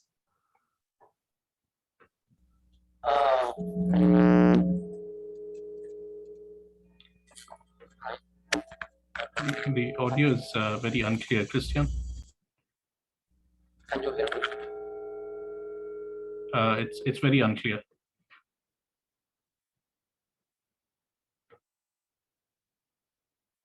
Okay, that's fine, I think. Another thing that I was wondering is you talk about the negative social impacts that are considered for that path planning problem. I was wondering, like, what kind of negative impacts you're referring to? Yes, this is the I would say, like, two works they work together: this path planning and the proxemics. Because the path planning is about going from point A to point B and without interfering in, for example, a conversation of two persons. Obviously, we could be talking about a very small robot of 1 centimeter, or maybe it's a 2-meter robot, or it's a car, or something like this.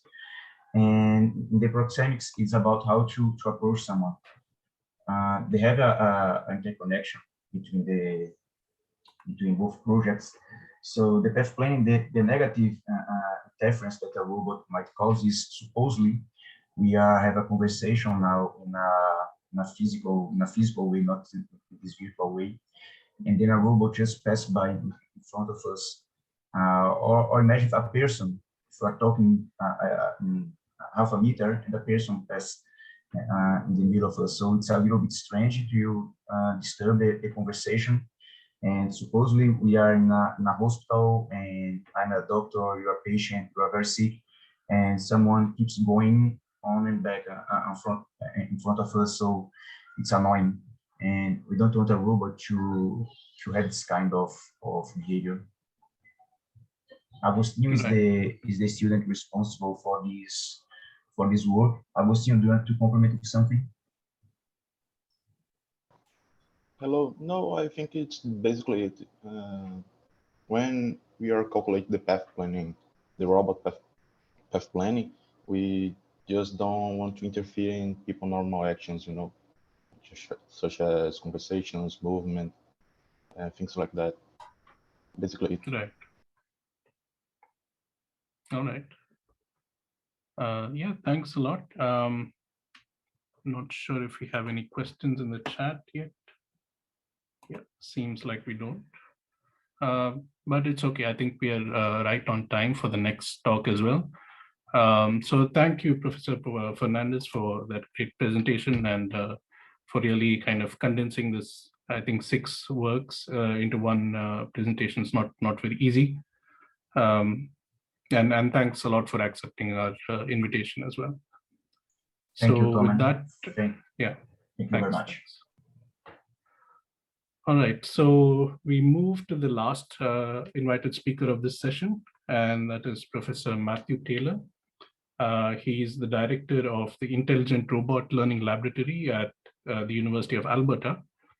And he's published a number of works in transfer learning, in reinforcement learning, multi-agent learning, and human-in-the-loop AI. I, for one, can say that I've been following his work since the start of my PhD days. So I'm really excited to hear this talk. Over to you, Matthew. Awesome.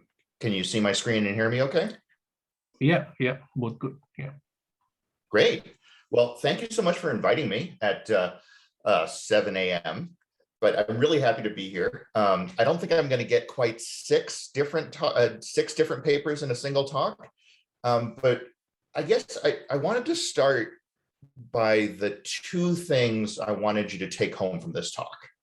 So the first one is that we've just recently released an open source framework called HippoGym, the human input parsing platform for OpenAI Gym. So if you are interested in doing some human RL experiments over the internet, I encourage you to check this out, because we're trying to make it much easier to do the kinds of reinforcement learning, interactive with humans that I think a bunch of people here are interested in.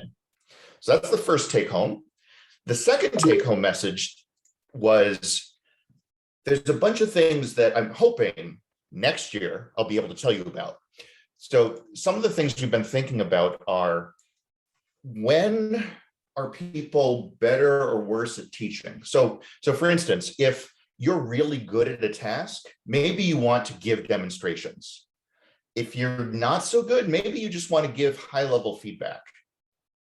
And is there a difference between what you would prefer to give, how you would prefer to teach, versus what you're actually competent at doing? Second thing is thinking about, if I've got an agent and a human working together, learning from each other, it would be great if the agent could better understand what it did or didn't know, right? Because it seems like if the agent could say, human, help, I'm confused, it seems like that could be really useful. The third thing I'll mention is we've been thinking a bunch about explainability, because it seems like if the agent could better explain itself, it seems like that would be useful for how well the human could teach. I don't think there's been a whole lot done on showing that's actually true, or certainly not much on showing what kinds of explainability is the most useful for a person teaching an agent. So 2 slides, those are my take-home messages. If you're tired, you can go to sleep and wake up again in like 28 minutes. But now I'm going to go through a little more detail on these. Okay, so reinforcement learning is a data-driven, you know about reinforcement learning. And it's boring because it's in black and white. What I've been thinking about, and what I'm really excited about, is not just a single RL agent in an environment, but what happens when there's other agents in the environment that can help teach it or help it out with transfer or give it a curriculum or something.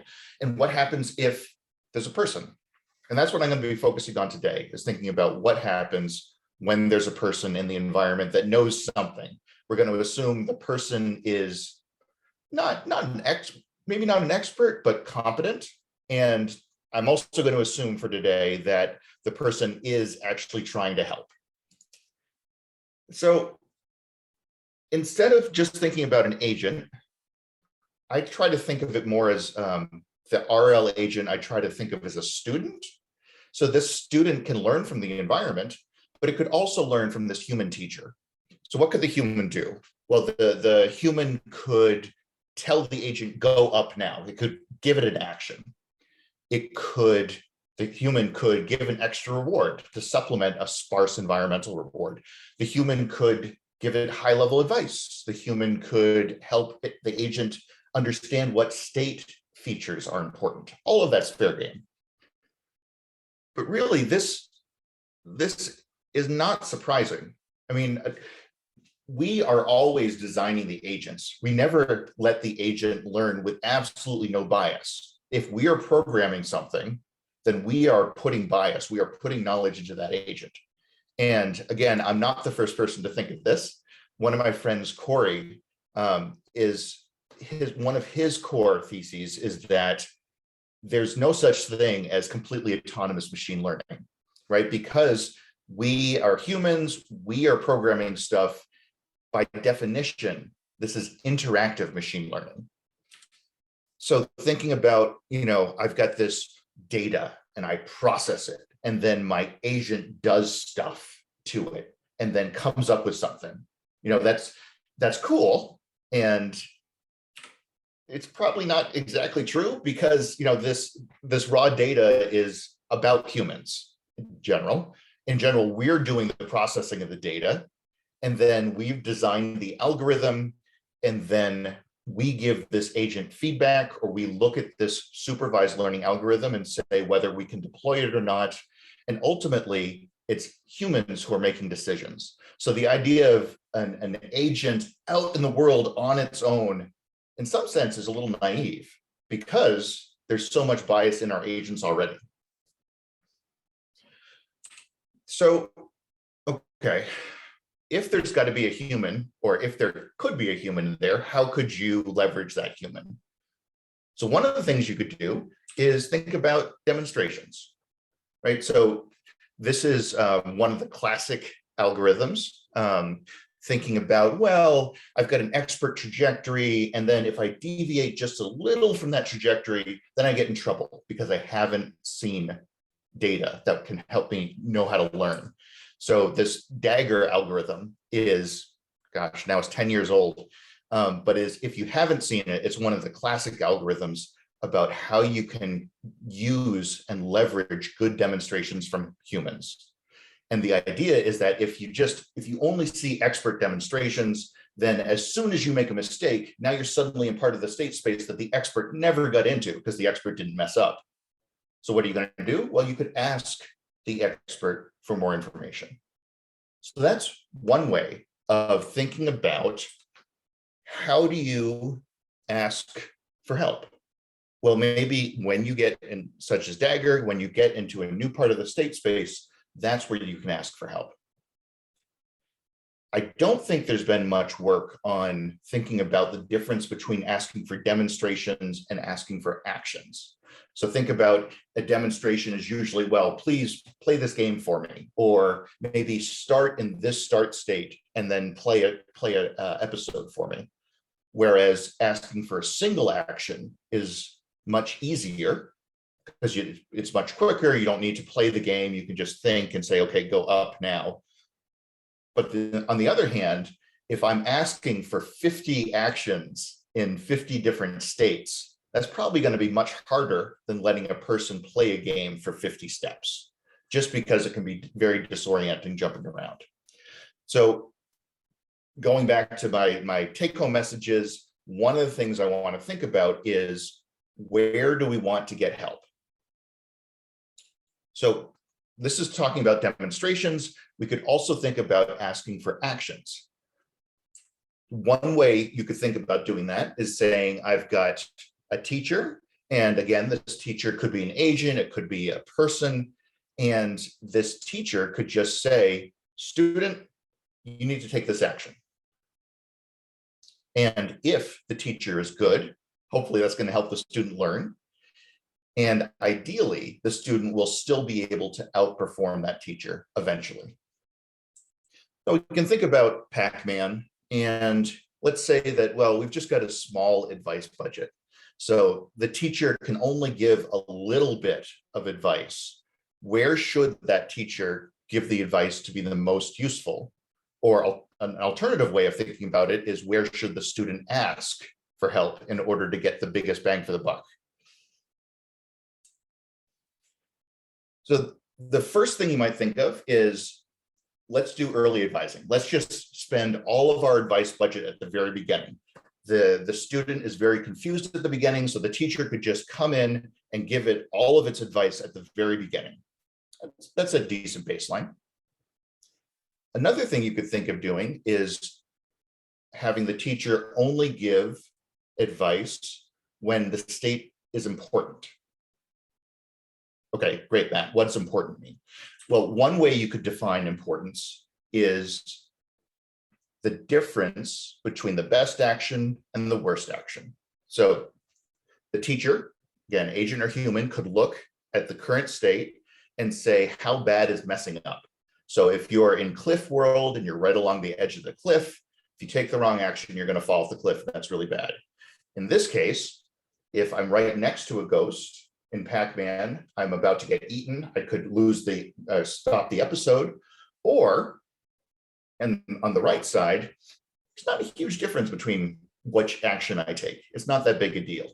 So maybe I want to save the advice for when it's going to make a big difference. And this is one heuristic that works pretty well. Another idea would be, what if the student announced itself? So the student could say, teacher, I'm about to go up. Do you think that's a good idea? And the teacher, if he thought the student was doing something reasonable, wouldn't have to say anything. If the teacher thought the student was about to do something really wrong, then the teacher could interrupt. But that's kind of cheating, because then you've got to have the student and the teacher yelling at each other constantly, very quickly. So what you could do is let the teacher have a model of the student. So if the teacher is an agent, we can use supervised learning so that that teacher can estimate the student's policy. And if the teacher thinks the student is going to do something silly, then it can interrupt. And if the teacher is a human, it seems like that teacher should be able to come up with a decent model of the student that's learning. And if the human thinks the student's going to do something wrong, you could interrupt. That's putting all of the burden on the teacher. You could also think about having the student be better at yelling for help, saying, I don't know what's happening now, please help me out. And there's some work recently by Ergerman at AMAS. I actually had a couple of papers there, and thinking about, could the student model the teacher and figure out, oh, am I confused now? Or more importantly, do I think I know what the teacher would say here? So rather than the student just getting advice from the teacher, executing it and throwing it away, in Ergerman's paper, they take advice from the teacher and make a model of the teacher so that they can continually reuse it. So thinking about, how can I make better use of advice from a human teacher? Okay, so we talked a little bit about demonstrations, talked about action advice, but really there's so many different ways that a human could help an agent. So you could also think of having a human help with representation. So a few years ago, we did some human subject studies where we had master's students who had just learned about reinforcement learning code up different state representations and help agents learn by trying to give them a better state representation. You could also think of people just giving the agents a policy. So right now we're working on, it's not going to make the AAAI deadline, but we're working on a paper where we give the agent an initial policy in code, and then the agent optimizes that policy. So that's another way of helping an agent out. But both those representations in code takes a lot of knowledge. Most people can't write code. I mean, of course, we think everyone should write code, but not everyone is nerds like us. So how could people better teach agents? One of the more obvious ways is, instead of just having this environmental reward, what about having human feedback? So either augmenting the MDP's reward or even replacing it. So most of you probably already know the Tamer algorithm by Knox and Stone. I believe Brad's talking later. And that was one of the first algorithms that was really thinking about what's the right way for a person to give feedback, right? We know that humans can teach dogs how to do awesome things. And when we are teaching a dog, we are just giving that kind of reward signal. We're not programming the dog. But how do people want to teach? What does that feedback actually mean? So in 2015, in a JMOS article, we introduced the Sable-aware Bayesian learning. Sable. And that was a different way of interpreting feedback. Instead of it being numeric, like in Tamer, we said it should be categorical. And then in 2017 at ICML, we had the coach algorithm, which is different from the coach algorithm you heard a few talks ago. This is the convergent actor critic by humans. It's a good acronym. Anyway, in our coach algorithm, we treated the feedback as an advantage function. Okay, why is that important? Or why is that interesting? Let me give an example. Let's say we've got a dog and we're gonna let this dog do some stuff, and then the person is going to give it feedback. So from all the way on the left, from punishing to the right on rewarding. And then in order to do this human subject experiment, we had 3 conditions. So the first one is the bad condition. So the dog walks through the green area, which is bad. We want to keep the dog off the grass. And then the dog gets to the yellow square. That's bad.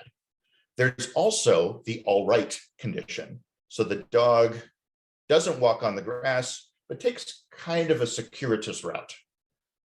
And then there's the good condition, where the dog acts optimally.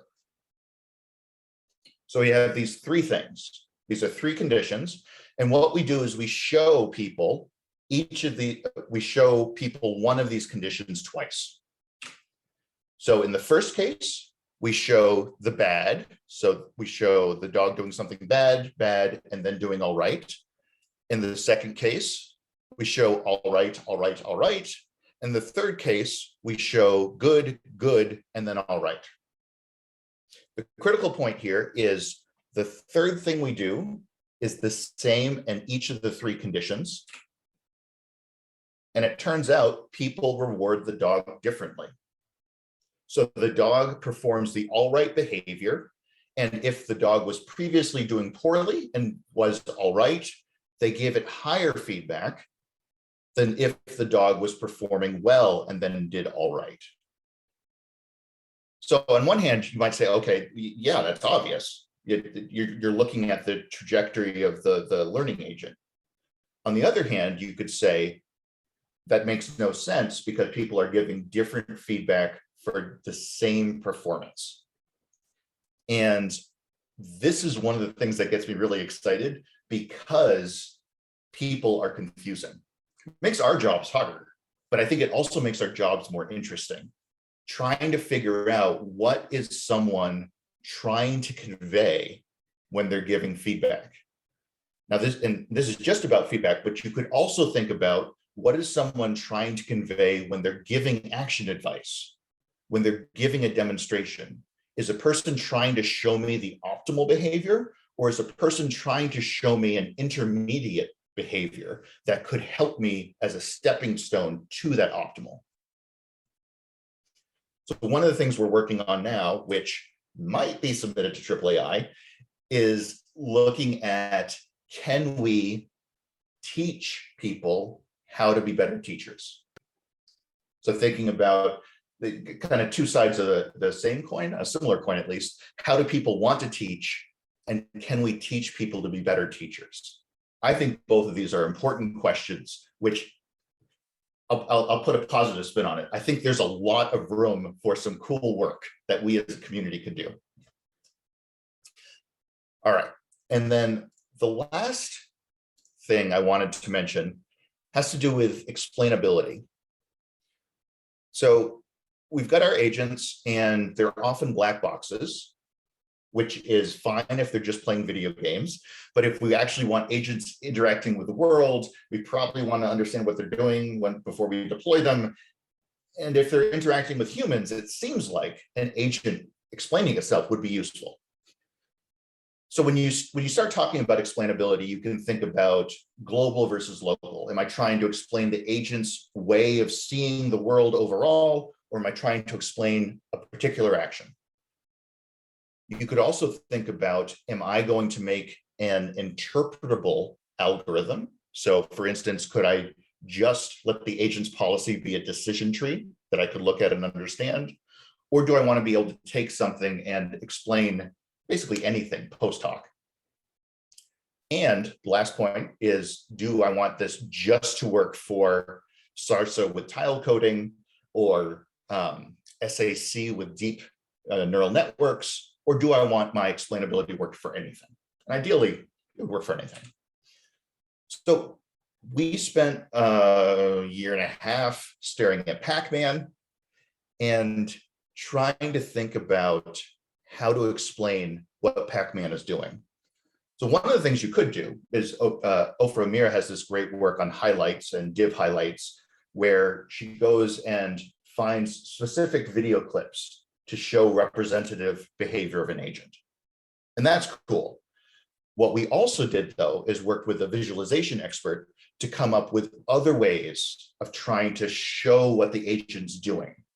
So very much looking at what the agent's doing, not trying to understand what he's thinking, but by showing where the agent is spending its time, or what actions the agent is taking, or how the agent takes actions over time, or even where the agent gets rewards. All of these different types of visualizations we showed could be useful. So in particular, Britt was showing, had a few things. The first one is thinking about, who is this for? So for the purposes of this talk, explanations should be for a teacher. And if that teacher is an AI nerd, or that teacher is someone who can't program at all, those explanations should probably be different. The explanation should absolutely depend on what the purpose is. What our conclusions were is these extra visualizations did help. It's good, otherwise this would have been a year and a half of work that didn't lead to a whole lot. But no, we were lucky, and our hypothesis that these extra visualizations did help was true. But it really depends on which questions you're asking. So the visualization that's useful absolutely depends on what questions you're asking. So if you're thinking about explanations for teaching, that's going to be different than if you're thinking about explanations to help a programmer debug. The last thing I'll point out is, one of the kind of cool things I liked is we asked people how well they thought they understood the agent. And their self-evaluation did not correlate so well with how they actually performed on the downstream tasks.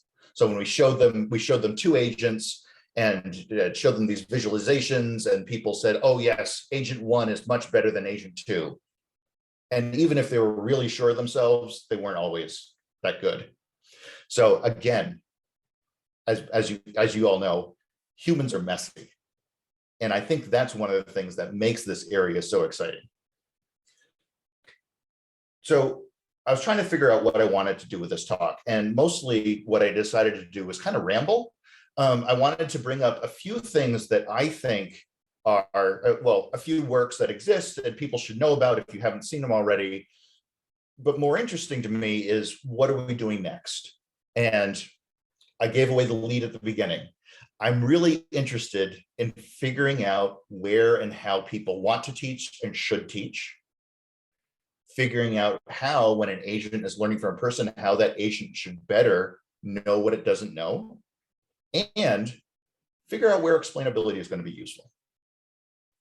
Like I said earlier, if you are interested in this kind of stuff, I encourage you to check out HippoGen. We finally got our article accepted. That should be out soon, but it's all open source, so you could look at it anytime you want to. And of course, if you have find any bugs, or if you have any feature requests, let us know. So with that, I will take a deeper breath and see if there are any questions before I jump in and look at the one question in the chat.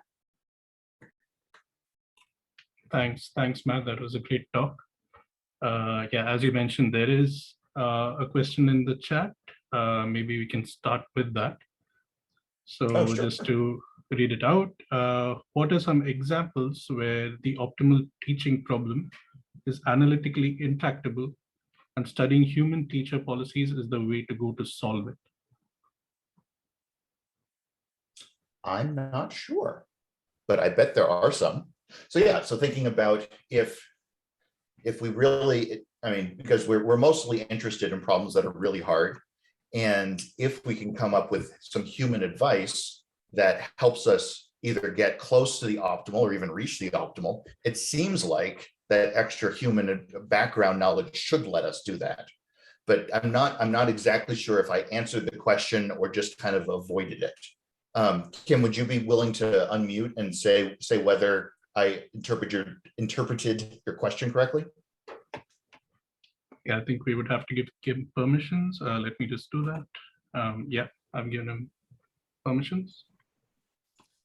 Yeah, thanks, Matt, for your talk. Found it really fascinating. So my question is basically, I'm interested to study or to get some knowledge on how experts, not at the task, but at teaching, teach other agents.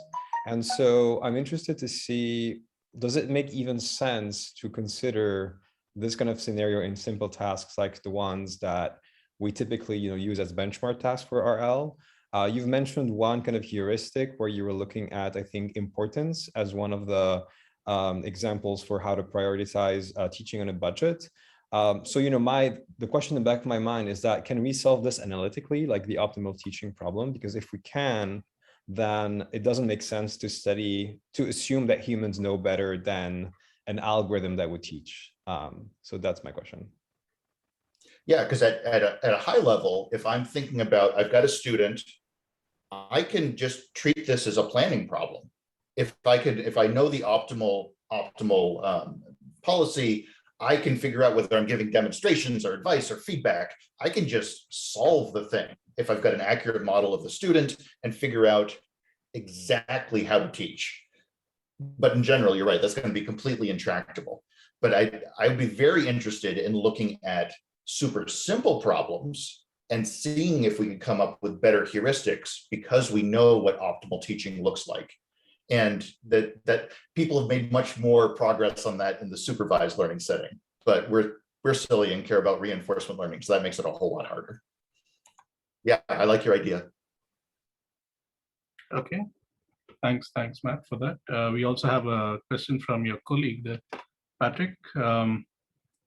So Patrick says, if we have time after the questions, what part of a machine agent's internal ongoing learning process do you think is the most critical or helpful to make visible to a human partner? Yeah, so I think there's more visibility is generally better. One of the things is, if the agent has a sense of confidence, showing that could help a lot. Because if the agent knows it's confused, opening that up to the human should be really useful. Similarly, in one of the slides, I was saying this mistake correcting, where the agent broadcasts what it's going to do, and then the teacher can decide to correct. So if the student was able to say, oh, Matt, I'm going to go up this hallway, that kind of look ahead should be useful. But in general, I think that's a really interesting question, because of course you can overwhelm the human with too much information. So you do want to kind of explain what's most important. Also, I don't know how to pronounce your name because I'm a horrible person. Jens Kober. You sent me your slides beforehand, which I really appreciated, but I still don't know how to pronounce your name. But you have your hand up. Yeah, thanks a lot. Great talk, very inspiring, quite a lot of things to think about.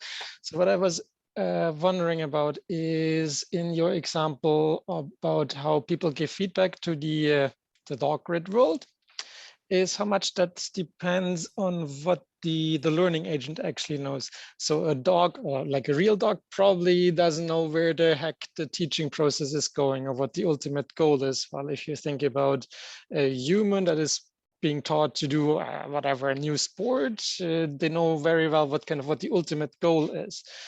Do you think that has a big influence on how confusing the rewards or the feedback that is given is?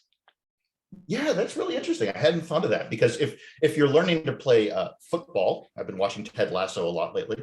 If you're learning to play football, you know what you're trying to do, and the coach is teaching you how to do this. But on the other hand, if you go back to dog training, I mean, when you're teaching a dog, you teach progressively more difficult things. And even though the dog doesn't really know what's going on, it does get better at doing these progressively difficult things. So if the student can anticipate where the teacher is going, great. Then you've got a great curriculum learning problem. But I think you're right. If the student is confused and doesn't have that high level understanding, I think it is going to be a lot harder. And I'd never really put that together before, but it seems like if you could convey both the high level eventual goal and the immediate advice, seems like that could be really useful. I like that idea. Thanks. Thanks, Matt. I just have a question. Well, it's just something that I'm wondering about. So if we talk about this case where humans show demonstrations to the agent, we know that humans themselves have some kind of inherent biases. I'm wondering if we can use this kind of human AI interactive systems to kind of my idea is that the agent can use the demonstrations to speed up learning and learn some kind of an optimal policy. And then later on, it can take these optimal policies, compare it with what the humans showed it, and that way kind of expose the biases of the humans themselves. Do you think that holds any value? Absolutely. I think humans are biased, and the more we can figure that out, the better. One example is in curriculum learning. So if you have a person designing a curriculum, if you've got a final task that you're trying to get the agent to learn about, turns out people are biased towards giving intermediate tasks that have something to do with that final task. Okay, when you say that out loud, it's kind of obvious. But in a study we did, if you take that bias into account, the agent can absolutely learn faster. Because if you say the task sequence the person is giving you has to do with the final task, dude, you can leverage that. So the better we can understand how people want to teach, how people do teach, what biases they have, better off we are. But like I said before, humans are hard. Yeah, definitely. All right. So thanks again, Matt, for that great talk. Yeah, we had many questions. And thanks a lot for inviting for accepting our invitation. I know it's early in the morning for you, but yeah, thanks especially for that. Yeah, thanks, Matt. So with that, we come to the end of this session.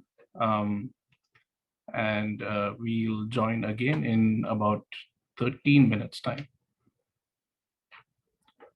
Thanks, guys. You can stop sharing your screen, Matt. Thanks. All right, see you guys in 13 minutes.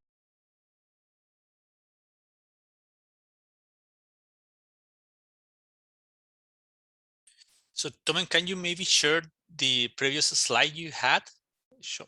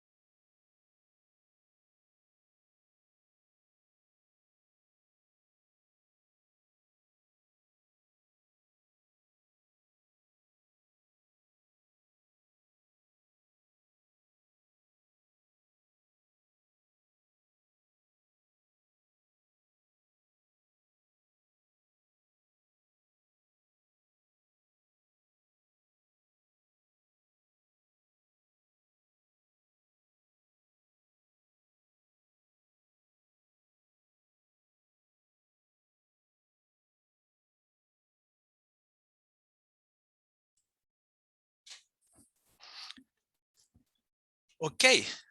Thank you very much. Thank you very much to all of you to stay tuned. We are now starting our last session. As before, we have at the beginning a couple of contribution talks, and then afterward we are going to move to the invited speakers talk. So, okay, we are going to start with the first one. I'm going to show the videos before. This one, it's called Policy Regularization for Legible Behavior for Michel Perziani. Give me 1 second to share my screen. Share screen is this one. Okay, video here. Okay, now it is.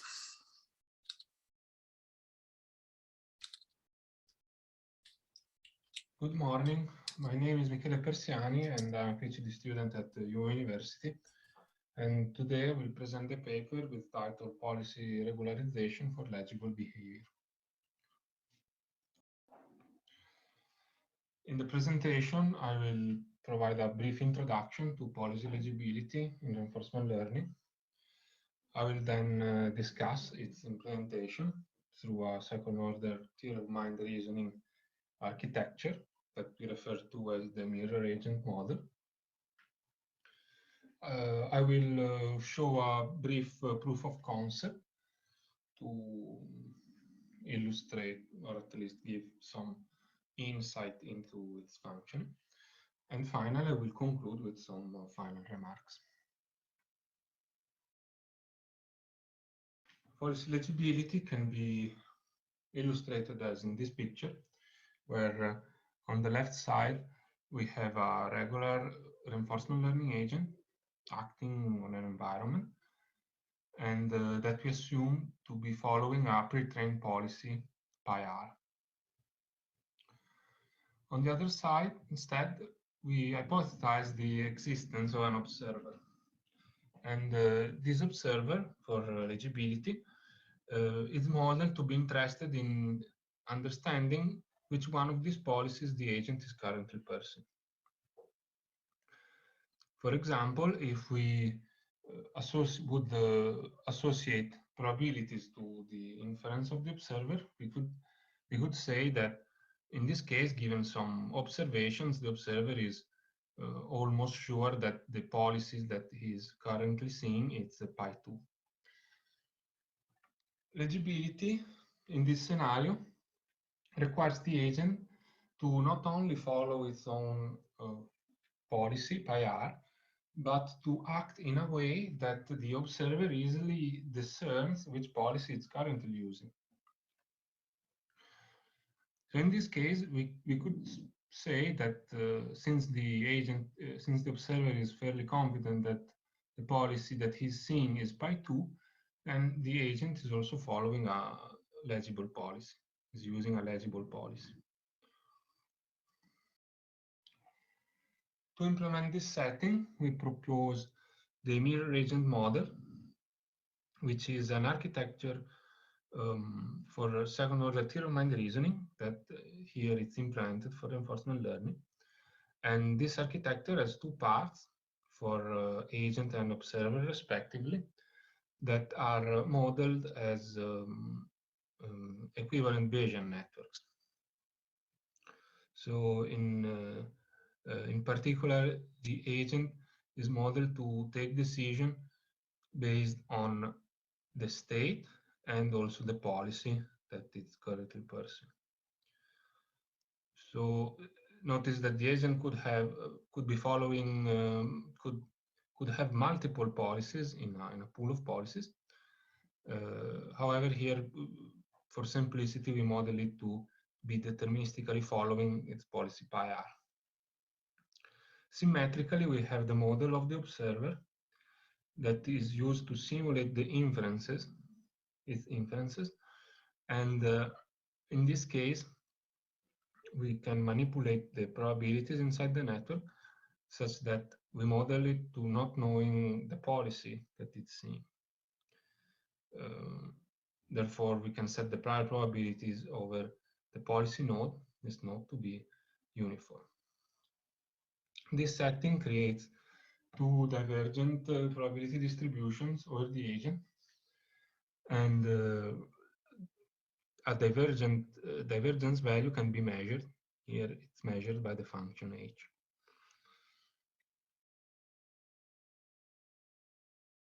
When the function h is computed for probability distribution over the policies posteriori of observation of state action pairs, we obtained a loss function for legibility. This loss function expresses a trade-off between the probability of observing an action, given that the agent is using its correct policy, against the average probability of seeing that action. So the trade-off that is expressed invites the agent to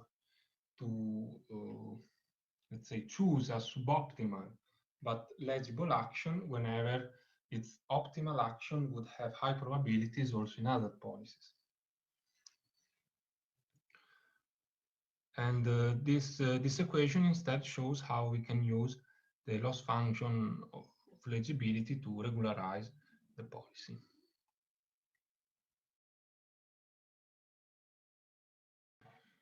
We tested this method on a most simple grid world example in a 7x7 grid world without obstacles.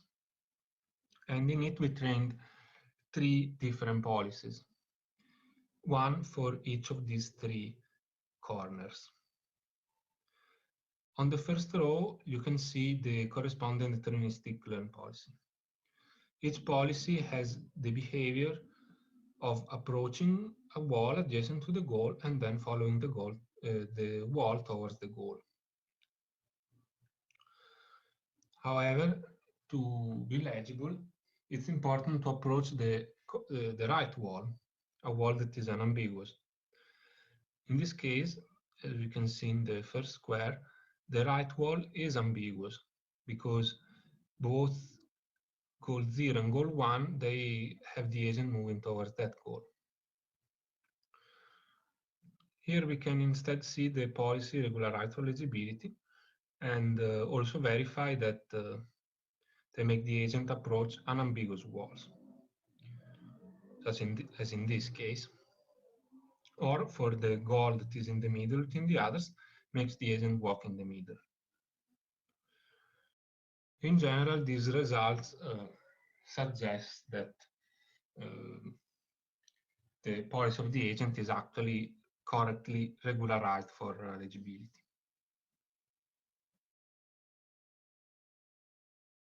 To conclude, we proposed a regularization technique for legibility in reinforcement learning that is an adaptation from legibility in explainable planning.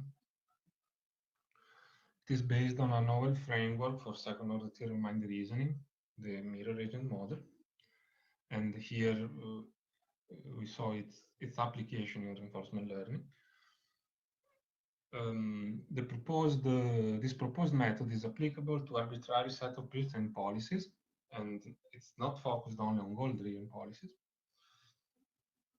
and doesn't require to modify the training procedure of the agent because it's applied after the training of the policies. This research is still in early stages, and in particular, it requires further experimental validation. Thanks for your attention, and I'm open for your question.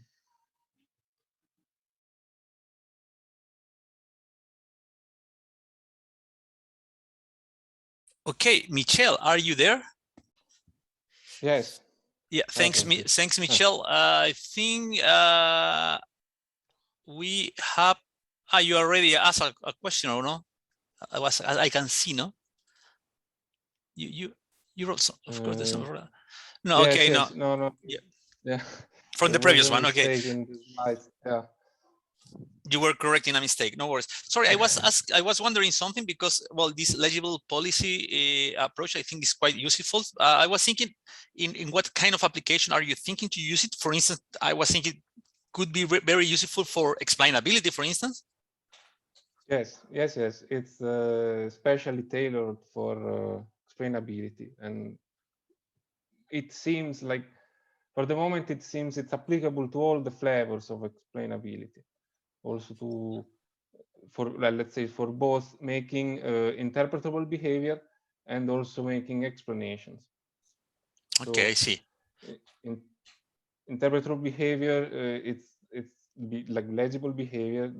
It's a behavior that doesn't require explanations because it already makes the observer infer correctly the policy of the agent. But also for explanations, like for example, we have been using it in a paper that I'm working on also in this period, and we use it to order the explanations in a way that the information that it's transferred to the observer is maximized. And for example, we found out that when explaining a plan, explaining the actions that are closer to the goal are more informative, or actions that belong only to specific goals or plans are more informative than other type of actions that appear in all other plans. Okay. So, okay, well, unfortunately, we are running out of time, Michel. Thank you very much for your contribution. We are going to move now to the following contribution talk. And the last one, actually, that we will see. Let me share again the screen.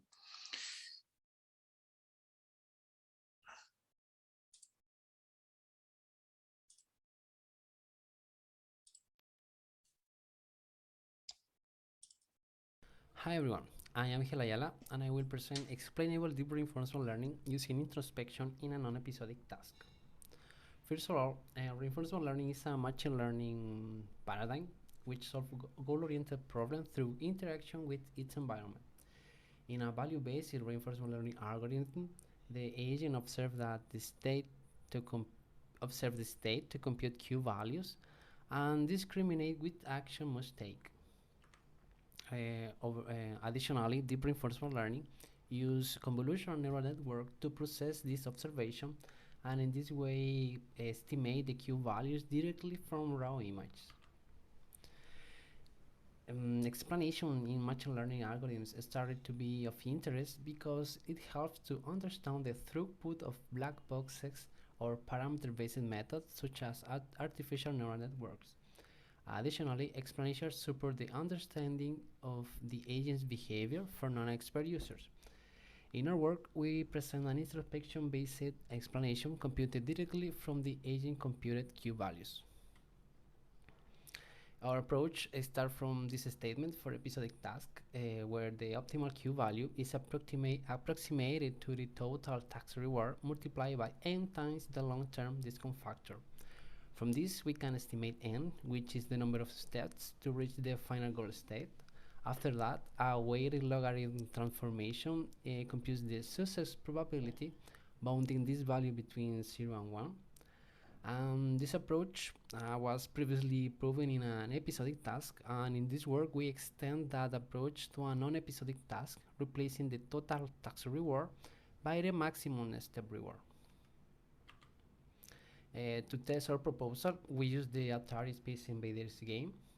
Its state is represented by an RGB image, which is preprocessed as the DQ network algorithm has proposed.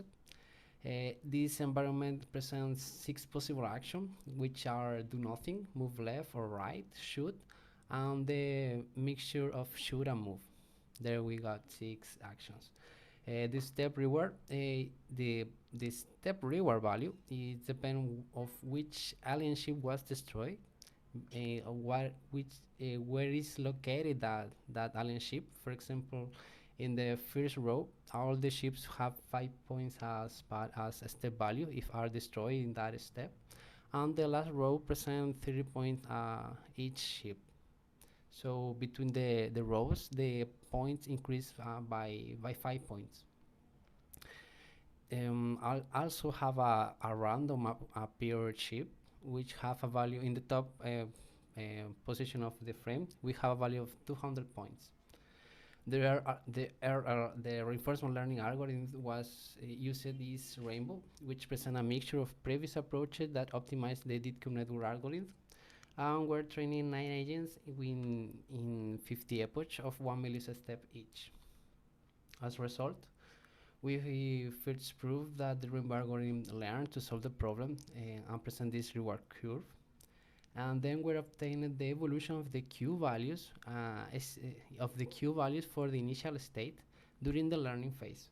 As can we see in this first episode, the algorithm still needs to be optimized, and in the latest episodes present a more diverged value between the actions Q value.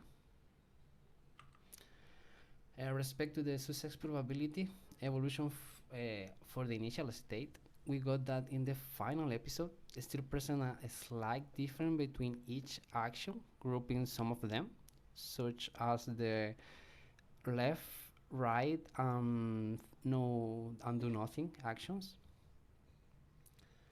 And an aspect that must be considered is that the groups started to increase also the difference between them, as can we see in the plot of the episode 25 and 50. So as discussion for this work, we got that the obtained results of the even that proving the learning was achieved, the agent's behavior cannot be explained given the meaningless Q value variations. Also, introspection based success probability is a promising value to be used as a natural explanation. Also, still there are some aspects to be considered for this unaccessible explanation, such as the scenario complexity and delay reward. Thank you for your attention.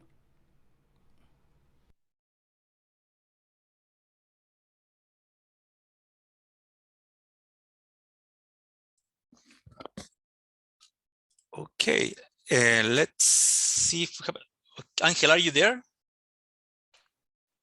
Hi. Yes, hi Angel. So there is a question here in the chat. It says, well, how different is the model for continuous task in comparison to discrete scenarios?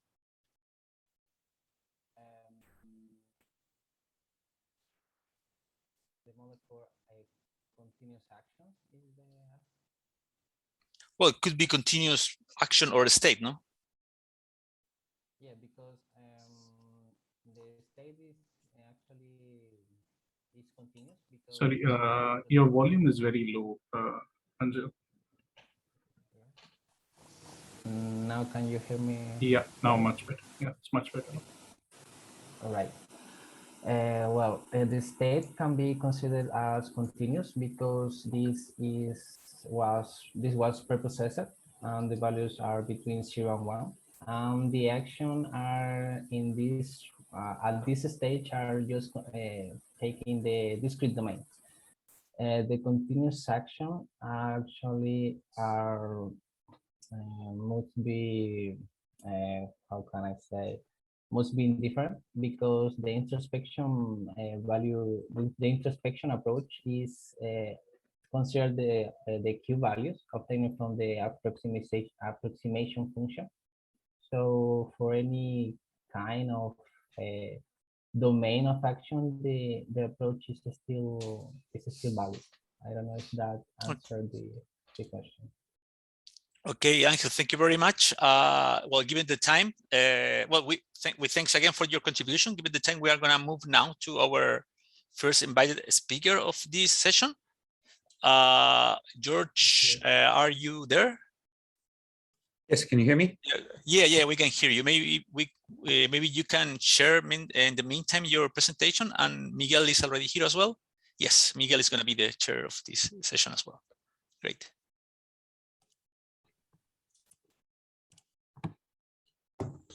Okay, so just confirming, you can see my slides and they're moving, right? Yeah, we can see your slide. Miguel, it's all Miguel. Yes, it's all yours. Yes, can you hear me, right? Okay, great. Thank you, Professor George Konidaris. Professor George Konidaris is director of the Intelligent Road Lab at Brown University. He works in the area of machine learning, reinforcement learning, and optimal control to build intelligent, autonomous, and general purpose robots that are generally capable in a wide variety of tasks and environments. So please welcome to Professor George Konidaris. Thanks, everyone, and thank you all for the invitation. It's a great pleasure to be able to speak to you. I'm bummed that that we can't do ICDL in person this year, but hopefully in some subsequent year, I'll get to meet you all in person. That would be great. Okay, so what I'm going to talk about today, I'm going to talk about sort of two topics that are being plugged together recently in my lab. So the first one is learning grounded symbolic representations for robots, and the second one is how we can sort of begin to use those grounded symbolic representations for communication. So in my lab, and I think this is true of many of you, we're interested in like actually doing AI, right, rather than just solving useful problems or something like that. And so it's useful to highlight what's different about kind of real AI research versus just making useful stuff. And the key thing for us, I think, or the key thing that we focus on is that intelligence is not the ability to do a single thing extremely well. It's not the ability to be like the world's best backgammon player or something like that. It's the ability to do almost anything reasonably well. Okay, and so that's why we're roboticists in my lab, right? Because we think that in order to be able to do almost anything a human can do, that you need to be a robot. You can't be just a computer. And so we have this model of this process where, which is fundamentally a sequential decision-making model. So we have a robot and we have the world, and the robot can take actions in the world, and it gets observations about the world. Okay, and that's just a description of what happens when you get a robot and you plug it in, right? It has sensors, they come, they register sensations at some frequency, and it has joints, and you can kind of actuate the joints using torques. And then we're going to model a task, because we said, the robot needs to be able to do many tasks. We're going to model a task as a reward function or a utility function that we're going to be able to give to the robot, and it should be able to kind of learn to take actions to maximize that task. So this is a reinforcement learning style setting, and we're going to say that the task is drawn from some distribution over tasks. Okay, so it's gonna see these things over time. And where we differ from the more traditional reinforcement learning setting is that we really want to model robots that are sensing and acting in the world, not the task. Okay, so it's not the case that this is a robot built to solve one task. It is the robot that perceives the world using very rich sensors and actuators, gets to take actions using very rich motors, and it's going to use the same state and action space for all the tasks that it's going to solve, because it's the same robot. But it's really interacting with the world, not the task. And so to sort of to really hammer home what that means, if you care about just solving one task, and you'll see this all over AI, right? It's the assumption that they're making that's so basic they don't even know that they're making it. When you are applying learning or AI to a single task, you just get given a nice state and action space that describes that task, right? If you want to learn to play Go, we say, well, the state space is all Go boards. That's like a 19 by 19 array, and there's one of two types of pieces, or it's empty, or there's a piece, and the pieces are one of two colors. Or if you're learning to recognize pneumonia in an X-ray, then the input is like a sort of aligned X-ray of someone's chest, and the output is like a label that says, there's illness or there's no illness. Or if you're learning to, play Jeopardy, then the input is a sentence and the output is a question, and here's an objective function that represents that. And in most of AI, they just assume that that's given to you, like that's just part of the formulation. It just magically appears. And of course, if we're trying to build a generally intelligent robot, that's not the case. You have to solve all these problems in the same sensory motor space, right? That's the kind of core question for me of how we are able to get to general AI. That's the kind of missing step. If we're given problems in these nice, well-formulated representations with a nice objective function, and they live inside a formalism like reinforcement learning or multi-arm bandits or classical search, then we sort of know what to do. But the agent actually has to build that thing itself, right? It doesn't get that for free. Instead, it has to interact with the world and solve all these problems using pixels and motors. Okay, so we call this the sensory motor dilemma. The more general your agent is, the larger set of tasks it has to be able to solve, the more complex its sensors and actuators have to be, and therefore the worst, and therefore the more badly suited they are to any individual task.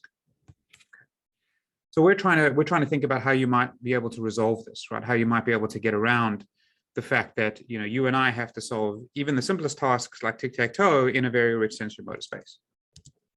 And so the formulation that we've come up with is looks like this. It says that you start out with what we call the ego process, which looks like an MDP. Actually, it's a POMDP, but for this talk, we'll just pretend it's an MDP. where there's state and action, and I've given you a reward function, and that looks like a giant MDP in a huge, rich state and action space. But I'd really much rather be solving this tiny little MDP that describes the problem. It's got nothing to do with the robot, right? If you want to play tic-tac-toe, it doesn't matter how many joints you have in your robot or how high resolution your cameras are. Really, you would like to be able to shrink down to just thinking about, you know, a 3x3 board with one of two types of checks on it, right? There's like a natural innate complexity that is attached to tic-tac-toe, and then there's the wildly overblown, overpowered complexity that is attached to your robot. And we'd like to be able to get between these two things. And it turns out that this is something that we study in reinforcement learning under the guise of hierarchical reinforcement learning. And we now know that you can get from this one MDP to this other much more compact MDP by just doing two things that we study in reinforcement learning. One of them is state abstraction. In robotics, we often call this learning a symbolic representation, taking your perception and breaking it down to, or shrinking it down to a much simpler representation. And then taking the set of actions that you can do and taking it from joints and shrinking it down to something like, let's do the legal moves in tic-tac-toe. And if you can do those two things, the rest of the MDP formulation follows. Okay, so all you need to be able to do is you need to be able to learn high-level actions and then high-level symbolic representations that are both suited for your particular task that you're solving, and then you're in a nice, happy, problem-specific representation. Now, you have to do these two things in a way that are mutually compatible, right? So you can't do one and do the other and assume that they're going to work out. You have to think about how to sort of integrate them tightly. And I'm not going to talk about it in a lot of detail now, but if you think about this, you will see that almost all the existing paradigms in AI are special cases of something like an MDP. Right? If your MDPs, if the state and action space are discrete and you have the model and the transition function is deterministic, then you have a search problem. And if the transition function is adversarial, then you have an adversarial search problem. And if the state and action space are factored and the transition function is deterministic, then you have a classical planning problem. You can even get to classification. You can say, okay, if it's a one-step problem always, and you have that's what we call a contextual banded in reinforcement learning. And if you have demonstration data for that contextual banded, then what you have is supervised learning, right? So everything else can kind of just be viewed as a special case of this, right? This is sufficient to get to all the existing AI paradigms. And so what we're trying to build is a robot that starts with this rich sensory motor space and learns the right symbolic representation or the right abstract representation for the task at hand. And sometimes that's discrete and sometimes it's continuous. But the idea is that it's gonna learn itself into the way in which you or I would naturally solve this problem. So as I said earlier, this requires abstract states and abstract actions. I'm not going to talk about the abstract actions today, just to say that there's lots of people working on how a robot might discover abstract actions for a particular task. My own PhD thesis was on this. I really enjoyed this paper, not least because I think the room looked cool, but there are many other papers working on how you might discover high-level skills. I wanted to show off this more recent work, which I'm very excited about, which is about how once you have the high-level skills, you can learn the corresponding abstract symbolic representation from raw pixel data in a way that's kind of provably necessary and sufficient for planning. So I want to kind of show you this domain that we built. I'm not going to talk about how we do it because I don't have a lot of time and I want to get to communication. But we built this domain where there's a robot, it's running around. You can see there's a cupboard and a cooler. And I just built the motor skills. I said, okay, the robot can move between the cupboard and the cooler, and it has motor skills for opening and closing the cupboard and the cooler. And then there's a little switch next to the cupboard, if you can see it in the top right there. And I built motor skills for turning the switch. And additionally, there's an object. You can see the robot is holding it in the top right corner, which can be in the cooler or the cupboard, and the robot can pick that object up when it can see it. You note a couple things to notice. When the robot can pick the object up, it sort of holds it up here. So its sort of hand is high up. And when it's not holding anything, its hands are down.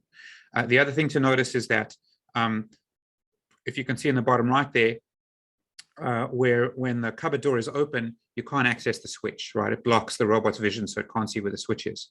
And one more thing, which is not obvious from these photos, is that when the switch is on, there's a light inside the cupboard that's so bright that you can't see stuff inside the cupboard. Right, so the light's got to be off for you to be able to pick up the object inside the cupboard. Now you and I could write down a small MDP description of that domain. It would have variables in it like, is the light on or isn't it on? But we're interested in getting that thing from pixel data. So instead, what we do is we give the robot kind of sensed data that looks like this. More precisely, I give the robot its pose in the map. So that's an X, Y, theta. I give it a voxelization of the whole room. I've just cut out the cooler here, but I give it the whole room, and I give it its raw joint values. And then using the framework that we've built, I'm just going to ask it to execute these motor skills and observe which motor skills it can execute where, and what happens to those state variables after executing them. Okay, so it's just trying stuff out here. There you can see it picked up the object, it's turning the switch, it's opening and closing stuff. Let's see if there's a part where we can see, you can see with the light on, it's very bright inside the cupboard. And so we did about 160 executions of various motor skills, took an hour or two. And from that, we were able to learn an abstract symbolic representation that looks like the top left here. So you can see that that is text, right? That's a text file in a format called PDDL, which is a common one used for classical planning. And that says that if you want to navigate to the cooler, symbol 1 has to be true, and afterwards symbol 0 will be true, symbol 1 won't be true anymore, and it will take about 37 seconds to do that. But because this robot's learned this abstract symbolic representation, it's got groundings for all the relevant symbols. So these symbols, symbol 0 and symbol 1, are grounded in the robot's pose in the map. They're actually distributions over the robot's pose in the map. And so if you draw samples of those distributions and you visualize them, you'll see that like symbol 1 on the right there, the robot's kind of standing in front of where the cupboard is. And you'll see for symbol 0, it's standing in front of it and facing the cooler. So this says that if you're standing in front of the cupboard, you can execute navigate to the cooler, and afterwards you'll be standing in front of the cooler. And the robot has discovered this distinction, that this is the relevant one for making, for being able to plan, and it's learned that grounding, and it's built this text file, and you can throw away the grounding and you can just use the text file to plan. This is a more interesting grounded operator. This says that if you want to open the cupboard, symbol 1 has to be true, so you have to be standing in front of the cupboard. Also, symbol 3 has to be true. That's a distribution of the robot's joints. And so if we draw samples from the distribution, you'll see that the arms are always down. So the way to interpret that is that the robot's not holding anything, because when it's holding stuff, it's up here. And then you'll see symbol 4 is, it's a distribution over the voxels in the whole room, but I've just clipped out the cupboard, which is where all the variation is. And you'll see that there's a bunch of stuff. The switch could be on or off. There's a bunch of compression artifacts, but what's happening here is that the cupboard's closed. And then afterwards, it won't be the case that the cupboard's closed. Then it'll be the case that the cupboard's open. So it's learned this high-level symbolic representation that says if you want to open the cupboard, you should be standing in front of it, not holding anything, and it should be closed. Afterwards, it won't be closed. It'll be open, and it will take about a minute to execute that skill. Okay. And then once you have this, what you can do is you can take that text file, you can give it to a classical planner. It takes about 4 milliseconds to find a plan, and then you can run it. So this is an example. I've asked the robot here to move the object from the cooler to the cupboard. And so 4 milliseconds to find that plan, because of course it's not a very complicated state space. It opens the cooler first to see the object, but then it doesn't pick the object up, because if it did, it wouldn't be able to open the cupboard. So it moves to the cupboard, but then it doesn't open the cupboard because the light switch is on. And if it opened it, it wouldn't be able to switch it off. So first it switches off the light, then it opens the cupboard. Then it comes back to get the object. And the reason that this is slow is just because the vision processing is slow. I wrote all this code and I'm not good at vision processing, but the actual planning itself is extremely fast. Okay, so here it's coming back to go pick up the object, and then it'll take it and it'll move it into the cupboard. And also I asked it to clean everything up afterwards, close all the stuff. So at the end, it will, after it's dropped that object off in the cupboard, it will close the cupboard and it will close the cooler. And of course, this is what classical planning classically does, right? This is not surprising. Once you have that representation, what's interesting about this is that we learned that representation from scratch by just executing the high-level skills. And the upshot of that is that if we do have the high-level skills, now we understand how to get the corresponding matching high-level symbolic representation that allows you to do classical planning. Okay, so that's like what my lab has been working on. You know, this is our sort of main topic of what we're thinking about at the moment. But given this, I want to talk a little bit about, okay, in this framework where we're thinking of an agent that's going to go around and learn all these representations, how does language and communication fit in? So we've done this in a bunch of domains now. We've done it in 12 different domains. I think 5 or 6 of them are real robots. But one of them, this RSS 2020 paper, was specifically about language and communication, right? If you're going to talk to a person, how are you going to be able to think about the grounding of, in terms of these symbolic representations, the grounding of the language that they're speaking to you? And so we have this kind of setting where we've got an agent and it's learning all these symbolic representations, and then you get a human, and the human comes along and gives it a command or gives it some information. you know, the first sort of takeaway that I want people to sort of carry away is if you're thinking about language, communicating with a robot, the language has to ground to one of these decision processes. So there's two challenges here. One challenge is, you know, people think about language grounding, they think like grounding to an image or grounding to a video. You've got to ground to a sequential decision process formalism, right? That's what you've got to ground to, because that's what robots solve. They're sequential decision process solving machines. And the second one is that there may be many different representations in the robot's head, and it's going to have to decide which one you're talking about. When you say kick the orange ball, that doesn't apply to chess, but it does apply to RoboCup in this case, right? So these are kind of different orbiting representations that the robot might have, and when you're talking about one of them, or maybe multiple of them in a sentence, but every piece of information should ground to one of them. So that's kind of one of the challenges that I think that we face, and we don't have a great answer for that yet. But I think the main takeaway is that, you know, the purpose of language is to inform a decision process. The other takeaway that I think is really interesting when we think about language, when we're talking about communicating with the decision process, is that language is very structured. And that structure actually matches really nicely to the structured decision processes, and it suggests that humans are using very structured decision processes. Okay, so for example, you know, we have this class of words called verbs, and those are actions, right? Those are 100% names for actions. That's what a verb is, okay? And we have common nouns like tree or car, and those are names for objects. So that means that the decision process that you're in has objects, and not only that, it has object types, because a common noun is not the name for an individual object, it's the name for a whole type of, you know, collection of objects, like all cars, right? So that says something about the state space that you're working in. Like, why are humans generating this particular type of structured language? Well, one hypothesis that I, you know, am floating now, not knowing much about language, is that that actually reflects the underlying structure of the decision process. So we have this workshop paper that came out last year.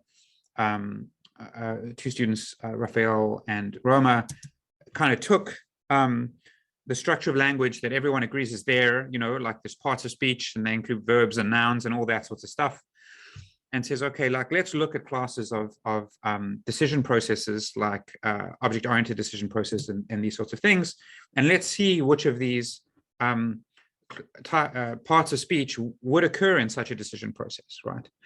And so, for example, there's no reason to make a factual statement about the world, like the staplers in another office, if you're in an MDP. If in an MDP, you can always observe everything you need to observe about the world at every time step. There's no reason to have declarative factual statements. You have to be in a POMDP for a sentence like that to make sense. And you have to be in an object-oriented MDP in order to be able to talk about, to use common nouns, right? It only makes sense. And if you want to use adverbs, which describe the operation of an action, that modify the operation of action, you have to be in a decision-making process where the actions are parameterized, so you can change how they're executed. So at the same time, we also kind of thought a little bit about how we might merge language and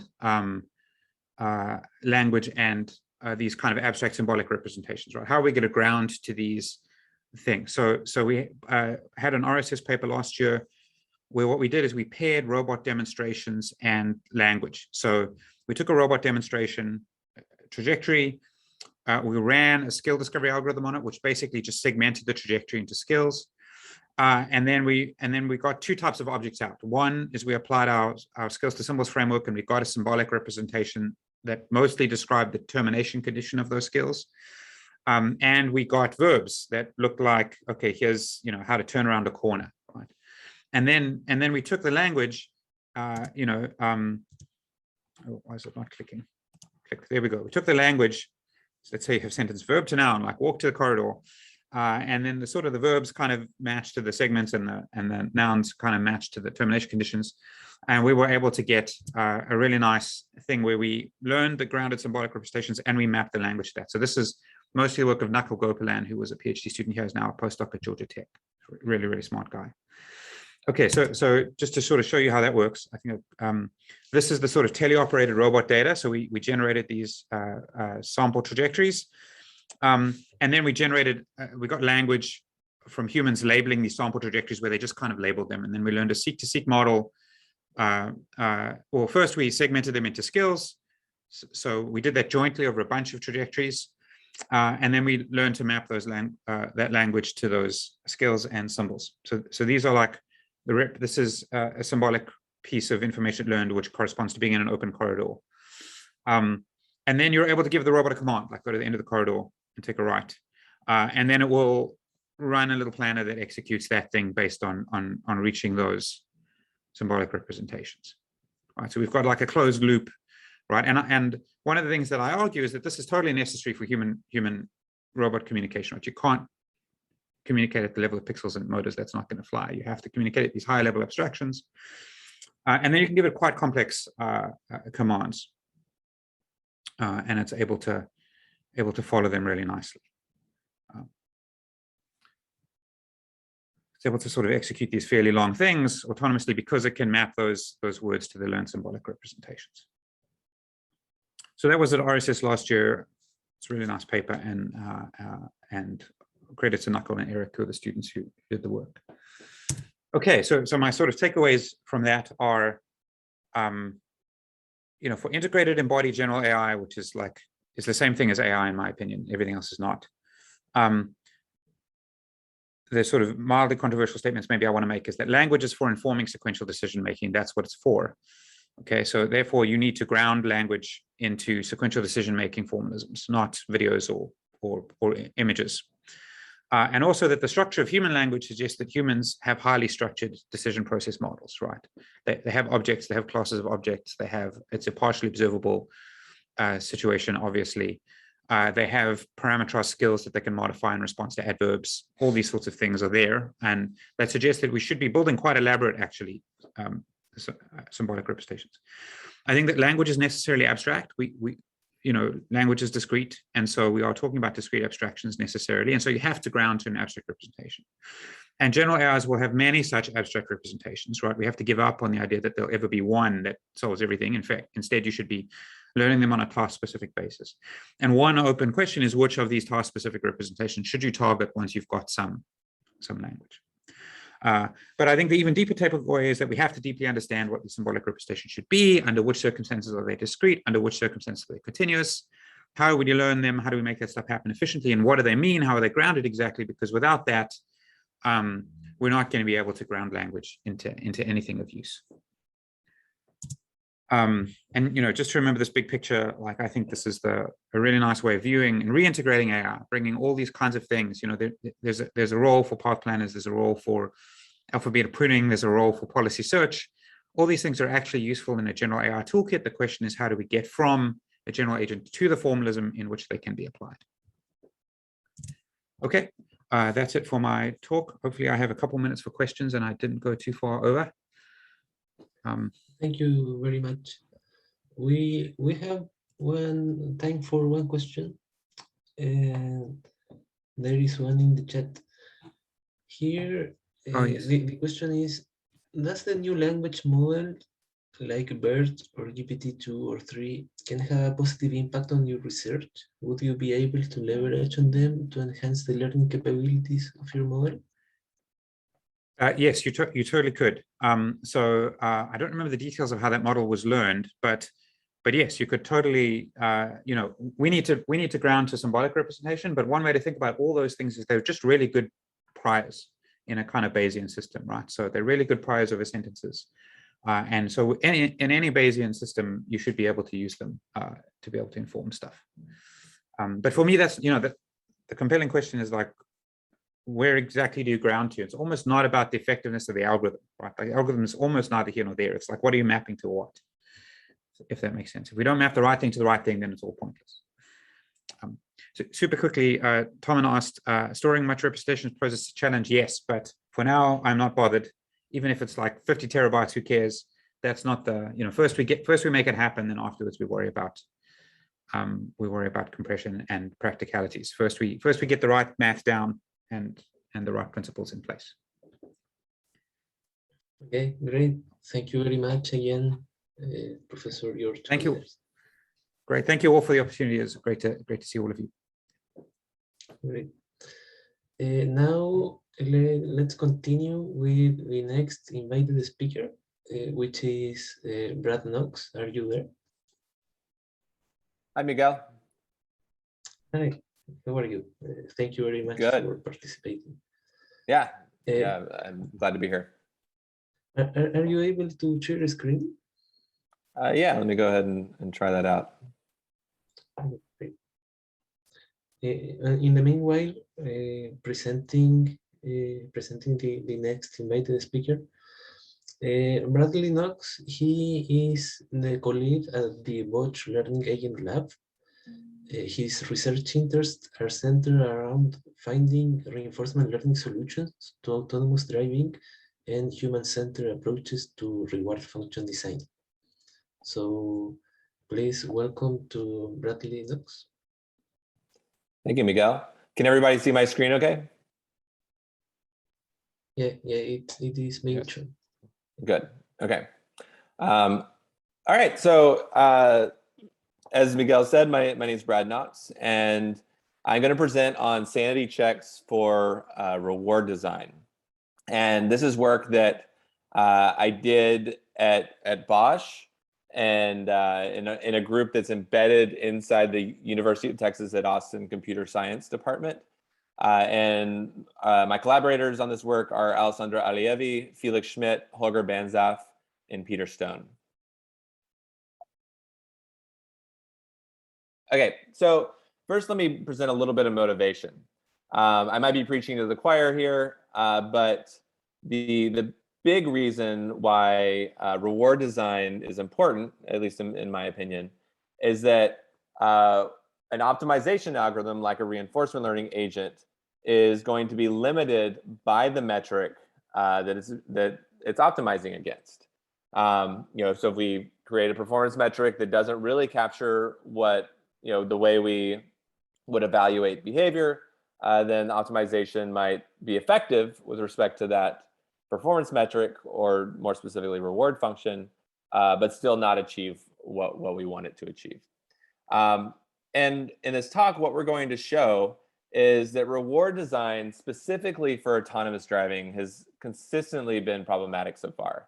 And we're going to focus on autonomous driving as a running example.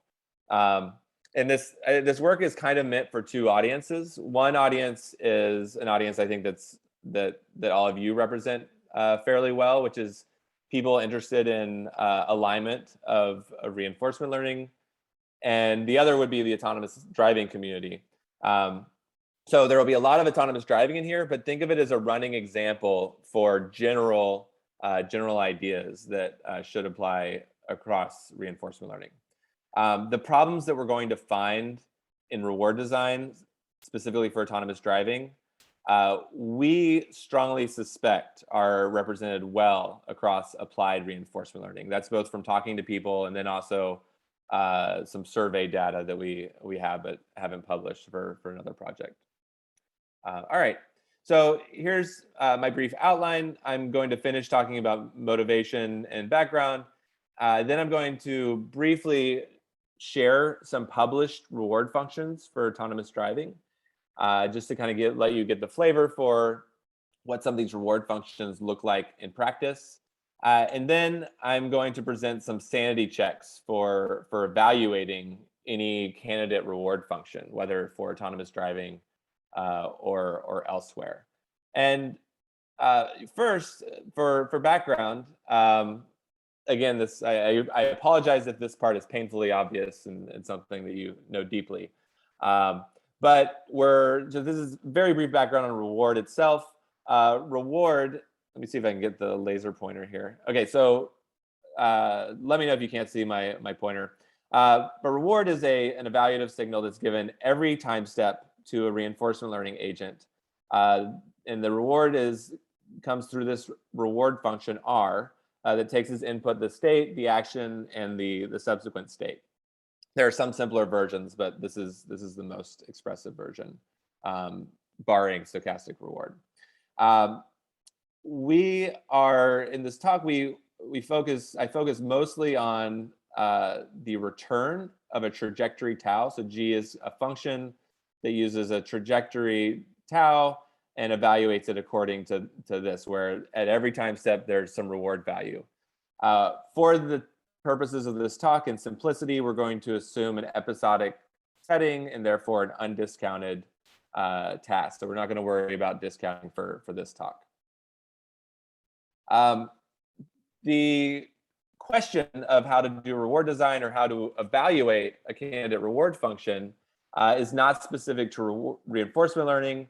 There are a lot of other fields that have very similar concepts. So this idea of return for trajectory relates to the terms cost, fitness, utility, objective, if you add that you're trying to maximize or minimize it, performance and score, and then also the specific idea of reward is often called cost in motion planning control theory if you just flip the sign. So this is a big question that's applicable in a lot of different areas. I'm going to move on now to talk about a few published reward functions for autonomous driving. They're here left to right in basically an increasing complexity. And I'm only going to talk about the first two to kind of to give some hint of what these look like. So in this paper here by Isel et al., the reward function, the reward at each time step, is the unweighted sum of 3 attributes.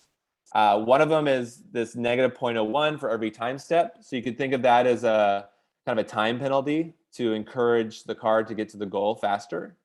Negative 10 if it has a collision, and 0 if there's no collision in that time step. And positive 1 if the agent successfully reaches a destination beyond an intersection. That's just their specific task, that there's an intersection you're trying to get through. So I'll just like note a few things about this. One, I think it's fairly understandable as these reward functions that are published go. It's quite understandable. The 3 components I think are fairly intuitively compelling.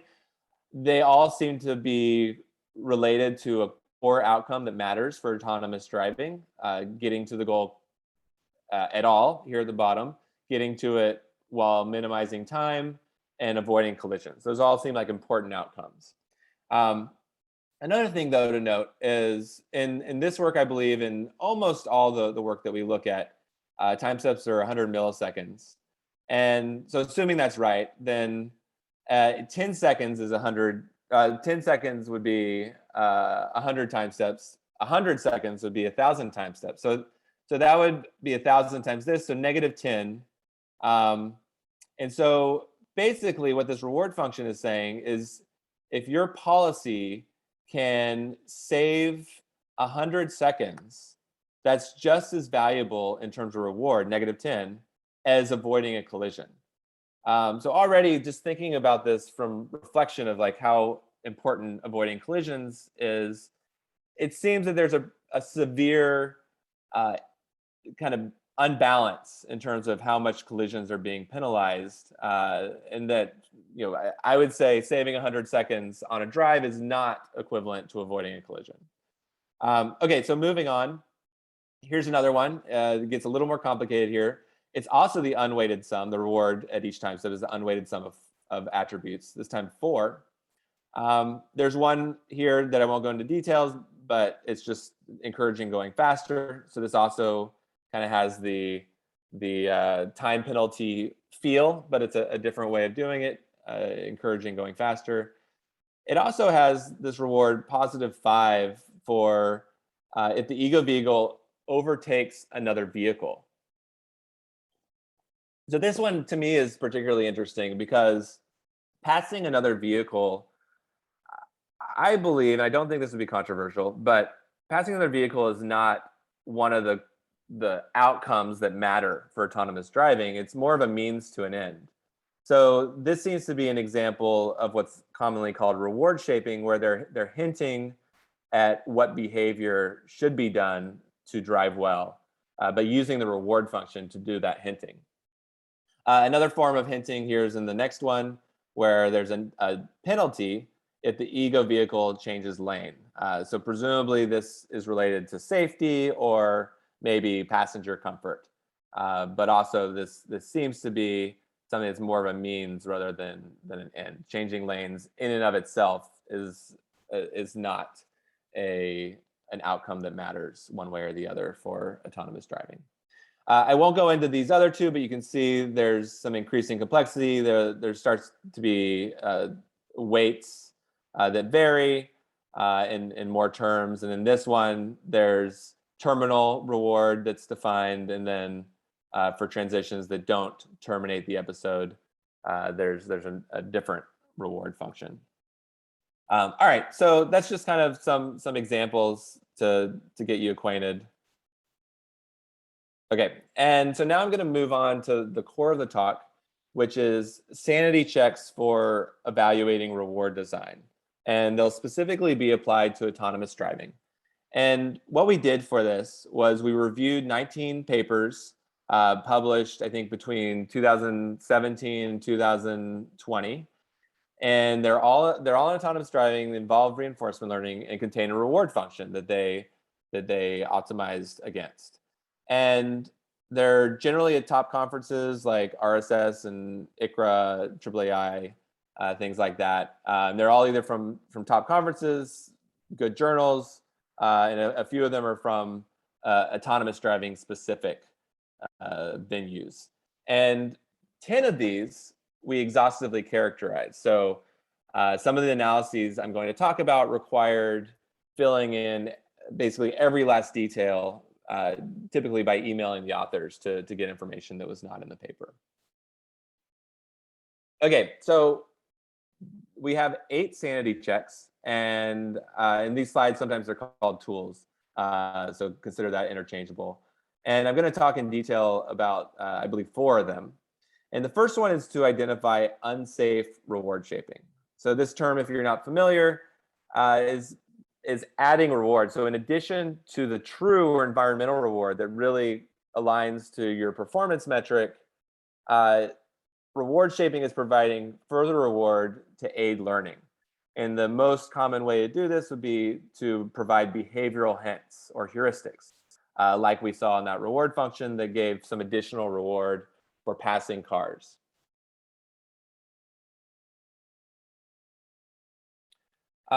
So first, I want to kind of look at what some authorities in AI and reinforcement learning say about designing performance metrics and specifically reward functions and relating that to reward shaping. So in Russell and Norvig, they say, as a general rule, it is better to design performance metrics according to what one actually wants to be achieved in the environment, rather than according to how one thinks the agent should behave.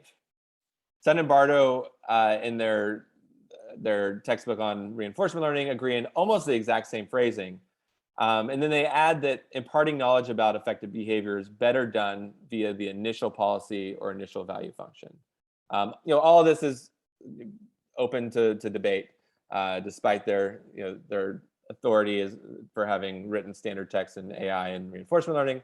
But I think that kind of sets some initial thoughts on how you would design a performance metric, and a reward function is a type of performance metric.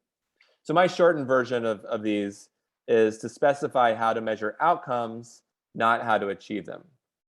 And if you take these on face value, they seem to be saying not to shape rewards.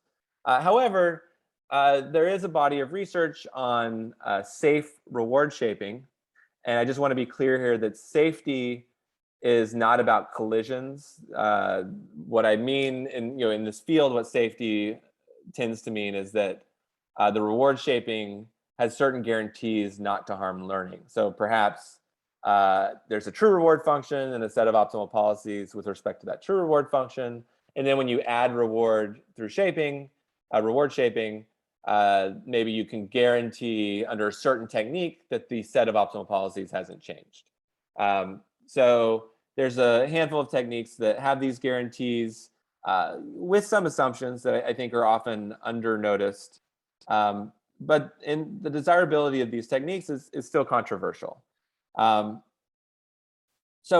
there is some safe reward shaping, and I think it's very defensible to do it.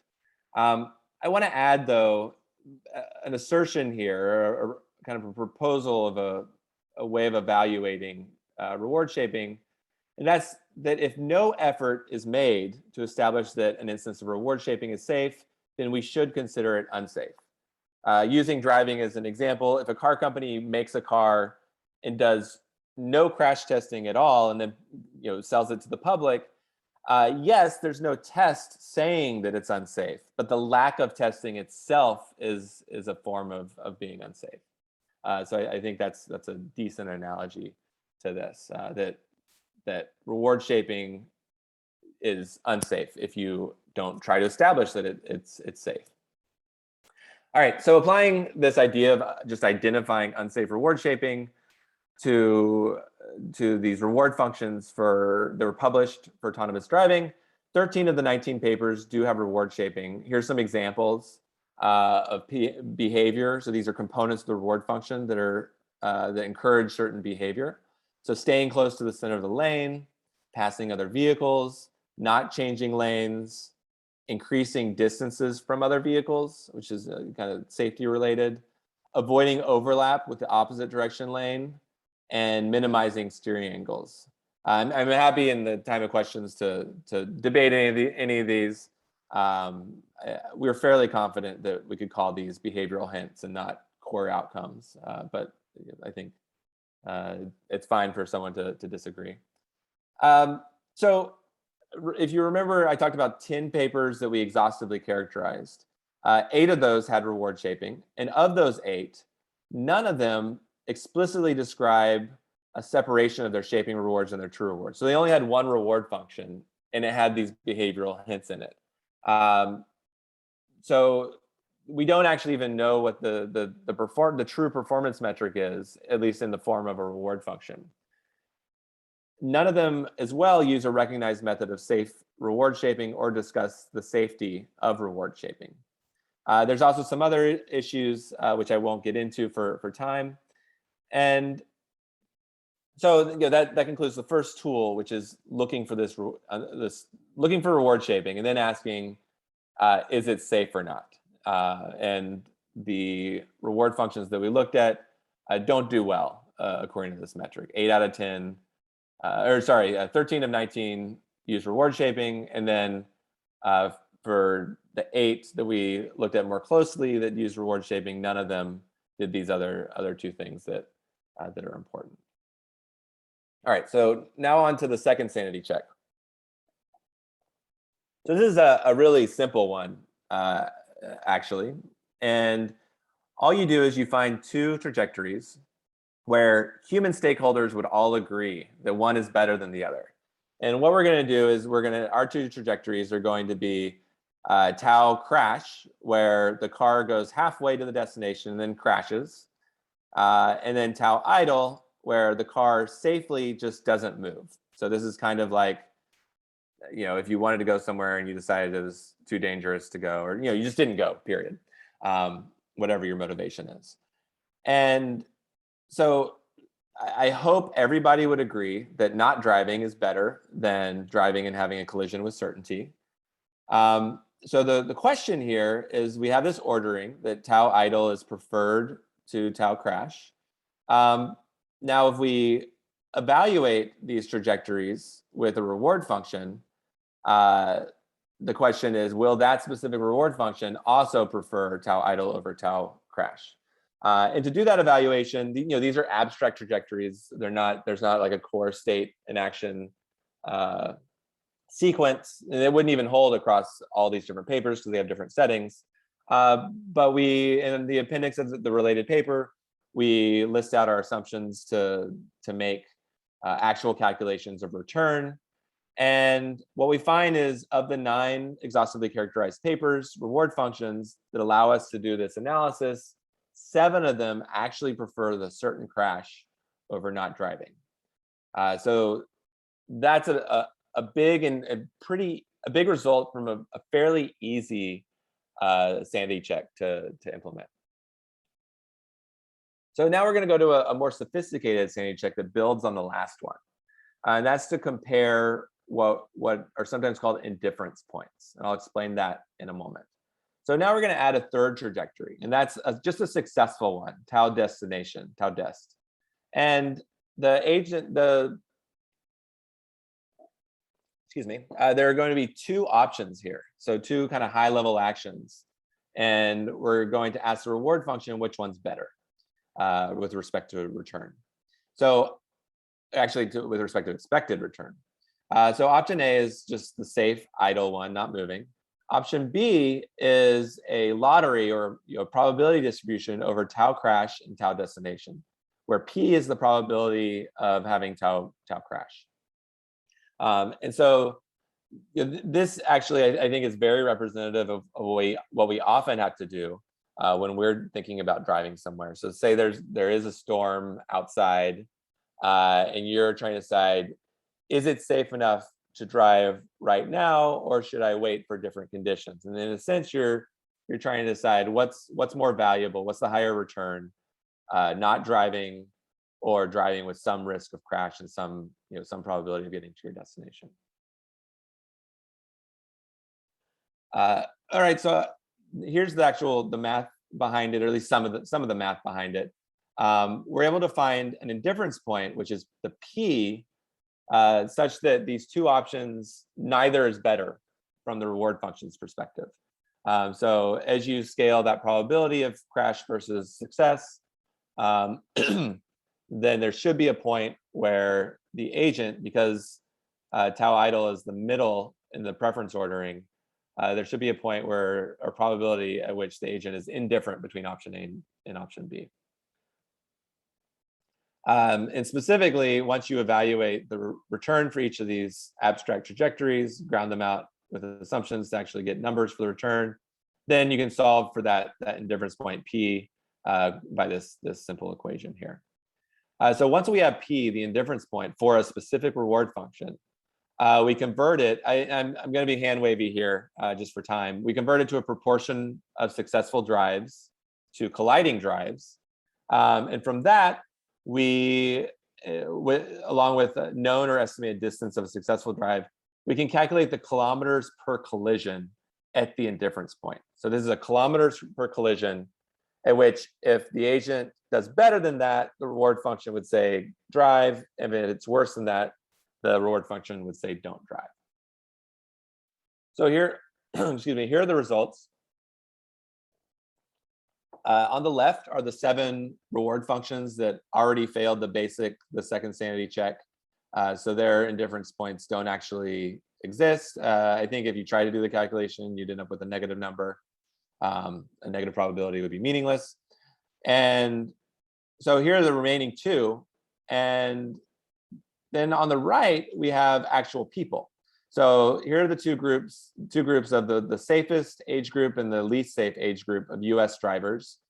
And importantly, it's worth pointing out that the 16 to 17-year-old US drivers are deemed permissible by society. So despite them having higher risk than the older drivers, that risk is considered permissible by society. And they might not be looking at these exact numbers to make that determination, but it's considered permissible.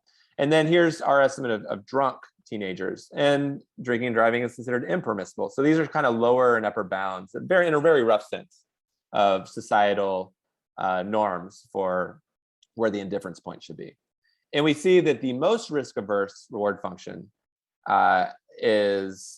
would allow driving at 1,000 times the rate of the drunk US teenagers. So there's really a mismatch here in terms of what we want safety-wise in the reward functions that are being published. I'm actually going to skip this for time since I'm running a bit long. And lastly, of these sanity checks, I want to mention that of the 8 papers whose authors shared their reward design process over email with us, every single one of them used trial and error reward design, which I think is a somewhat common term, but the big issue here, in my view, is that this is a very common technique of, you've got a candidate reward function, test an RL agent on it, observe that, and then change the reward function and repeat. This is a common practice, and yet nobody studied the effects of it. And basically the human designer, the reward designer, is acting as an optimization algorithm. We know there can be various issues with optimizing in a specific setting and possibly overfitting to other setting, or with respect to other settings. But nobody's looked at this. So this is a very untested and not condoned by any definitely not in Sutton and Bardo or any paper I'm aware of, period, that really condones this in a rigorous way. So this really needs to be looked at more carefully, which actually we have a project that's focused on that right now. So here's the 8 sanity checks, just to review the ones I talked about. Identify unsafe reward shaping, compare preference orderings over trajectories, compare indifference points, and identify trial and error reward design. And I want to mention, as kind of to close out, some caveats and extensions of the work. So these are just sanity checks. Basically, they're ways of identifying flaws or potential flaws in a candidate reward function. And to my understanding, there's no methodology out there for comprehensively evaluating whether a reward function is aligned with a set of human stakeholders. This is a deeply difficult problem that needs expertise on the RL side, but also on the human side. And I think it really direly needs to be done. And I think there's some related work in other fields that could be pulled from. Also, just a caveat, the whole time I've been talking about reward functions for autonomous driving overall, but often these reward functions or cost functions are for lower level modules that are not doing the entire decision problem of autonomous driving. Instead, they might be executing command like a path planner that's executing a command to do a lane change to the right. So the reward function for these lower level modules might, is almost certainly actually different than at the highest level, since they have an extra command that's been given to them. And to my understanding, this kind of hierarchical reward relationship also has not really been looked at. So some of the papers that we look at and that don't do well in terms of our sanity checks might be seen more generously in view of that some of the RL algorithms are not doing the entire problem. Some of them are, but some of them are focused on lower level modules. And then lastly, learning from correctly scaled reward, where collisions are given an immensely negative reward, presents several challenges from the gradient size, from updates, but also just you could have a early agent that has a bad policy, as early agents do typically, and it might correctly learn that it shouldn't drive because the penalty for driving or for having a collision is too high, but then it won't learn. So there's some interesting questions about how do we actually use reward function that could pass these sanity checks, but also allow for learning effectively. So just to close, there's a website for this paper. It's my name, bradknox.net/reward-misdesign. The actual paper title is Reward Misdesign for Autonomous Driving. And lastly, I just want to close with a quick pitch. I actually am leaving Bosch and joining Google Research in about 10 days or so for a specific project that lured me away from what's been an amazing job. And it creates a opening for someone to take my place there as the scientific site lead. And just to review, at Bosch has this site inside the computer science department. We have offices in the computer science department at UT Austin. We collaborate with Peter Stone and Scott Neekum there and others. And we're hiring a research engineer and a scientific site lead. And it's a wonderful, wonderful position. And the group is going to grow. So it's also like an opportunity to get a leadership position early on. So if you're interested, you can find my email address on my website, bradknox.net. Feel free to reach out to me for more information. With that, I'll stop and take questions if there's any time remaining. Thank you very much for your presentation, and congratulations for the moving up. We have one question on the chat.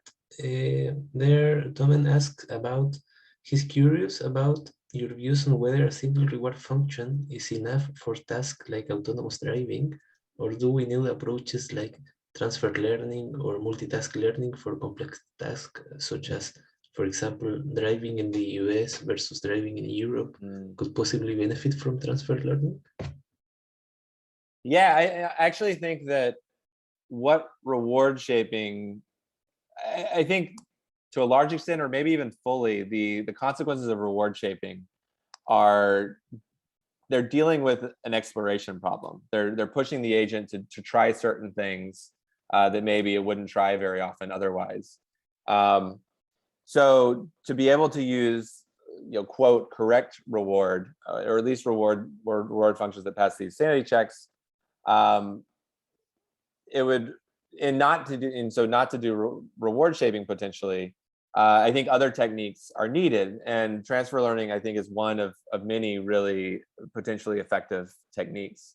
Other ones would be using human data, whether demonstrations or otherwise, to improve the learning speed, using some more recent exploration techniques that are better than we traditionally use in reinforcement learning. I think there's a lot of possible approaches. But yeah, I think the short answer is yes. I think transfer learning is an incredibly important area, and I think it actually is probably needed to reduce the amount that we rely on reward shaping. Okay, great. Thank you very much again, and for participating and presenting this interesting talk. Thank you. Now let's continue then with the next invited speaker. We will continue with Patrick Pilarski. Are you there? Great. Yes, I am. I'm just getting all the tech set up here. Hopefully you can see my hand. And can you hear me? Yeah. Good. And can you see my screen in presentation mode? Yeah, I can see the slide. Okay, good. And you can see me again, I hope. I can see me. I have a monitor iPad just in case, so I can actually see hopefully what everyone else sees. But is it okay to take it away? Okay, so introducing the next invited speaker, Dr. Patrick Pilarski is an associate professor in the Division of Physical Medicine, Rehabilitation, Department of Medicine at the University of Alberta. And he also co-founded DeepMind's Alberta office, where he's a senior staff research scientist. He's a fellow and vice board chair of the Alberta Machine Intelligence Institute, and is a principal investigator with the Reinforcement Learning and Artificial Intelligence Laboratory at the University of Alberta. So please welcome to Dr. Patrick Pilarski. Thank you very much, and thank you very much to the organizers. I really appreciate the chance to speak at this workshop. I've enjoyed the amount of it that I was able to co-locate with our time zone, and I do want to give a shout out to Matt Taylor as our 7 a.m. hero for taking the early morning spot. But still in my bathrobe drinking tea while Matt was presenting, so I just want to shout out to Matt for being the early morning hero. I had some time to at least wake up and get some caffeine. So as noted, I am a professor here at the University of Alberta, or I guess for the last 16 months, a professor in my basement. But I am going to be sharing primarily today work that we've done over the last 10 years at the University of Alberta, considering tightly coupled human-machine interfaces. And so by this, I mean a very close or intimate partnership between a person and machine that are learning about their world through trial and error process of reinforcement learning. And in particular, I'm going to share with you a view that constructivism is really important in these tightly coupled interfaces.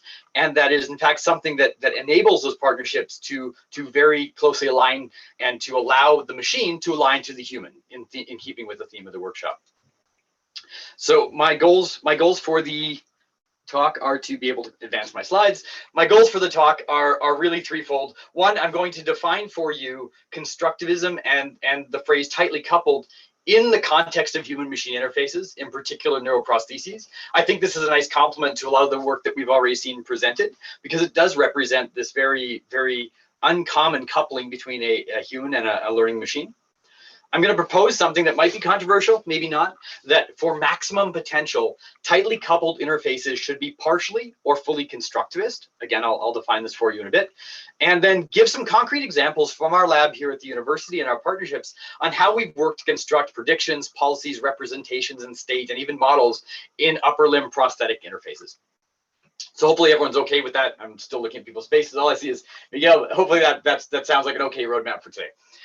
So I'm going to start with some motivating examples. I'm going to try to paint pictures for you of what I mean by tightly coupled before actually precisely defining it. And so one example here is I'm taking from the Neuralink initiative, which is direct cortical implants, neurotechnology which is implanted directly into the surface of the central nervous system, and in particular, the human brain or an animal brain. So in these cases, we can see electrodes directly implanted into the tissue of the mind or the brain. We, in fact, are starting to see a revolution in neurotechnology that directly connects to the brain. It used to be that we were limited to less than 100 or sometimes less than a dozen interfaces or electrodes that were implanted within the surface of the neural tissue.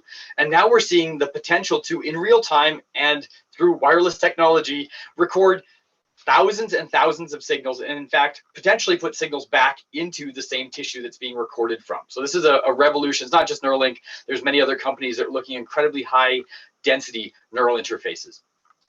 And yes, just in case anyone's wondering, this is actually, the Neuralink example is actually a sewing machine that threads little interfaces directly into brain tissue, whatever you feel about that. It's not just for the brain, other parts of the central nervous system. This is a partnership between Brown and Intel AI and others that is looking at how you might in fact start to link in a very direct way via electrodes to the spinal cord, so as to potentially bridge or to mediate damage to a spinal cord or spinal cord injury. So looking at ways to create tightly coupled interfaces that will connect parts of neural tissue to other parts of a body's neural tissue. There's another example which I think is closer to the work that we're doing at the University of Alberta, and I think is really exciting. This is work from Max Ortiz-Catalan and his team on muscle, bone, and nerve integration. So we've actually seen a revolution in neuroprosthetic technology for the extremities, in that we now see we can actually implant robotic devices directly into the bone structure of the human body. So provide mounting points for robots such they can be directly affixed to the human body in a mechanical, physical way. And at the same time that those mechanical interfaces, you can see this in the X-ray diagram on the slide here that's taken from Max's paper, you can see that those physical interfaces provide electrical interfaces to muscle tissue and neural tissue, bidirectional interfaces directly into the body. So again, I'll just say very briefly, you could clip a robotic limb directly onto the body. It attaches to the bones and attaches to the muscles and nervous system at the same time. This is the kind of flavor I hope you take from the tight coupling I hope to speak about in this talk. It's not just, those are research examples I showed you on the previous slides. We also see that there are examples of tight coupling between humans and machines, learning machines, that are actually in full clinical use, that are being prescribed to patients and worn on a daily basis. Commercial prostheses, this is near and dear to the heart of us working here at the university on upper limb robotic prostheses. You can see that these devices are actually being used in public life.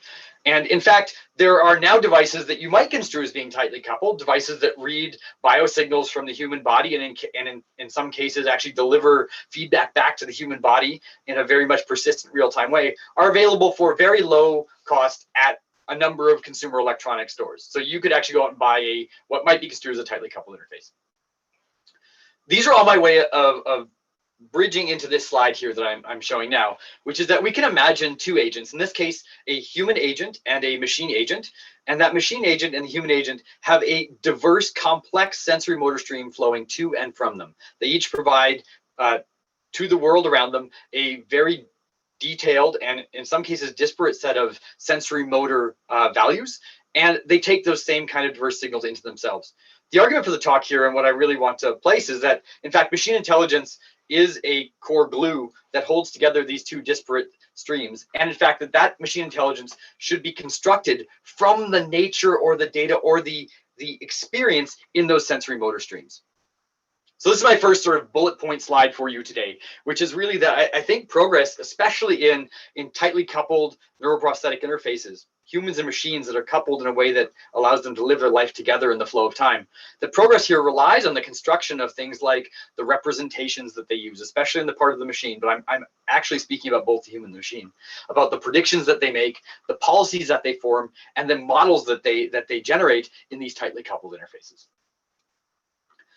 So now I'll get into some definitions. I'm going to walk you through a little bit of the history and literature. I'm sure many of you are familiar with Piaget, but in terms of constructivism, Jean Piaget really put forward that intelligence is actually something, and knowledge is something that arises out of the raw perception habits and the words here, elementary sensory motor mechanisms.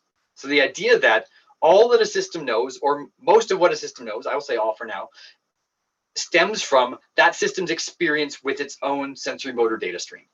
This is the idea here, and just to make sure that we're on the same page in terms of how I'm using intelligence, here I'm going to draw McCarthy's definition of intelligence as the computational part of the ability to achieve goals in the world. And so then when we start to speak about artificial intelligence and the machine intelligence that I'm going to reference in the talk, I'd like to use again McCarthy's definition as the science and engineering of, and I'm going to paraphrase here, making machines that are able to achieve the computational part of their ability to achieve goals in the world. The intelligence is that the science and engineering of making intelligent machines, especially intelligent computer programs. So this brings me to a little bit more of the historical backdrop for this, which is really on closing loops. And I'd be remiss in not bringing up Norbert Wiener. Norbert Wiener's work on cybernetics was quite influential. And one part I want to call out for today's discussion on tight coupling is that it really focused on communication and closed loop signal passing as a way to allow systems to align in an autonomous way. Disparate parts of a system or different systems that could align through closed loop signal passing. Moving on to someone whose work I base a lot of my own work on, W. Ross Ashby, that Ashby really said that two systems with a communication channel open between them are able to start to amplify, augment, or extend each other's abilities. This is one of the positives of some of Ashby's work. And when we start to move towards tight coupling, I think it's really important. Is perhaps one of the final examples here, I reference J.C.R. Licklider, who wrote a really influential paper called Man-Computer Symbiosis and had a body of very, I think, quite influential work as well, that spoke about tight coupling. And this is a direct quote, and I like to read this one out. The hope is that in not too many years, human brains and computing machines will be coupled together very tightly, and that partnership will think as no human brain has ever thought and process data in a way not approached by information handling machines we know of today. That the alignment between these two systems would in fact do something very transformative. And so I'm going to draw on this idea of tight coupling. In particular now, I do want to give you something that I consider to be relatively crisp in terms of tight coupling. And so back in 2012, and actually this was, I think, the workshop where I first met Brad Knox. This was the Fall Symposium, and there's a wonderful workshop on robots and humans interacting. And Rich and I had this paper there that talked about a continuum of interaction between a director and assistant, or a human and a machine, that was judged in terms of the bandwidth of that interaction, the latency of the interactions, and also the explicitness of the signals or concepts being passed. And so I'd like to say that the tight coupling, or the way I'd like to define tight coupling for you today in more of a clear way, is in fact the regime wherein there is very low latency and potentially very high density of communication between a person and a machine, or an agent and an agent, but that we might not have to think too much about the explicitness or the detail or the level of complexity of the things being passed. It could be bits, it could be action potentials on a neuron, it could be small signals that are transferring. So then the next piece of this talk is really saying that a constructivist perspective to these tightly coupled interfaces is in fact the right way to go to support things like adaptation, or having individual agents begin to sculpt to other individual agents, or align to other individual agents, human or machine. And in particular for the human machine case, that constructivism as applied in a tightly coupled interface is a way to allow a machine to align to the unique flow of needs and goals and objectives in a human's daily life. So my main considerations or starting points here that I'm going to root this discussion in are first the inevitable discussion about training and testing or continual learning. I'm going to say that really this perspective I'm putting forward today is one of continual learning, where a machine system, I'm speaking just for the machine, but I do mean both the human and the machine, is continually learning and not divided into regimes of training and testing. Also, whether a system is building on the first is pre-trained or tabula rasa. I would say tabula rasa, but I actually edited my slides before the talk in response to Matt's talk and his notes on the thoughts of Corey Matthews and others, is that it's very hard for us to remove all prior biases because we are still designing the code or the architectures. I buy Corey's argument that all machine learning is interactive machine learning. So I'll just say here, minimize prior biases. And that if we think about the interaction in tight coupling as a relationship or some predetermined coding channel, I think really we should view it as an evolving relationship.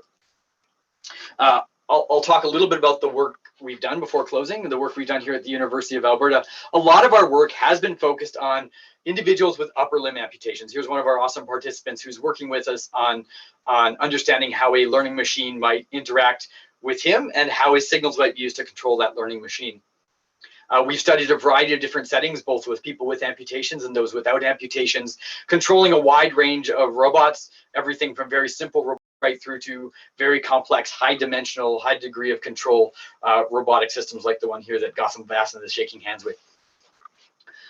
Over the years that we've worked, we've gone through a number of different case examples of how a person and machine might co-adapt and how the machine might build directly from the raw experience with the person. One of the first works that we really put forward was actually in using human delivered reward, so a human actually providing good, bad feedback to a prosthesis control system, and looking at how the person might be able to use that reward to actually sculpt individualized policies on the part of a two-joint robotic limb. Person delivering biofeedback signals to a robot, and then actually using their own reward delivered in real time to adapt the policies that system has in response to their signals.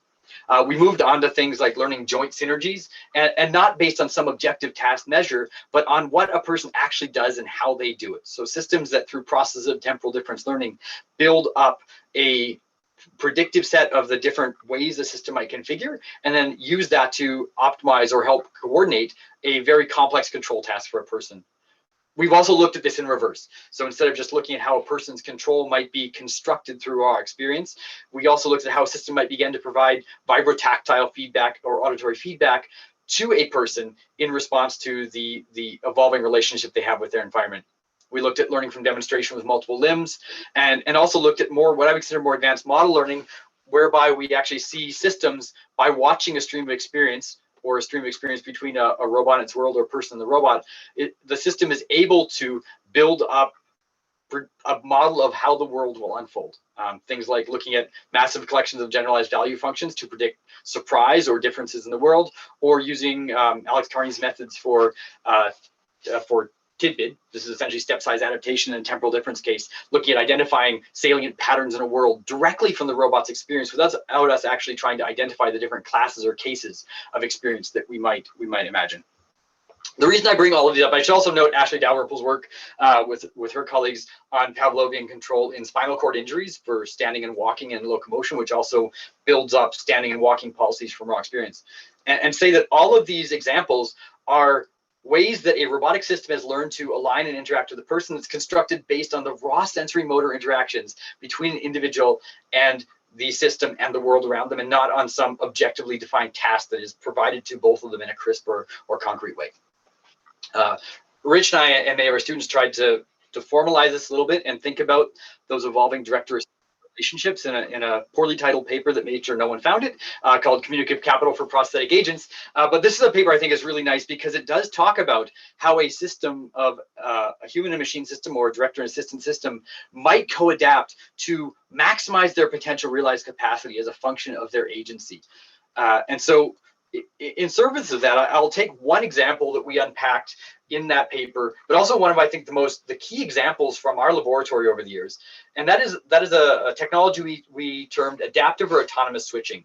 This was captured in the really excellent master's thesis of Ann Edwards, and over a series of a sequence of papers. But the idea here, and it builds on conventional or classical prosthetic limbs is deployed in a medical setting, is that we often see a person who has a very limited control channel faced with controlling many different degrees of control or freedom within the system that they're interacting. So in the case of a robotic limb, a person with an amputation might only have a limited number of control channels in their residual limb by which to control their system, but that system might have a shoulder actuator, an elbow actuator, wrist rotation and flexion, hand open, close, or even multiple grasping patterns.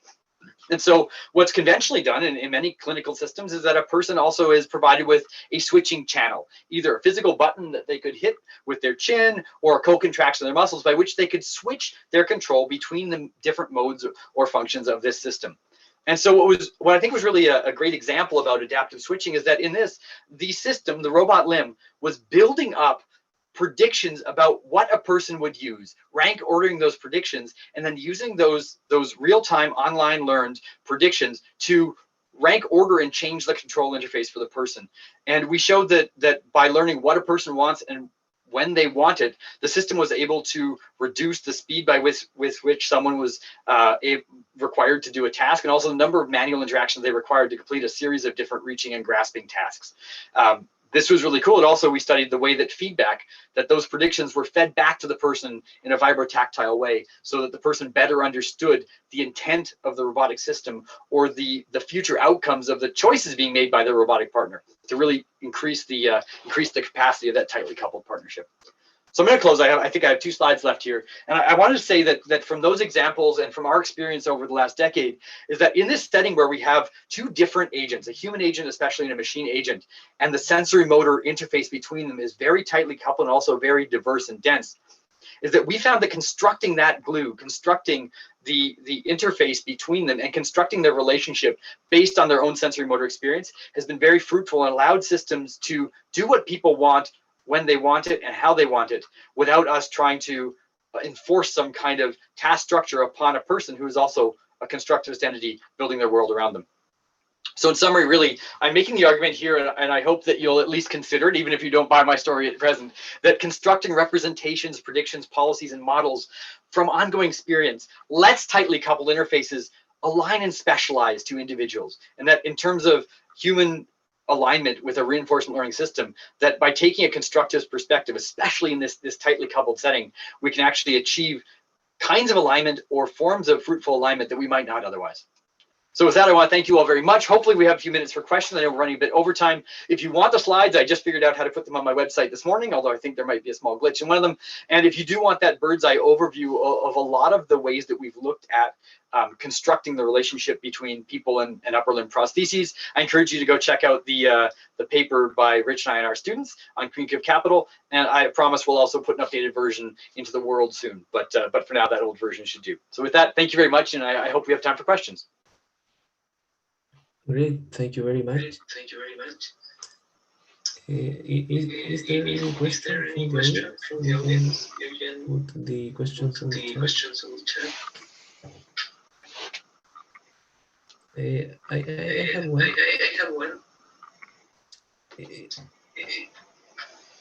Let me just there is an echo, so I will mute you and then I will ask you to unmute again. Okay, great, thank you. So how do you think we can on any way ensure that the movements become more natural or human-like and not just more efficient? Could maybe learning from human demonstrations help for that? Great, cool. I'm sorry there's some audio echo in the room today. So I think we found that actually one answer is that yes. One of the cool experiments I really enjoyed from our past work, and this was work by Gautam Vasan as part of his master's thesis, was looking at in a prosthetic limb setting, be able to have a person train their machine prosthesis using their biological limb. So essentially, instead of saying these are the tasks or the like optimize reaching for a cup, it was an approach to allowing someone to enable prosthesis control that affected the motions the way they wanted them to be affected. I'm going to zoom out a little bit in answering this question as well and say that I think that part of this, like there is this drive towards efficiency. If we provide an extrinsic task measure or some external measure for the partnership, then it's very likely that the machine part of the partnership will be working at all costs to optimize the trajectory towards a cup or the way a gesture is performed. According to that external measure, if we start to separate out the observation and action spaces, the perceptual spaces of the two parties, and we also start to force them, in fact, to begin to model the reward functions that they're each following, I think we can start to see much more natural or much more, for the prosthesis case, much more human movements, but we'll also see a much more flexible interaction or relationship that builds in that partnership that better addresses the needs of the individual working with the technology. So that's my view on that particular situation. Okay, great. Thank you very much. So we have time for one more question. You you can hurry before I take it by myself. Hi, Patrick. I was just wondering, I mean, there's this whole view about Neuralink and all these things where they say that it sort of increases the rich-poor divide in the sense that the rich will be able to afford such technologies and become more capable while, sort of leaving the poor behind. Just wondering what your views on that are. I know it's not a technical question, but I was just wondering what you think of this. I think that we're seeing alternatives to some of, like, as we start to see the increase in computational ability for the systems that are part of our daily life. Like I'll use one example. One of the armbands I showed you earlier in the talk is a myoelectric recording armband. It measures the electrical activity at the surface of muscle tissue and sends that wirelessly to a computer. It's very inexpensive. You could get it for like 200 Canadian dollars or 250 Canadian dollars, and it talks to any personal computer device. It used to be that technology cost us as researchers somewhere around the order of $60,000 to get a system. But by a process of scale in sensors and actuators and computing technology, we're now seeing devices like that are becoming very expensive. We see that prostheses that sometimes cost, like, these are systems that might cost upwards of hundreds of thousands of dollars, are in fact now being 3D printed in a do-it-yourself way and are still being able to fulfill the needs of people with amputations. So I actually think that although there's the potential for us to see some of these technologies remaining at a very high cost point, that there are lots of forces, very positive forces, I hope, and lots of initiatives around the world on creating open source, inexpensive, accessible alternatives that are just as good as the others. And so I have a lot of optimism and hope here that we'll be able to make this technology accessible and openly available to everyone. We then have a lot of considerations as a society about how we all come together to agree on how to best ethically and socially use those technologies. But I do think the access to them is something that I'm optimistic will not be gated by substantial paywalls, explicit or explicit. Thanks, Patrick. Great. So thank you once again, Dr. Patrick Pilarski, for your participation and interesting presentation. So now we will continue with the next invited speaker, the last plenary talk from today for this workshop. We will welcome to Felipe Leno. Are you there? Yeah, I'm here. Can you hear me? Yeah, great. Great. Are you able to share a screen? I'm trying, just 1 second. In the meanwhile, then presenting. Okay, I have to reset the presentation. 1 second. Okay.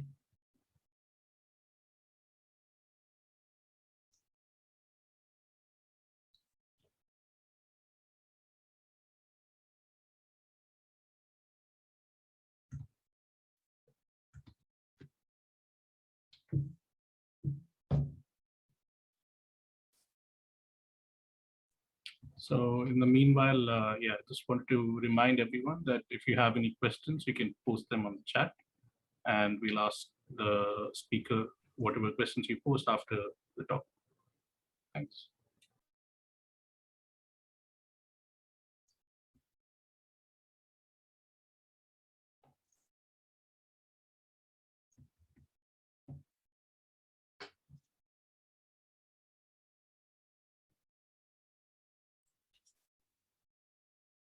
Are you able, Leno, now to share your screen?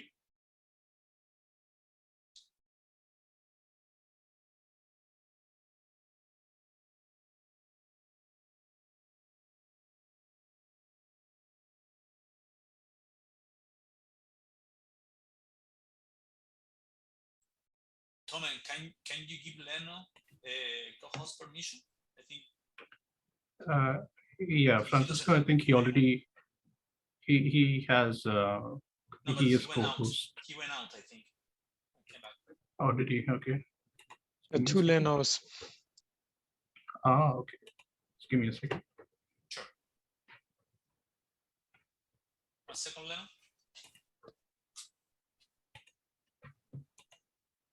All right, done. Now, can you check again, please, Leno? Leno, you should be Okay, I think now it's working. Sure. Yeah. So now I think you can share us. Yeah, Can you see my presentation? yeah, we can see. Yeah, great. Great. Great. So presenting the next invited speaker, Dr. Felipe Leno da Silva. He is currently a postdoc on reinforcement learning researcher at the Lawrence Livermore National Lab, where he works on several projects related with reinforcement learning and national defense. And his works are concerned with several topics of machine learning, and he is also better known for his research on transfer learning for multi-agent reinforcement learning. So please welcome Dr. Felipe Leno da Silva.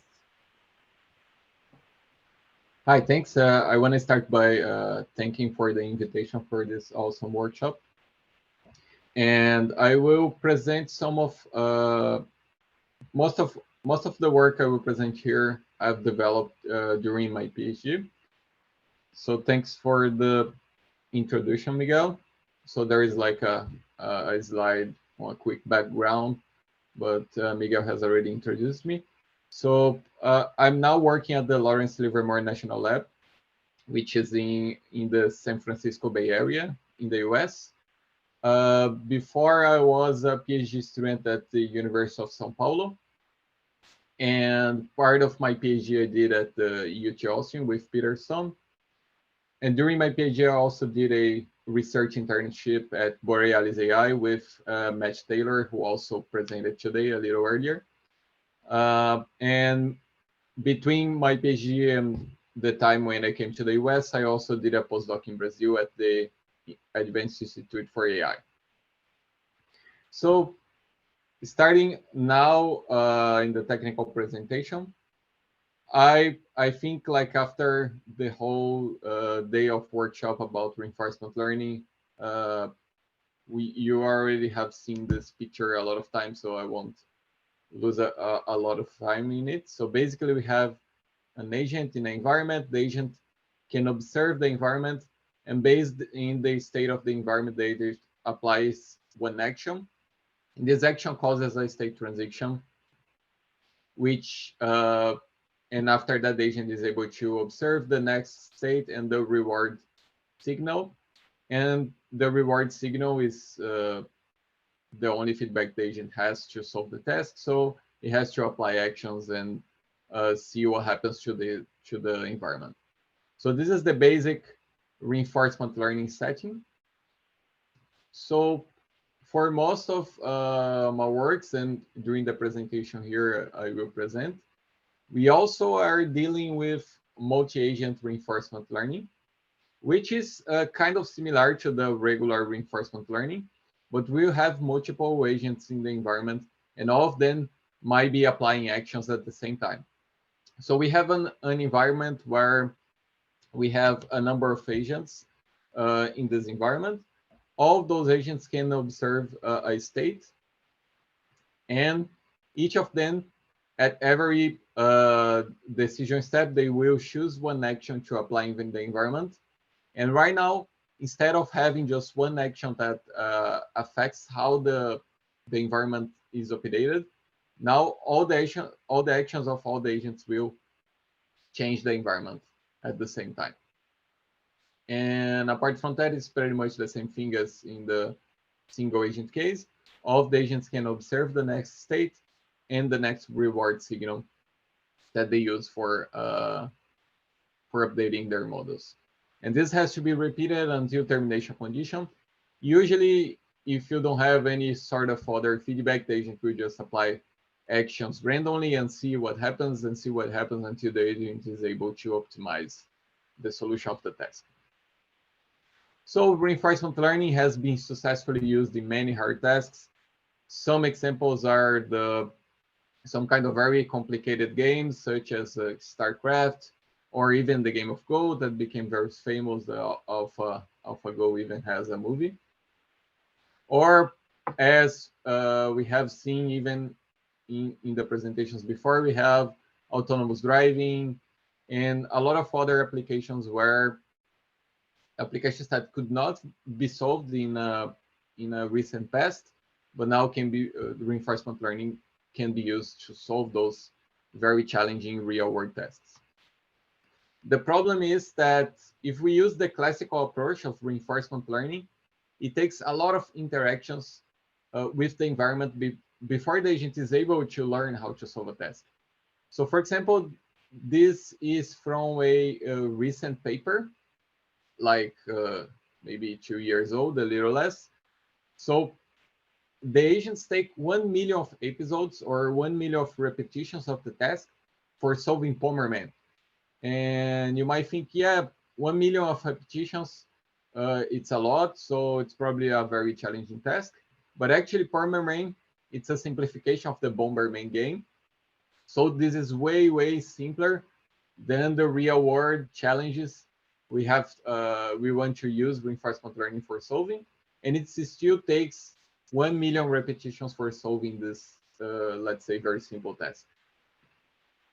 So the main research goal of my career, since the beginning of my PhD until now, is to accelerate the learning process to scale up reinforcement learning, in this case, multi-agent reinforcement learning.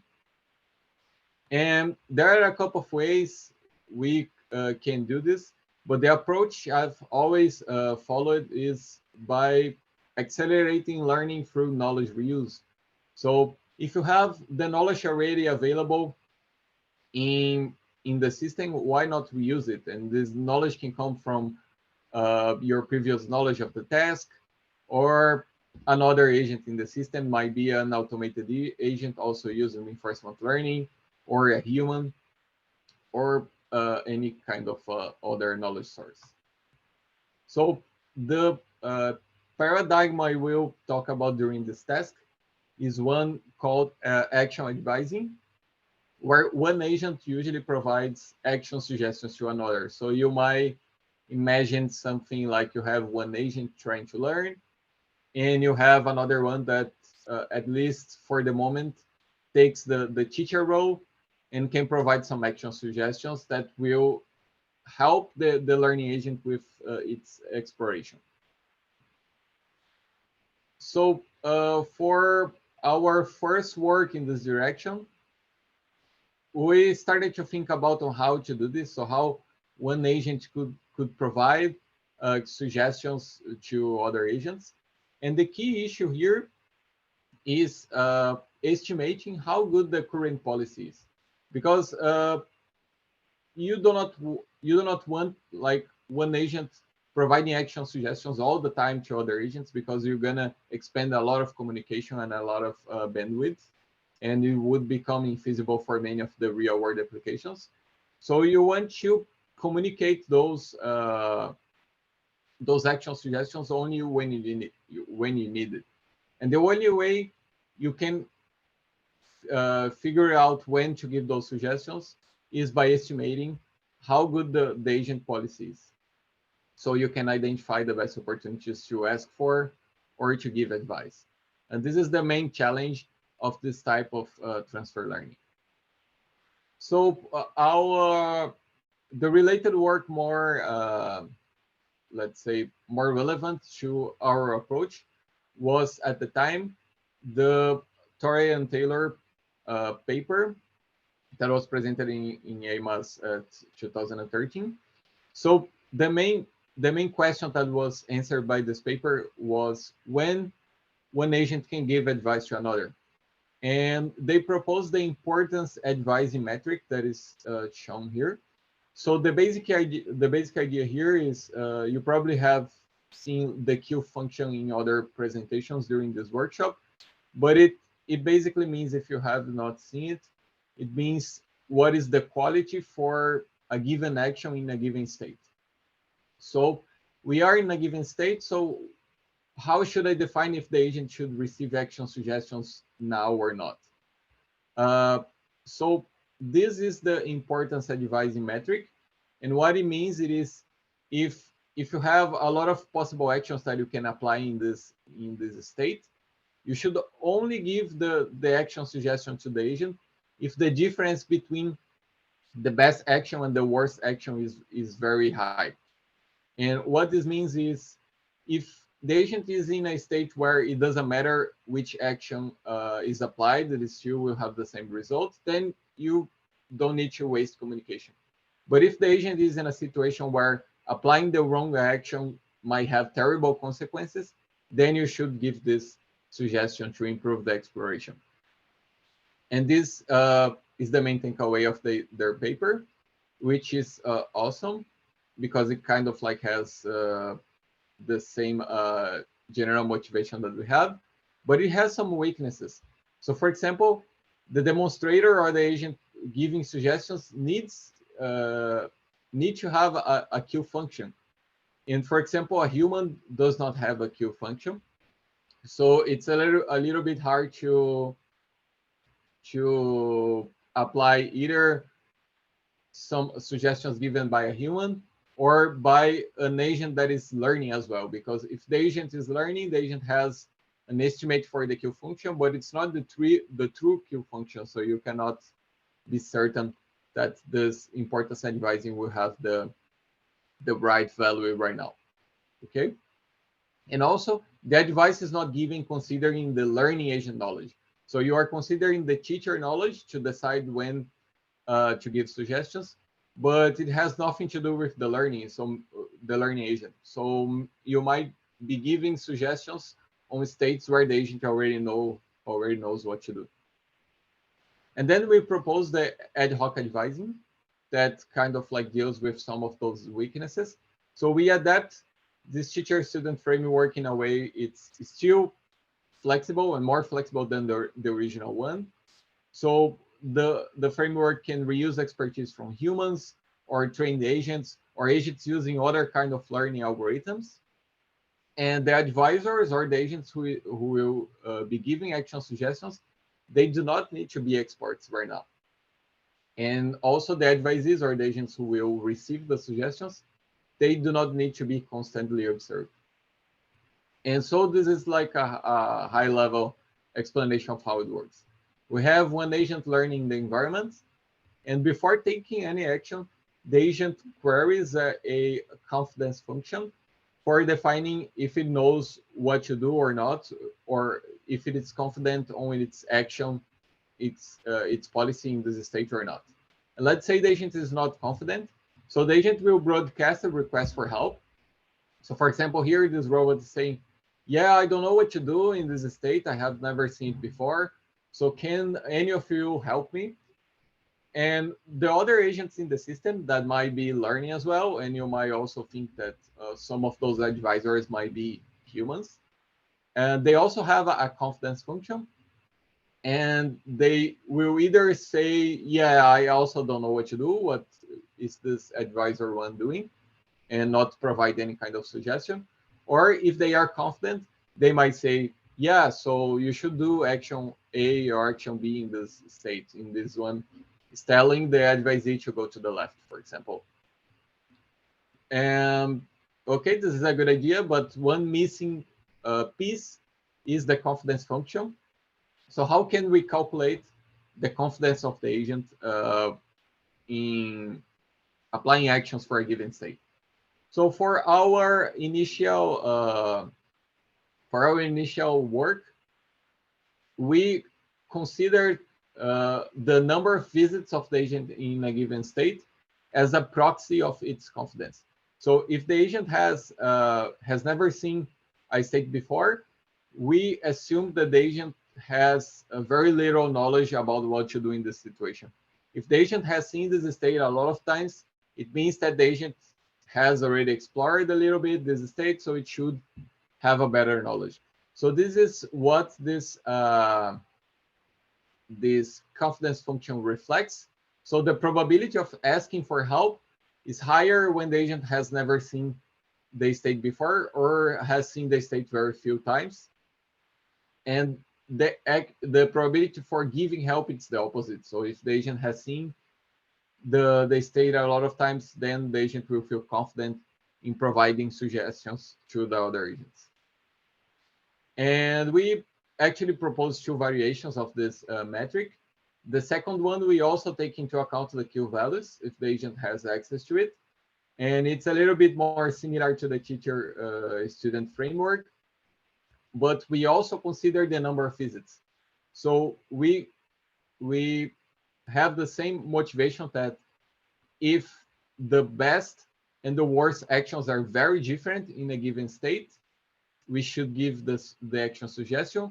But we also take into account if the agent has seen this state a lot of times, so we can be confident on how much the agent knows about the kill function in this specific state.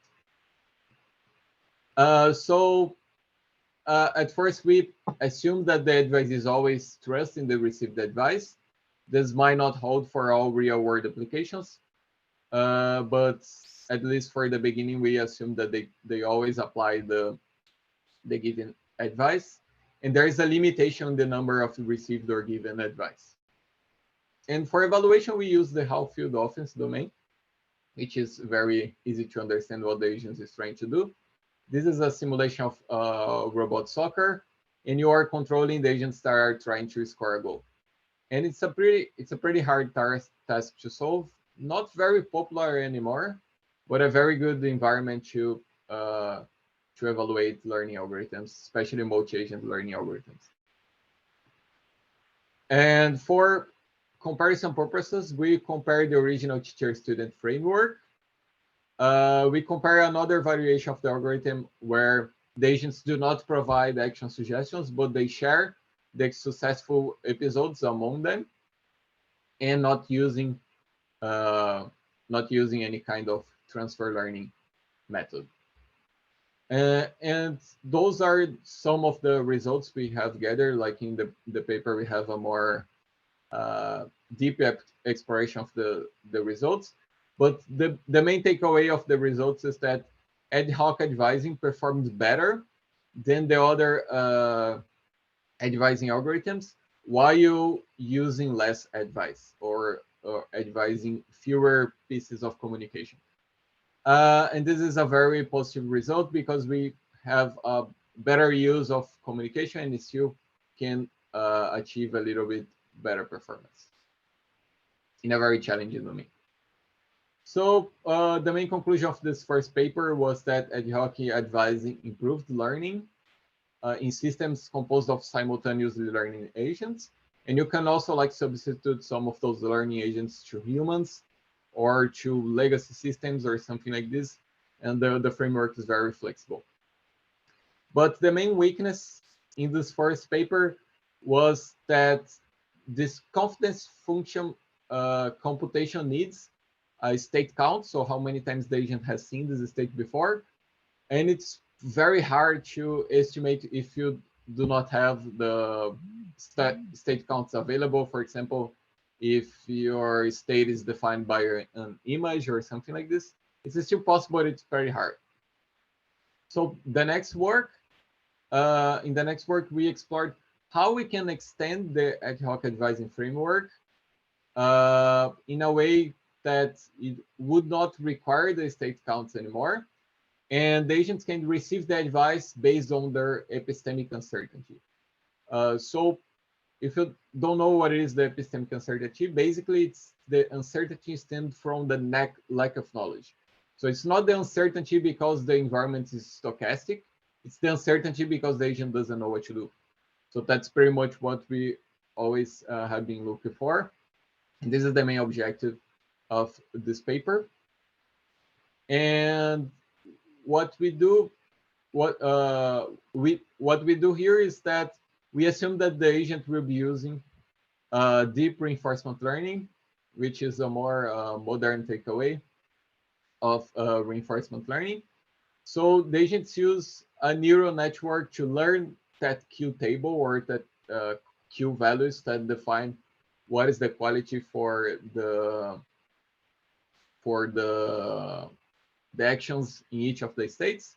And this is the cost function that is used by DQ and so on of deep reinforcement learning methods, one of the most famous ones. So assuming that we have a neural network like this defining the Q values, so how can we estimate the epistemic uncertainty given that we have an agent trying to solve a task using a neural network like this one. So what the neural network will look like normally by using like regular deep reinforcement learning, we have the inputs that are the state features, and then they go through like hidden layers that might be CNNs or fully connected layers. It depends on the task we're trying to solve. And in the end, we'll have a Q value for each of the actions. So we have like action 1 and the prediction of the value or the quality of this action, action 2, action 3, action 4, and so forth. And what we do is we change this architecture a little bit to have multiple predictions for the same Q value. So instead of having like the inputs, the hidden layer, and one prediction of quality value for each of the actions, we actually have multiple predictions for the same action. So right now we will have this structure we call as heads. So we have multiple heads for each of the actions, and those heads, they are kind of like predicting the same thing. So the quality for action 1 in state X. And what do we do that? So you must remember that what we are trying to do is to estimate what is the uncertainty of the agent for a given state in a given action. And by having those structures, the heads, we can use the variance between them as a proxy of the agent uncertainty. So in the beginning of the learning process, the agent will initialize the network with random values. So even though all of those heads, they are predicting the same thing, the variance between them will be very high because they are pretty much outputting random values. After the agent keeps updating its predictions by exploring the environment, those metrics will get closer and closer and closer. Ideally, they will get to the same value. They won't probably, but they will get very close. And then you will see over time that the variance between those predictions will be reducing as much as the uncertainty of the agent. So you might use this as a proxy of the uncertainty. So the uncertainty for this new approach that we call as RCMP is the variance between the predictions for the heads of that same action and the same state. So we take the average of the variance here, but you can easily think on a lot of variations. So for example, you can take the maximum value and saying that you want to minimize the variance as much as possible and not minimize the maximum variance, but not the average, and so forth. But you can easily like just get the average from those variances, use this as a proxy of the uncertainty, and your final Q value or your final prediction for the quality of a given action in a given state is just the average of all those heads. So we compared RCMP against some other advising frameworks. So not using advice, using random advice, or using importance advising, which is the original teacher-student framework again. And here we use the Pong environment, very famous one, Atari, using a trained demonstrator. So the trained demonstrator doesn't have the optimal policy, but has a competent one. And the results that we observe in the paper, so if you are interested, you can read the paper to see in more detail all the evaluations. But we again have better performance while having better use of advice. And one thing that is different from the first iteration, let's say this way, of the ad hoc advising, is that RCMP is able to stop advising once the agent identifies that it doesn't need the advice anymore. So after the confidence gets low, the agent just stops stop asking for advising, and this did not happen in the previous version. So the agent will keep asking for advice until the budget finishes, and this one is able to stop and say, no, I don't need anymore. So human, you can go home and do other things. You do not have to keep helping me to solve this task. So the main conclusions are that RCMP performed better than the baselines, and receiving advice was advantageous in our evaluations.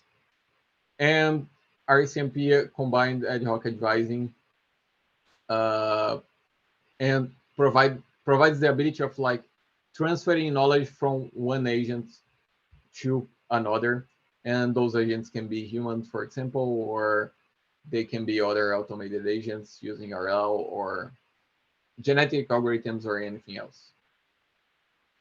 So so that's pretty much all the presentation about the method itself, but there are a lot of other methods using the same high-level idea. So if you are interested in reading more about this, or reading more about other ways in which you can leverage human feedback for training faster a reinforcement learning agent, I have written some like surveys in different levels of abstraction, and you can take a look at any of them. So in a very high level, I have like an 8-page mini survey that was published at IGCAI. The journal survey that was published at the Journal of Artificial Intelligence Research has deeper discussions and more methods being discussed. And if you are not very confident on your reinforcement learning skills because you come from other field, you might take a look at my book to have a more didactic explanation of those algorithms and how they can be used. So thank you very much for the invitation again.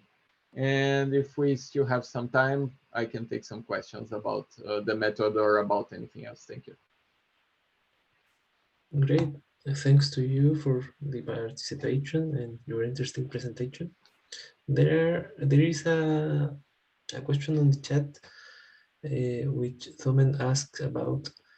In RCMP, instead of using multiple heads, is it equivalent to use ensemble methods to compute the variance in the Q function?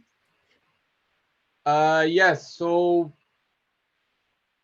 the main motivation of using the multiple heads is the same high-level motivations of any kind of like ensemble method. So you have multiple predictions, and then you look at each of the individual predictions and take some decisions regarding like the combination of all those results.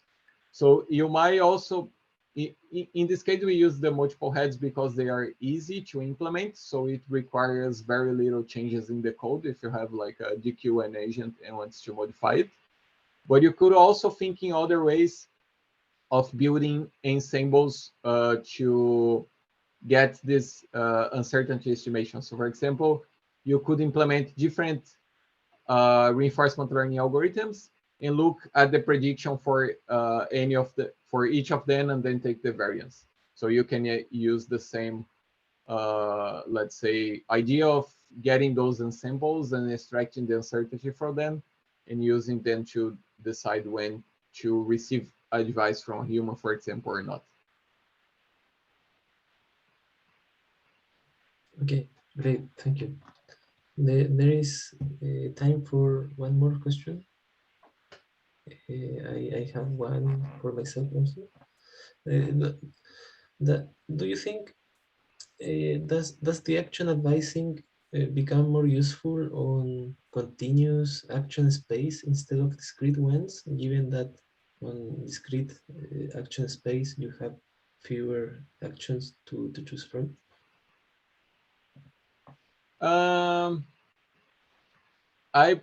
I would say that the advising useful in all situations, because even in the discrete state space, it's usually, especially if it's like a real world application, the agent has to explore a huge state space, even if it's discrete.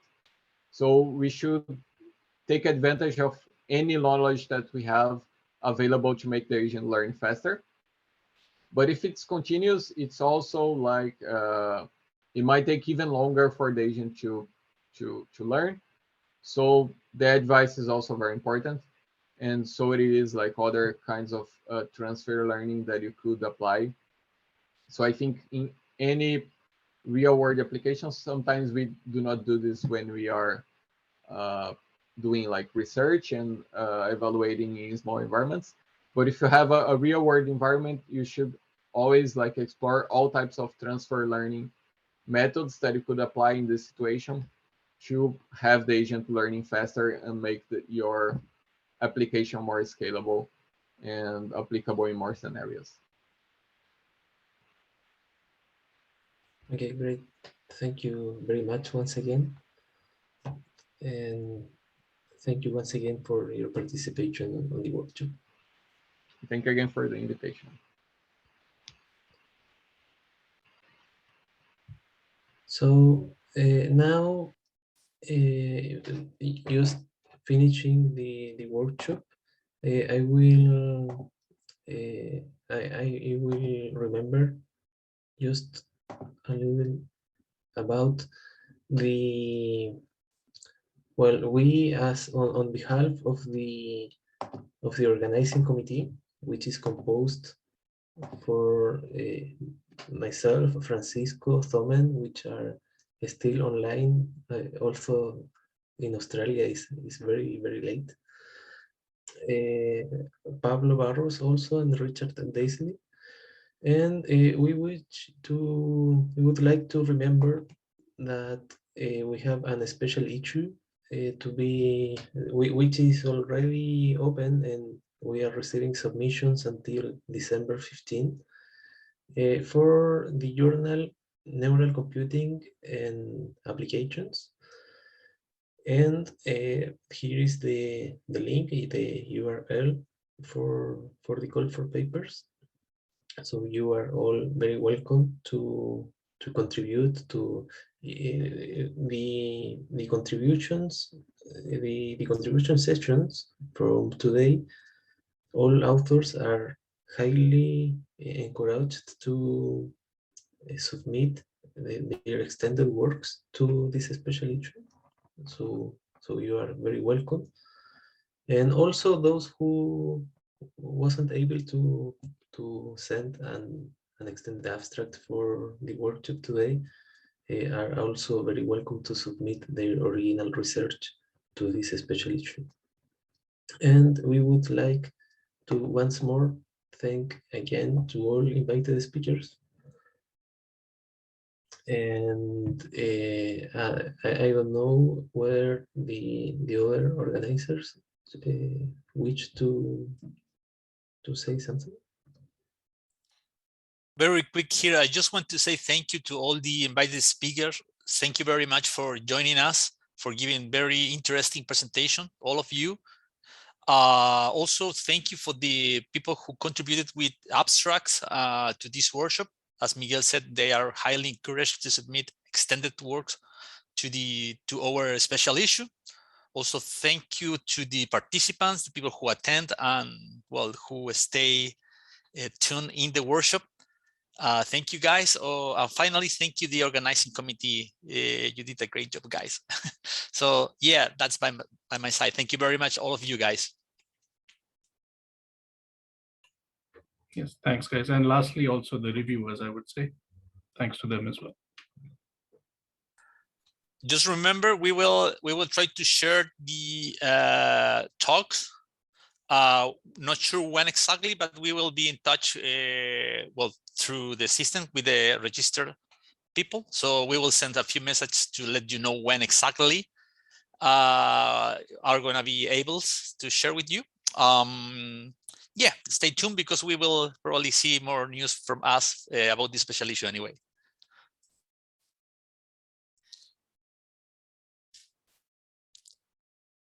Thank you, guys. Bye-bye. Thank you all. Bye-bye. Bye.